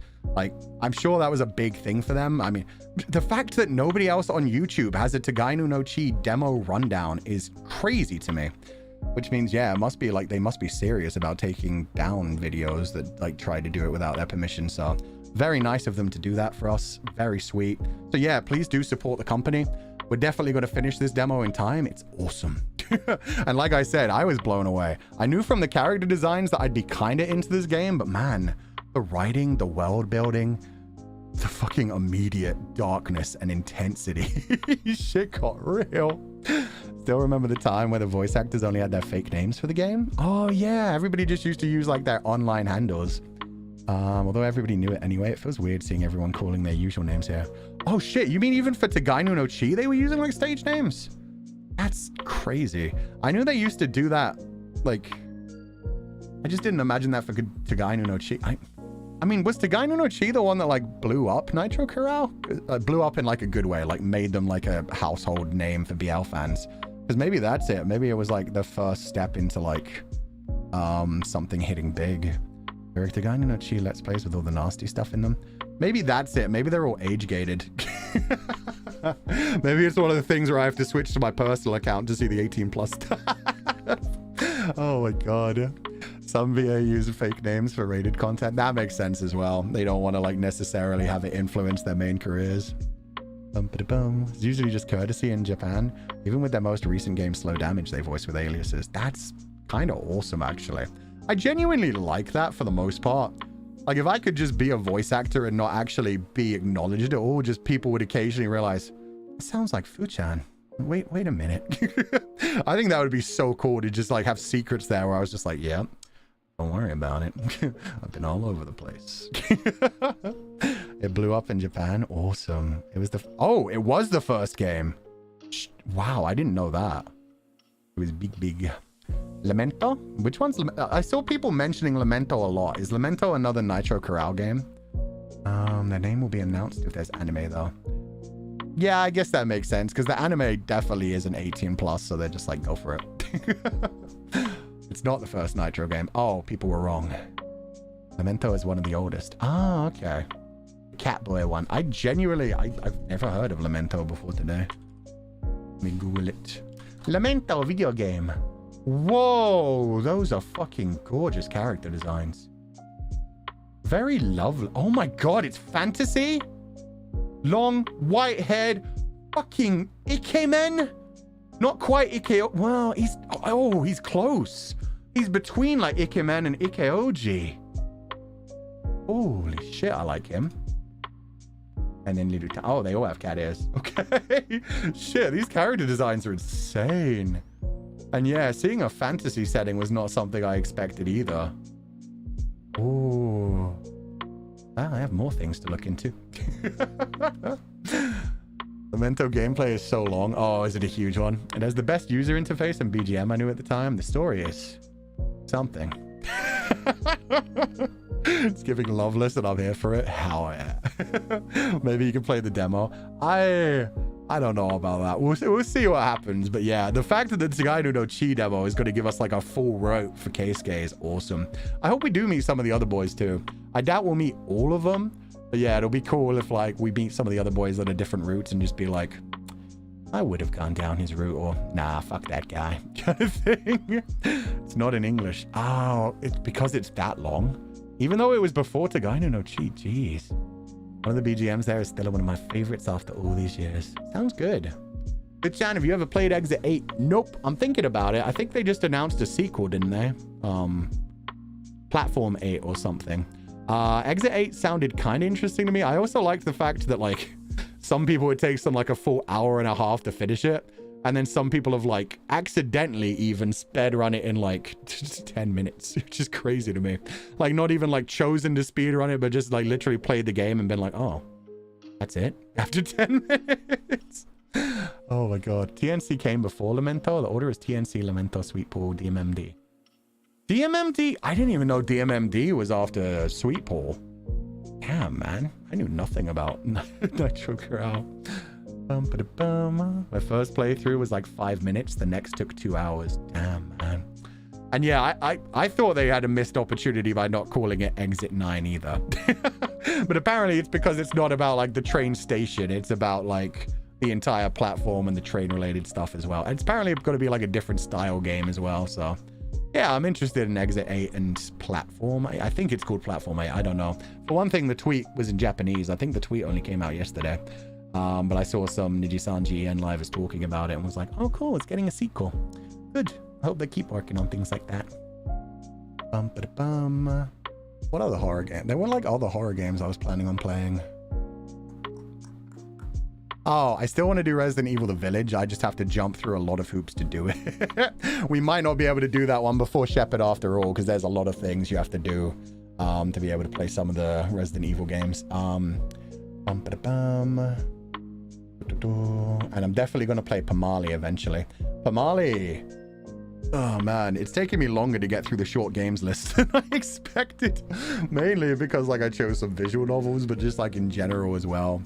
Like I've been like, hey, we're going to just do a whole bunch of short games when the Archivist debuts. And then like, I've been getting sick on and off and stuff like that. Hopefully we'll be able to finish like the ones I wanted to do before I take my 2-week break. And then essentially when we come back from the 2-week break, that's when I'll start like Fire Emblem 3 Houses, returning to Fata Morgana, and also continuing doing like short one-off games as well. Just, yeah. So we don't even have to finish all of them. It's just like, yeah, I was kind of hoping within like 3 to 4 weeks we'd finish things. But Mali is not exactly short, I think. Oh yeah, no, that one's definitely a two session one. It's supposed to be like somewhere around 10 hours for the main game, let alone all the extensions. Like there's so many DLCs that can make it go on for like 20 to 25 hours kind of thing. But yeah, the main game's supposed to be 10 hours, so that'll probably be a 2-stream one. I mean, I've gotten used to the fact that it didn't really happen today. I don't know why. Maybe it's because I just know I'm going to have so many double streams this week. My body is like preparing me. But yeah, after 4 hours today, I was kind of like, oh, it's that much longer. So we're probably going to have to take a break anyway. So I was like, 4 hours, we can stop here. I was like, now's a good time. But we'll take a little break. The game was nostalgic. Yeah, I'm looking forward to continuing it. It's definitely the style like I grew up with as well. Like, oh my God, the furry collars. The woman detective was amazing. Keisuke's so adorable. Oh, man. Also, somebody asked, are you going to play Your Turn to Die? I definitely am someday. I want to at least know like a general range on when they think the full game is going to be done.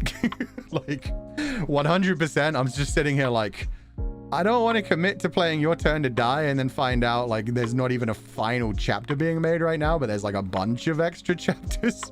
I do hate that kind of thing where it's like it leaves you on a cliffhanger and you're like, oh cool, I can't wait for the next installment, and then like 2 to 3 years go by kind of thing.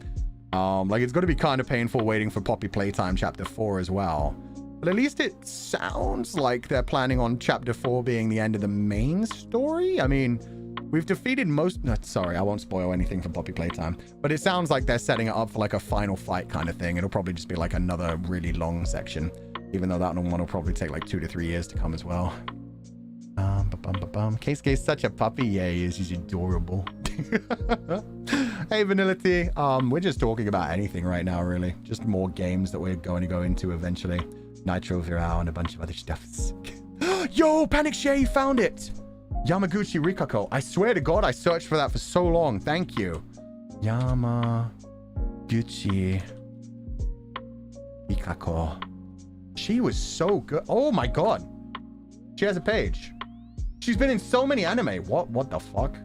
Why didn't they credit her properly? I was expecting it was someone who was just like starting. Been in so many anime.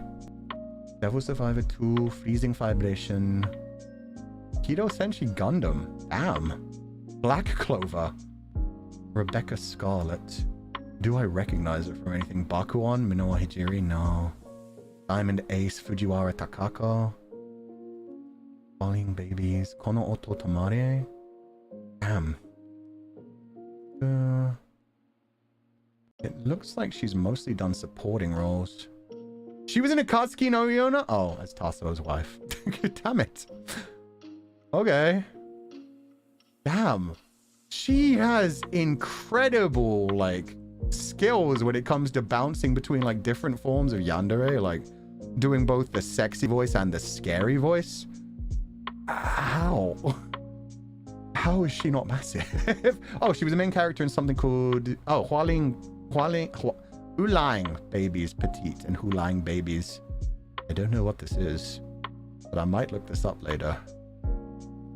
Interesting. I definitely remember watching Freezing Vibration as well, but that was forever ago. Don't remember Charles Bonaparte. Damn. Thank you, though. That's awesome. Recognize those titles? Yeah, she's been in some big names. I mean, she was... she was a main in Idolmaster. One of the Idolmaster spin-offs, I guess, because she was a sub-character in Idolmaster Million Live. Then she was a main character. Oh, it was only a PV. Damn it. In the Idolmaster Million Live 4 Shunen Kinen PV. As Momose Ryo. Yeah, I'm definitely just looking through some of these later. Her voice was incredible. It wasn't even funny. Let me bookmark this tab, damn you.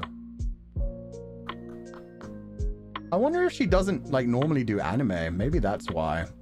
Maybe it's more that she tends to prefer doing like gaming or dubbing roles. Oh wait, bookmarks.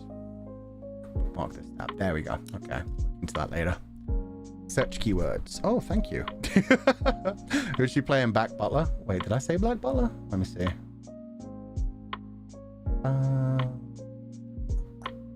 No, Black Clover. In Black Clover, she was someone named Rebecca Scarlet. I don't see any Black Butler. No Black Butler. Oh, she also did some theme song performances. Oh, she did a theme song for Bakuon. And Diamond No Ace and Chitose Get You. She can sing too.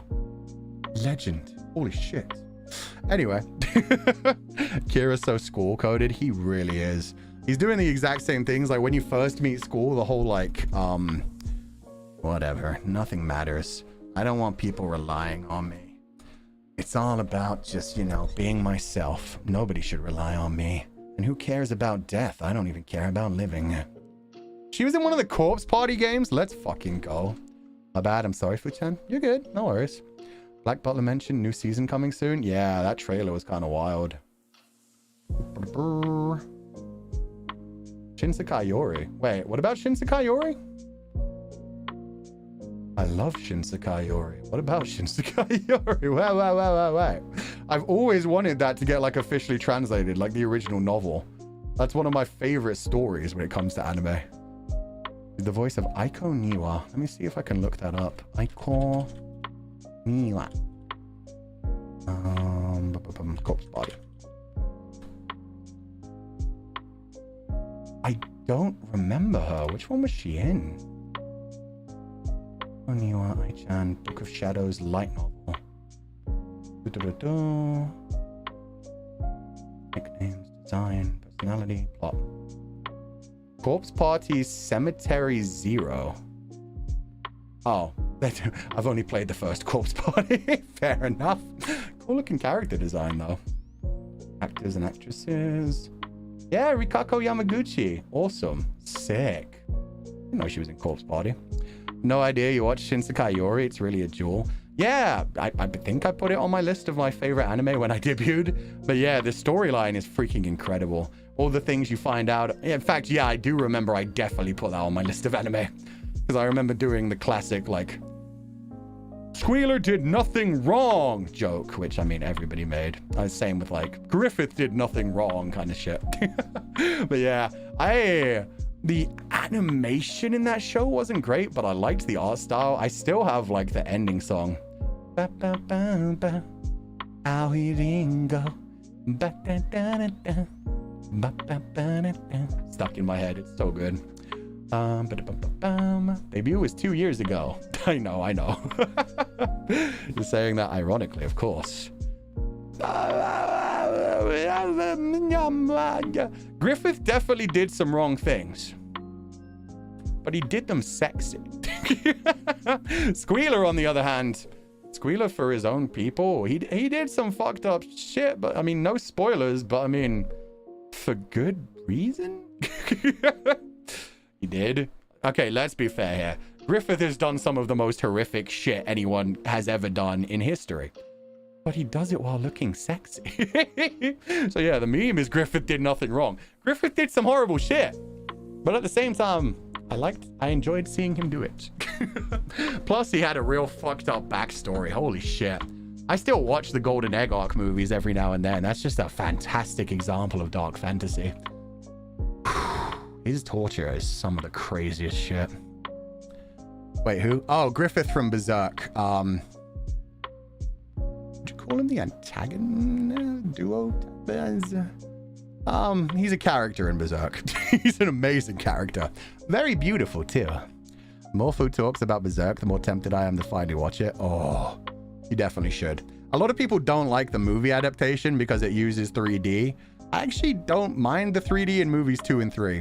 In 1, it's a bit grating. But in 2 and 3, I think it actually blends pretty well with the 2D animation. I like it. And yeah, I just really like the Golden Age arc. And yeah, the manga's incredible. I'll watch it when you go on break. Have fun. He's his own category of character type. I mean, what are human moralities to a god? Which is what he is. How did you like the latest animes? If you don't have anything nice to say, don't say anything at all. I like that there's a fan group working on animating the show in their own way. That's cool. Is Griffith like Lelouch? Not like Lelouch, but a similar... I get what you mean by that. I see what you mean by that. How do you try reading it? I started, but I didn't get the chance. The artwork in the manga is absolutely fucking beautiful. Tried to read it, but hardcore wasn't my thing. Oh no, completely. The king and the horse still haunt me. The horse is fucking wild. Yeah. Berserk is definitely dark fantasy.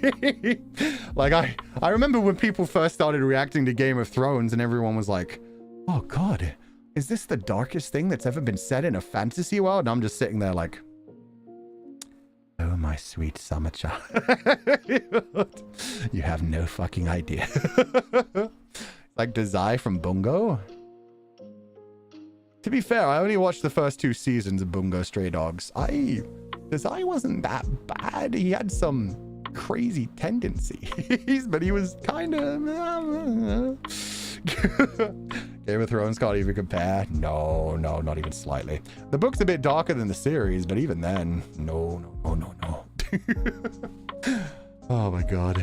Dazai ain't that bad. I didn't think he was. I mean, the real Osamu Dazai, interesting person, deeply flawed person, incredible writer. But yeah, when it comes to like Dazai and Bungo Stray Dogs, I never really saw him as like anywhere near on the level of like Griffith. And I liked the little prequel they did. That was season 2, right? Where they did the prequel where it was him and the other two dudes like chilling at the bar most of the time drinking. Like their past. Because I enjoyed that. That made me actually quite like Dazai in that. I wasn't even though. His moral compass is just a little fucked. Yeah, an interesting character. Griffith is just Griffith. Exactly. You just have to read or watch Berserk to understand Griffith. Oh my god. Johann Liebert. You see, that one's definitely an antagonist. That one, oh god. Definitely an interesting character. Definitely an interesting study of a character, but, oh man. Oh god. Zai is nowhere near Griffith, and yeah, that was the Dark Era light novel adapted. Ah, okay. That was cute. I liked that second season. I didn't actually like the first season as much. I got through it, but I didn't like the main character. The main character was kind of whiny. And then, yeah, the second season was like such a step up for me. And then I don't know if they even made a third season, but I was just like, I'm good. I found out the backstory of these cool guys. That's good for me. It was kind of like when originally Final Fantasy VII happened, and I was like, this is kind of cool. And then Crisis Core happened, and I was like, Zack is fucking badass. I love Zack. Zack is the best character. And that was when I started my whole fuck Cloud. He didn't do the one thing Zack asked him to kind of thing. Zack's like the same kind of way with like that happens in a lot of like prequel stories for me, actually. The main story is like, oh, this is cute. And then the prequel story normally focuses on like some darker shit that like made a character who they are. And it's like, oh, fuck. That was awesome. Now I don't want to go back to the original. I don't need to continue the main storyline. This is all I cared about. Which one's worse, Liebert or Griffith? Morality is complicated at Griffith. I mean, Liebert did some incredibly fucked up shit. However, Liebert's human. Griffith, like, this isn't even a spoiler. When you start the story, they have to go into the past to go back to what he's literally a fucking god. He does what he feels like and he gets away with it. Come on, dude. The only character I can compare to Griffith is Ryo. Ryo from Devilman is actually a decent comparison, yes. Completely different morals on a completely different level than anything humanity can, like, attest to, kind of thing. That's a good one. It's like a character where you're like, I kind of empathize with you. But at the same time, you are Satan. Like, I mean, I love Ryo. Yeah, Ryo's great as well. Johan is like a slow burn scary. Yeah, Johan to me always felt, I mean, it's literally in the title, monster. He's a serial killer. He reminded me more of like Hannibal Lecter, where you can like the character. You can be like, oh, this is fucking awesome. It's crazy. I love this. But at the same time, I doubt there are many people who are going to be like, Liebert did nothing wrong. Like, Hannibal did nothing wrong. It's like Hannibal is a fucking serial killer cannibal. But at the same time, he's sexy when he does it, and I like to watch him do it. I've only watched the first episode of that show. Yeah, see, that's why I try to avoid spoilers when I talk about anything. It's just like suggesting things. You're just into Mads?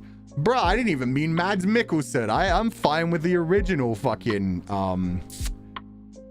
fuck, who did? Amazing actor. I can't remember the name right now. Who did the original, like, Silence of the Lambs Hannibal? That's the thing. He wasn't Anthony Hopkins. Thank you. Holy crap. For some reason, my mind was dancing around fucking...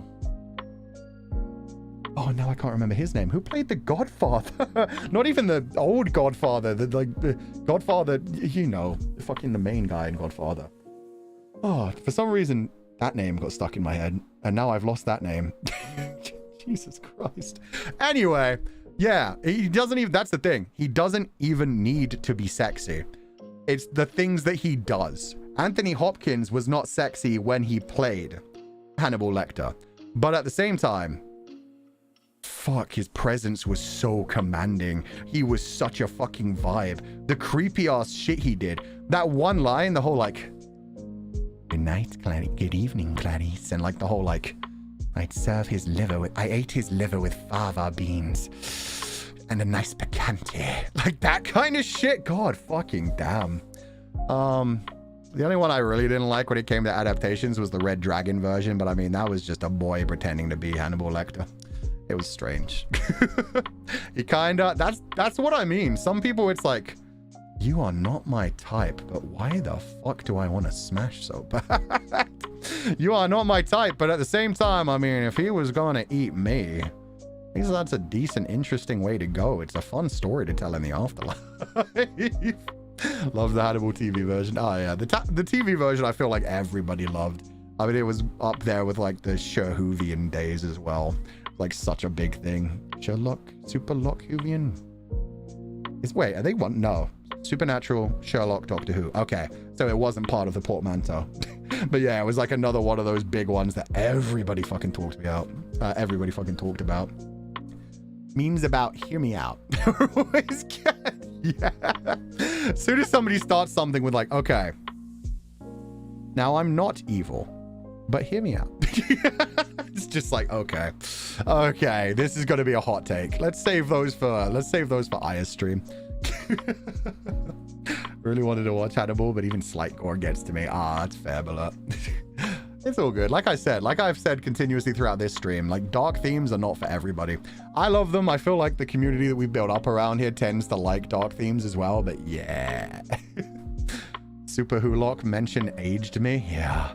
I was back when Tumblr was,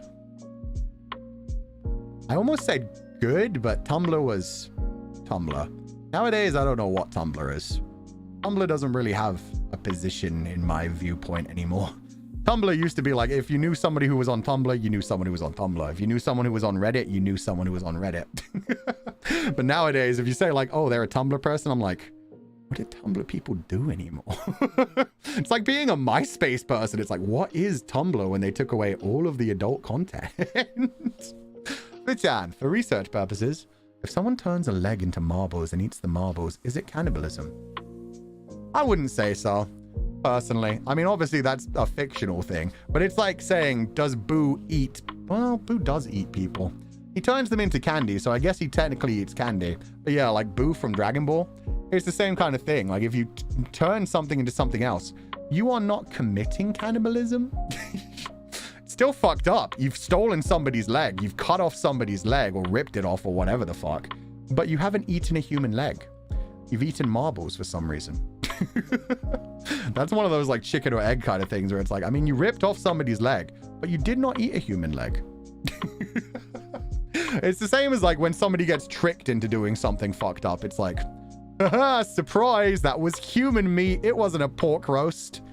It's like, you haven't committed cannibalism. You've been tricked into eating human meat, which is absolutely fucked up. But you're not a cannibal. You're just somebody who was forced to do that. Then you want to throw up? Oh yeah, Jesus Christ. It's just a prank, bro. YouTube prank video, bro. Just stay within my fandoms at this rate in Tumblr. See, I don't even know what Tumblr's like anymore.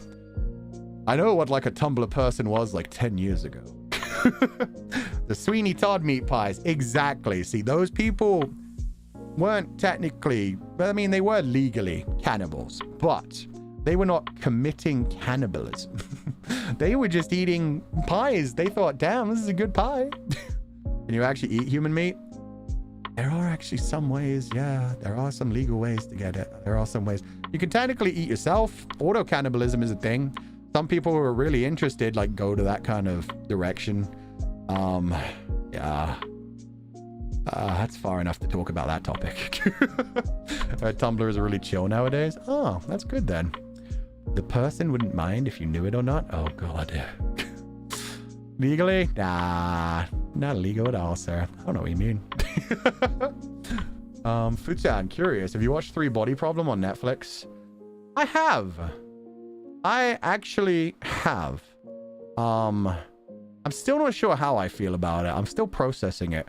I finished the final episode 2 days ago. What I know for sure that I don't like about it is that they split one character into 5 characters.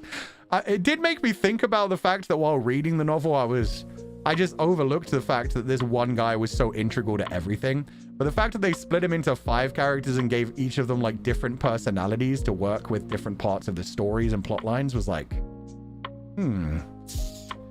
okay. And I didn't like that they really skipped over like the virtual world stuff, which was one of the most interesting parts in the book to me. But no, it was okay. It also, like, I've only read the first book, and I thought since this adaptation was called The 3-Body Problem and it was a first season, I was like, oh, this will be fine. This will be, like, it'll just be what I know. The final 2 episodes, from what I've heard, like, they go into things that don't even get revealed until Death's End. So the 3rd book, not even the 2nd book, The Dark Forest. Like, they show some of the things that don't get revealed until like hundreds of years later kind of stuff, which I was like, because I was reading through those and I was like, I'm sure I like began to read The Dark Forest. I got like halfway through The Dark Forest. I was watching those final 2 episodes and I was like, huh? Wall facers? Step case thing? Like, I watched all of that. I was like, where did this come in? So I Googled and was like, is this different? And yeah, people were like, oh yeah, those things aren't supposed to be really revealed until they become like part of the actual story. You're not supposed to see them being like set up and everything. They almost finished all the book content in 1 season. Jesus. Probably need to read the books before the movie. I think I preferred the book. They definitely, one thing that they did, which I'm not, that's why I'm still processing. When they split like the main character from the book, Wang Miao, into like 5 different characters, they gave them all like different personalities. And so they have like, one of them is like super against war and super terrified about some of the things they're doing in science with the justification of protecting the human race. And they turned another person into just like a completely apathetic person who doesn't really care about pretty much anything that happens. So yeah, it's just like none of the characters are really Wang Miao. And yeah, I don't know how I feel about it. To be fair, I heard like during the interviews, they were talking about the fact they wanted to make it more character driven. But one of the things I loved about the book so much was that it wasn't character driven. It wasn't character driven because it was just like straight up, like you had a main character in the first one for sure, but it was more about like how the human race in general would deal with like the Fermi paradox, the dark fucking forest ideals and all shit like that. Like alien contact where aliens literally say to us, we're gonna kill you in 400 years. That's a cool fucking plot line. And I liked it being focused more on like the world reaction rather than trying to take it into like a, here's these 5 to 10 brave human souls who are fighting against the invasion. I'm like, no, show me the bigs. I liked the way that the books did it. Anyway, character-driven 3-body problem, the plot and theory-driven story. Exactly. That was the thing. When D&D took it over, they straight up said like they wanted to make it a character-driven story. So they've given everybody like personalities that are much more intense than in the book. Surprisingly, they've taken out some of the darker shit as well. Yeah, I still, it was okay. It was okay. It was okay. I don't know how I feel about it. I definitely wasn't bored. The visuals were pretty damn good. It still gave me like some of the sense of awe that I had, but I think I probably prefer the book, but I'm going to let it like sink in for a while. And we'll see if they even make a season 2. I don't know. See if I want to watch that when it comes out. For now, I'm like satisfied with what it was. If there were more episodes, I'd continue watching them, but yeah, I'm not like too interested in paying attention to the release schedule and shit. Aragon movie didn't happen. It's okay. They're making a TV series soon. Come to think of it, did anyone watch the Percy Jackson TV series? Because, yeah, I know they were, like, hyping that up as a big thing that would be, like, redemption for the movies failing the book source material. But I don't know. I didn't actually hear anything about, like, when the series actually dropped, if it was good or not good. Still haven't. I need to. It was all right. Oh. All right, it's not great. I mean, they were totally like, before it released, they were hailing it so much. They were like, the author is like contributing. The author's really excited. We're so excited. There's a series. They're working on a series when it comes to Aragon. And yeah, they've already released the first season, I think, of Percy Jackson on Disney+. Watched like half an episode. Oof. Watch the guy who reviews it and compares adaptations. I wonder then. It's okay-ish. That's disappointing. I was really hoping that'd be a really good adaptation. I'm really hoping they don't fail Aragon a second time. Because Aragon could be really good. It's got an interesting world. It's got an interesting magic system. Some parts of the inheritance cycle are fucking fantastic. Especially like the custom swords, the dragons being bonded to their riders, how fucked up the world has gone. Like, I like that stuff. But we'll see. I always go into adaptations very warily. Like, go in expecting the worst and see what happens. If you ever try to hype something up, it normally fucks you over in the long run.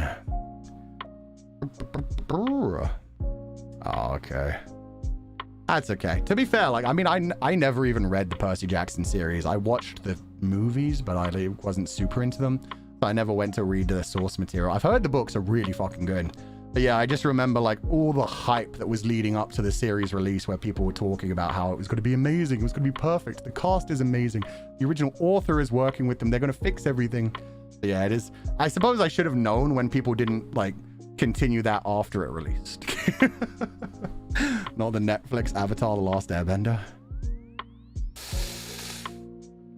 I see the movie Avatar: The Last Airbender was absolutely terrible, worst thing I've ever seen. Avatar: The Last Airbender, the movie, and Dragon Ball Evolution. And maybe the Netflix adaptation of Death Note. Those three are some of the worst things I've ever seen that shit all over their source material, make everything worse, and do nothing well. Avatar: The Last Airbender by Netflix is nowhere near on that level. It definitely doesn't do great when it comes to some of the characters. It definitely has some pacing issues and some cinematography issues, but at least it's not terrible. At least it was entertaining. Anyway, personally, I don't like high expectations. It makes me so nervous. Yeah, I think that's a lot of the problems that have been happening with like a lot of big releases recently. Like AAA titles in every like genre, every medium are getting like overhyped to the point people are just like, well, the last thing was really good, hopefully it'll be perfect. And yeah, your expectations always get damaged. Avatar: The live action show was good in my opinion. I honestly think it was okay. It was honestly, yeah, pretty good. For one thing, the bending battles were fucking incredible. Some of the things they did to some of the characters, not so great. But I think they got like a good cast for the most part as well. The bending was handled very well. Some of the plot lines were adapted very well. Zuko made me cry though. See, that's one of the, oh my god, the different ways they did arrangements of little soldier boy comes marching home. Anytime Iroh was having like a deep, in-depth conversation with Zuko and Zuko was starting to be won over even just a little bit. For one thing, they did rush that a bit. Season 1 of Avatar, Zuko has just about no hesitation in everything he does. It's season 2 where he starts growing. But yeah, they already started giving Zuko his like hesitation and his realization that maybe the Fire Nation isn't as good as he thinks it is, and maybe his father's approval isn't everything. But yeah, just that's the thing. The fact that I managed to tear up just at some of the Uncle Iroh scenes, it just shows it's pretty damn good. And the fact that they did care about the source material enough that they were like, okay, we're going to start building this up already. Let's put in a arrangement of little soldier boy while he's talking to Zuko. And then like 1 or 2 seasons later, when we actually do his backstory and have him sing the song, that's going to crush everyone's fucking souls. The only decent live action American adaptation I've watched is One Piece. See, I haven't even seen that one. I've heard that's really good. Also, Aang never I said Aang like the fucking movie Aang. Aang never waterbended once. My sister thought that was weird for a season based on the chapter called Water. Fuck, I didn't even think about that. And for some reason, he's able to fly in the first episode, which is not something you can do unless you literally do the thing that the dude in Korra did, where you give up on Earth completely. And that becomes its own level of insanity. So yeah, I didn't even think about the fact that he didn't even waterbend. Because they do for sure have like one scene where he starts to learn a little bit from Katara and he talks about how good of a master Katara is. But you're right. He doesn't properly waterbend until he turns like full spirit. I thought he glided down. Oh, hell no. That first scene where he's introduced, my man is literally hovering in the air for like a full 3 seconds. He moves down a bit without his stick and then manages to go back up into the air. The man is flying. Man, the child is flying. And it was just like, Without his gliding stick, Aang in the original show couldn't even glide, let alone fly. That's why they needed Appa. Appa's important. Otherwise, he'd just fly wherever the fuck he wanted to go. Anyway. The child is flying. Well, I mean, that was just more because I was like, the man is flying. And then I was like, he's not a man. The child is flying. They took our stick away. Wait, does he not even have the stick? Shit, now I can't. Oh, no, he does. Yeah, it's just like they wanted him to fly for some reason in the first scene. I don't know. Let's be honest. The scariest thing was the face stealer. The face stealer was pretty good. I mean, I feel like if you're going to do an adaptation, lean into that kind of shit. Like, expand on the face stealer. Expand on why the previous Avatar wanted to kill it so bad and why they had such a running issue. I mean, we got the same thing from the original TV show where it's like, oh, it stole the face of one of his loved ones. And it was like, sick. We get more backstory on that. I mean, I'm sure they're eventually going to do like a comic or a book adaptation like they eventually did for Kyoshi and shit. But yeah, that sounds like a cool fucking story. Kyoshi was a real badass in it. Yeah, she was. My girl was like 7 feet tall. Suki was really sick as well. I liked that. Interactions with the past avatars are a great thing. Yeah, I genuinely want to see Roku in this adaptation. That's what I mean. Avatar, The Last Airbender, the Netflix adaptation, it still doesn't live up to the original Avatar, but nothing is ever going to. The original Avatar, like, I even rewatched that a couple years ago and was like, holy shit, this actually does mostly hold up. There are a couple points when you're like, are they really doing like so many sidetracking sessions? Like early on in the story, it's like, oh, they just did this for a funny little cartoony moment and a silly little joke. And it's like, that's a bit tiring. But for the most part, it's like, oh no, everything still does connect to like Aang running away from things, Aang being a child, other things going on, him not realizing how dire the situation is. So yeah, it is what it is. Would they be able to do the bloodbending? I don't see why they wouldn't. I mean, that's dark, but they haven't like shied away from the dark stuff. The face stealer was kind of fucked up. They didn't really connect the face stealer to the forest spirit too well either, though. I don't know, man. Honestly, if an adaptation is decent and doesn't make you just cry, they've done a decent job at least. Boomy's actor was awesome. Yes, he was. I had the costumes of Chef's Kiss. That's what I mean. Like the costumes, the set design, the bending, the cast that they've chosen for most of the characters I agree with. Like all of it really stuck to me. Like I remember when I first met Iroh in the live action, I was like, you're not my Iroh. You don't talk the right way. You don't have the same kind of sage wise advice that he did. And then by like the second episode he's in, I'm like, oh, he's so sweet. Okay, I do like him. The moment I saw Jun, I was back to being a child with my first girl crush. Fair. Fair. Kyoshi, man. Kyoshi's a big woman. I like Kyoshi. Jet was not as cool as he should have been. And Zuko, I hope they do like the season 2 thing where they let him cut his hair and let it slowly grow out, because that'll be really cool. Zuko seems pretty well done so far when it comes to the live action. Netflix show had good points for sure, but it wasn't the greatest. Yeah. That's the thing. It's good enough. It's fine. I hope they keep making it. I hope they don't get like scared off and be like, oh, there's no point in season 2. I hope they keep going and just do their best kind of thing. So in love with Mai when I was younger. Mai is awesome in this cartoon, yeah. Mai is incredible. Oh god. Zuko was a lot of fun in the cartoon. Jet was okay in the cartoon. God. I mean, I guess it was a children's show. I was trying to think, are there any sexy characters? And I was like, no. And I thought about it and I was like, there's also not many adult characters. And it was like, yeah, no, that's a good reason. Season 2 is confirmed. Good. That's good. I think they already announced season 2. Awesome. That's the one thing as well. Why the fuck does Azula have blue firebending? I mean, why does she have red firebending? She's supposed to naturally have blue firebending and be able to do lightning eventually, but... the girl with the whip. That's probably Jun. Unless there's a different girl with a whip. I think of Jun as like the Domi Mommy character. The fact that she calls Iroh sexy is pretty funny to me as well. Oh man. Zuko made me cry in the live action, but not cartoon. That's what I mean. Season 2 of the live action, it is a bit speed run, but yeah, Zuko has some intense moments with Iroh and some intense moments thinking about his dad and family and shit. I really liked how they combined like the Agni Kai as well. when Iroh was explaining to the rest of Zuko's soldiers what went down with the Agni Kai against his father, and adding the whole thing about the soldiers and why they're on his ship was actually really fucking powerful. And it definitely humanized Zuko a lot earlier than he did in season 1 of the show. And to make his dad even shittier. See, that's the thing, because I also heard people saying, oh no, he's nice to Zuko at one point, therefore they've ruined his character. And I'm like, he was nice to Zuko at one point specifically to piss off Azula. Like, that was in front of Azula, and he said, yeah, you didn't do anything. Your brother is bringing him home. Like, that wasn't like, I'm proud of my son. That was, what the fuck have you done recently, Azula? You're supposed to be the prodigy child. He discovered the unfindable fucking avatar. And it did its job. It made Azula a little bit more unhinged, which she didn't really fucking need in her life. Agni Kai was not done well, though. No, it wasn't. It really wasn't.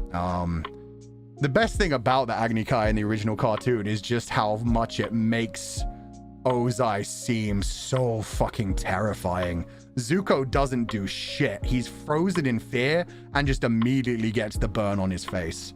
It's a great moment of being like, Zuko's this incredible badass. Fire Lord Ozai just turned him into nothing. So yeah, Zuko fighting back was a misstep. I don't think Zuko would do that from his character either. He respects his father way too fucking much. Anyway, we've done enough talking about unrelated things. It's turned into a bit of a Zatsudan. But yeah, Togainu no Chi was awesome. I'm looking forward to continuing it. And we've got another awesome week to go through. There's a lot of stuff going on this week. Like I've said, oh God, I miss being tall. I have to like properly lean back to be able to see over the schedule like this. I have to like lean over to the side. Come on, man.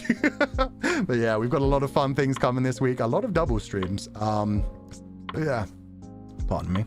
Look forward to it. We'll continue Togainu no Chi the week after. Hopefully, I'm pretty sure we'll finish Night in the Woods this week. And we're doing some other things that we missed out on the last few weeks, so it'll be good. But yeah, with that said, I think this is where we're going to wrap up for now. Thank you guys so much for being here. I had so much fun.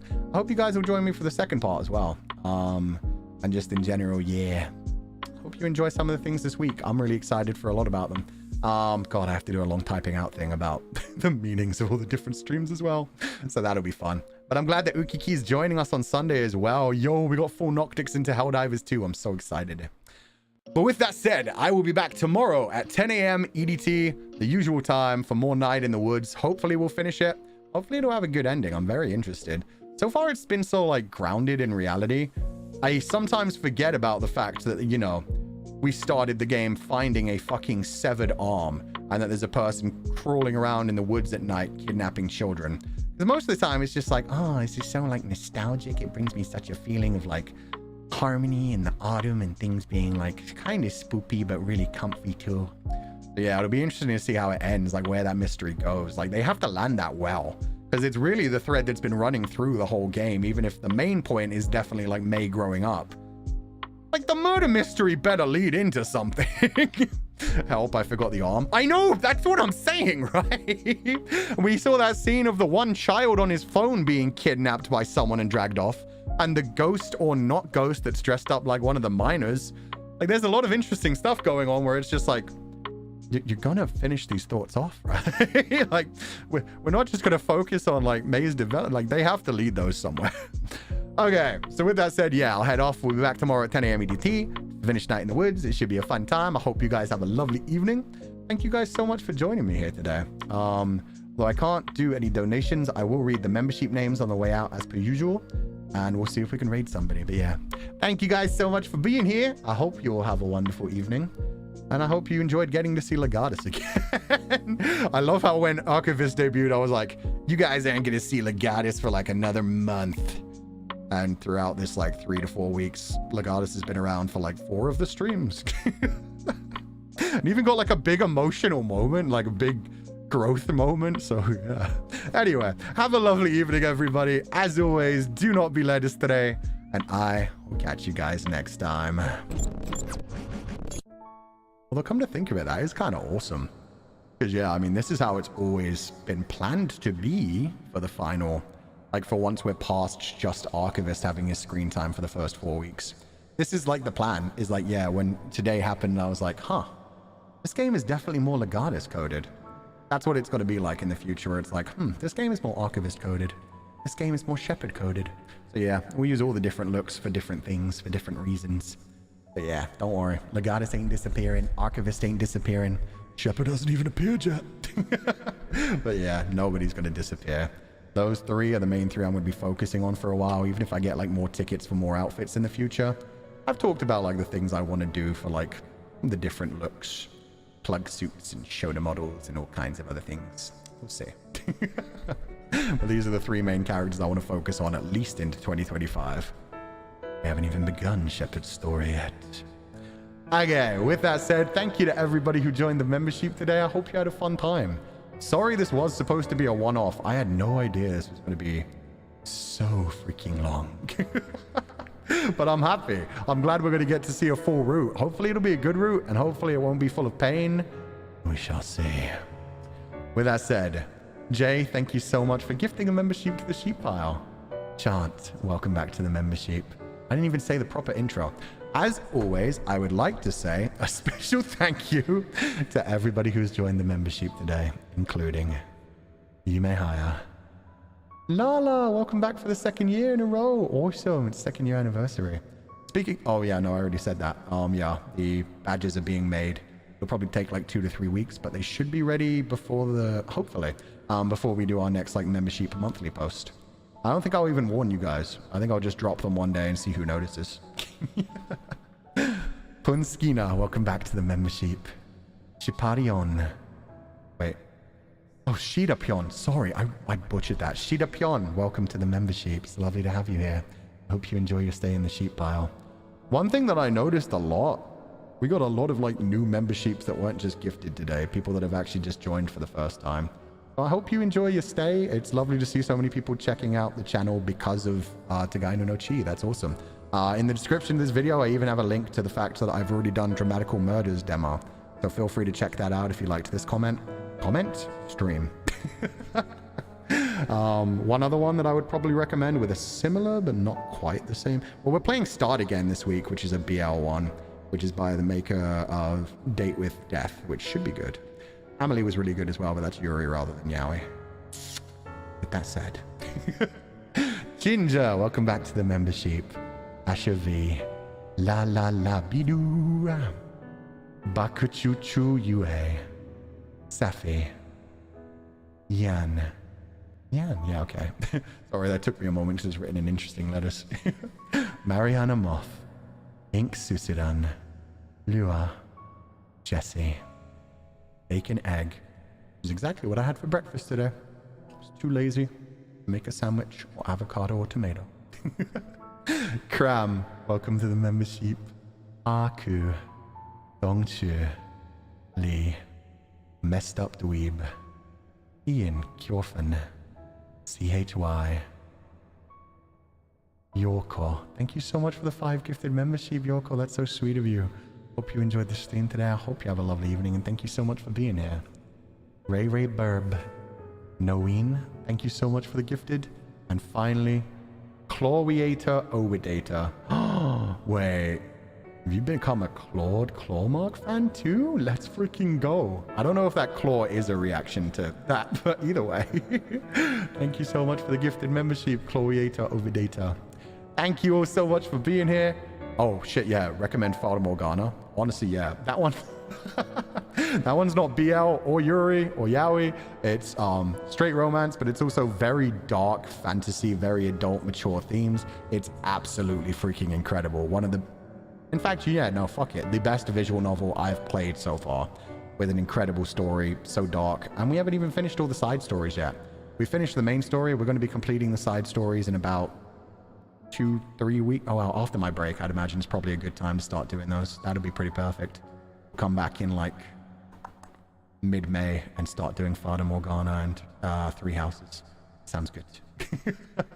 Anyway, that was our final membership, so thank you guys all so much for joining me. Let me see if I can raid into any other direction. Is anybody streaming? We got a lot of raids today. Hex is streaming today. Oh, horror game tier list. Interesting. Okay, I will raid you guys into Hex. Feel free to hang out for the raid or disappear, whichever you guys want to do. But I'm going to head out for the day. Thank you guys all so much for being here, as always. Do not be led astray, my confidants. We'll be back tomorrow morning at the usual time. Have a lovely evening, and as always, I will catch you guys next time.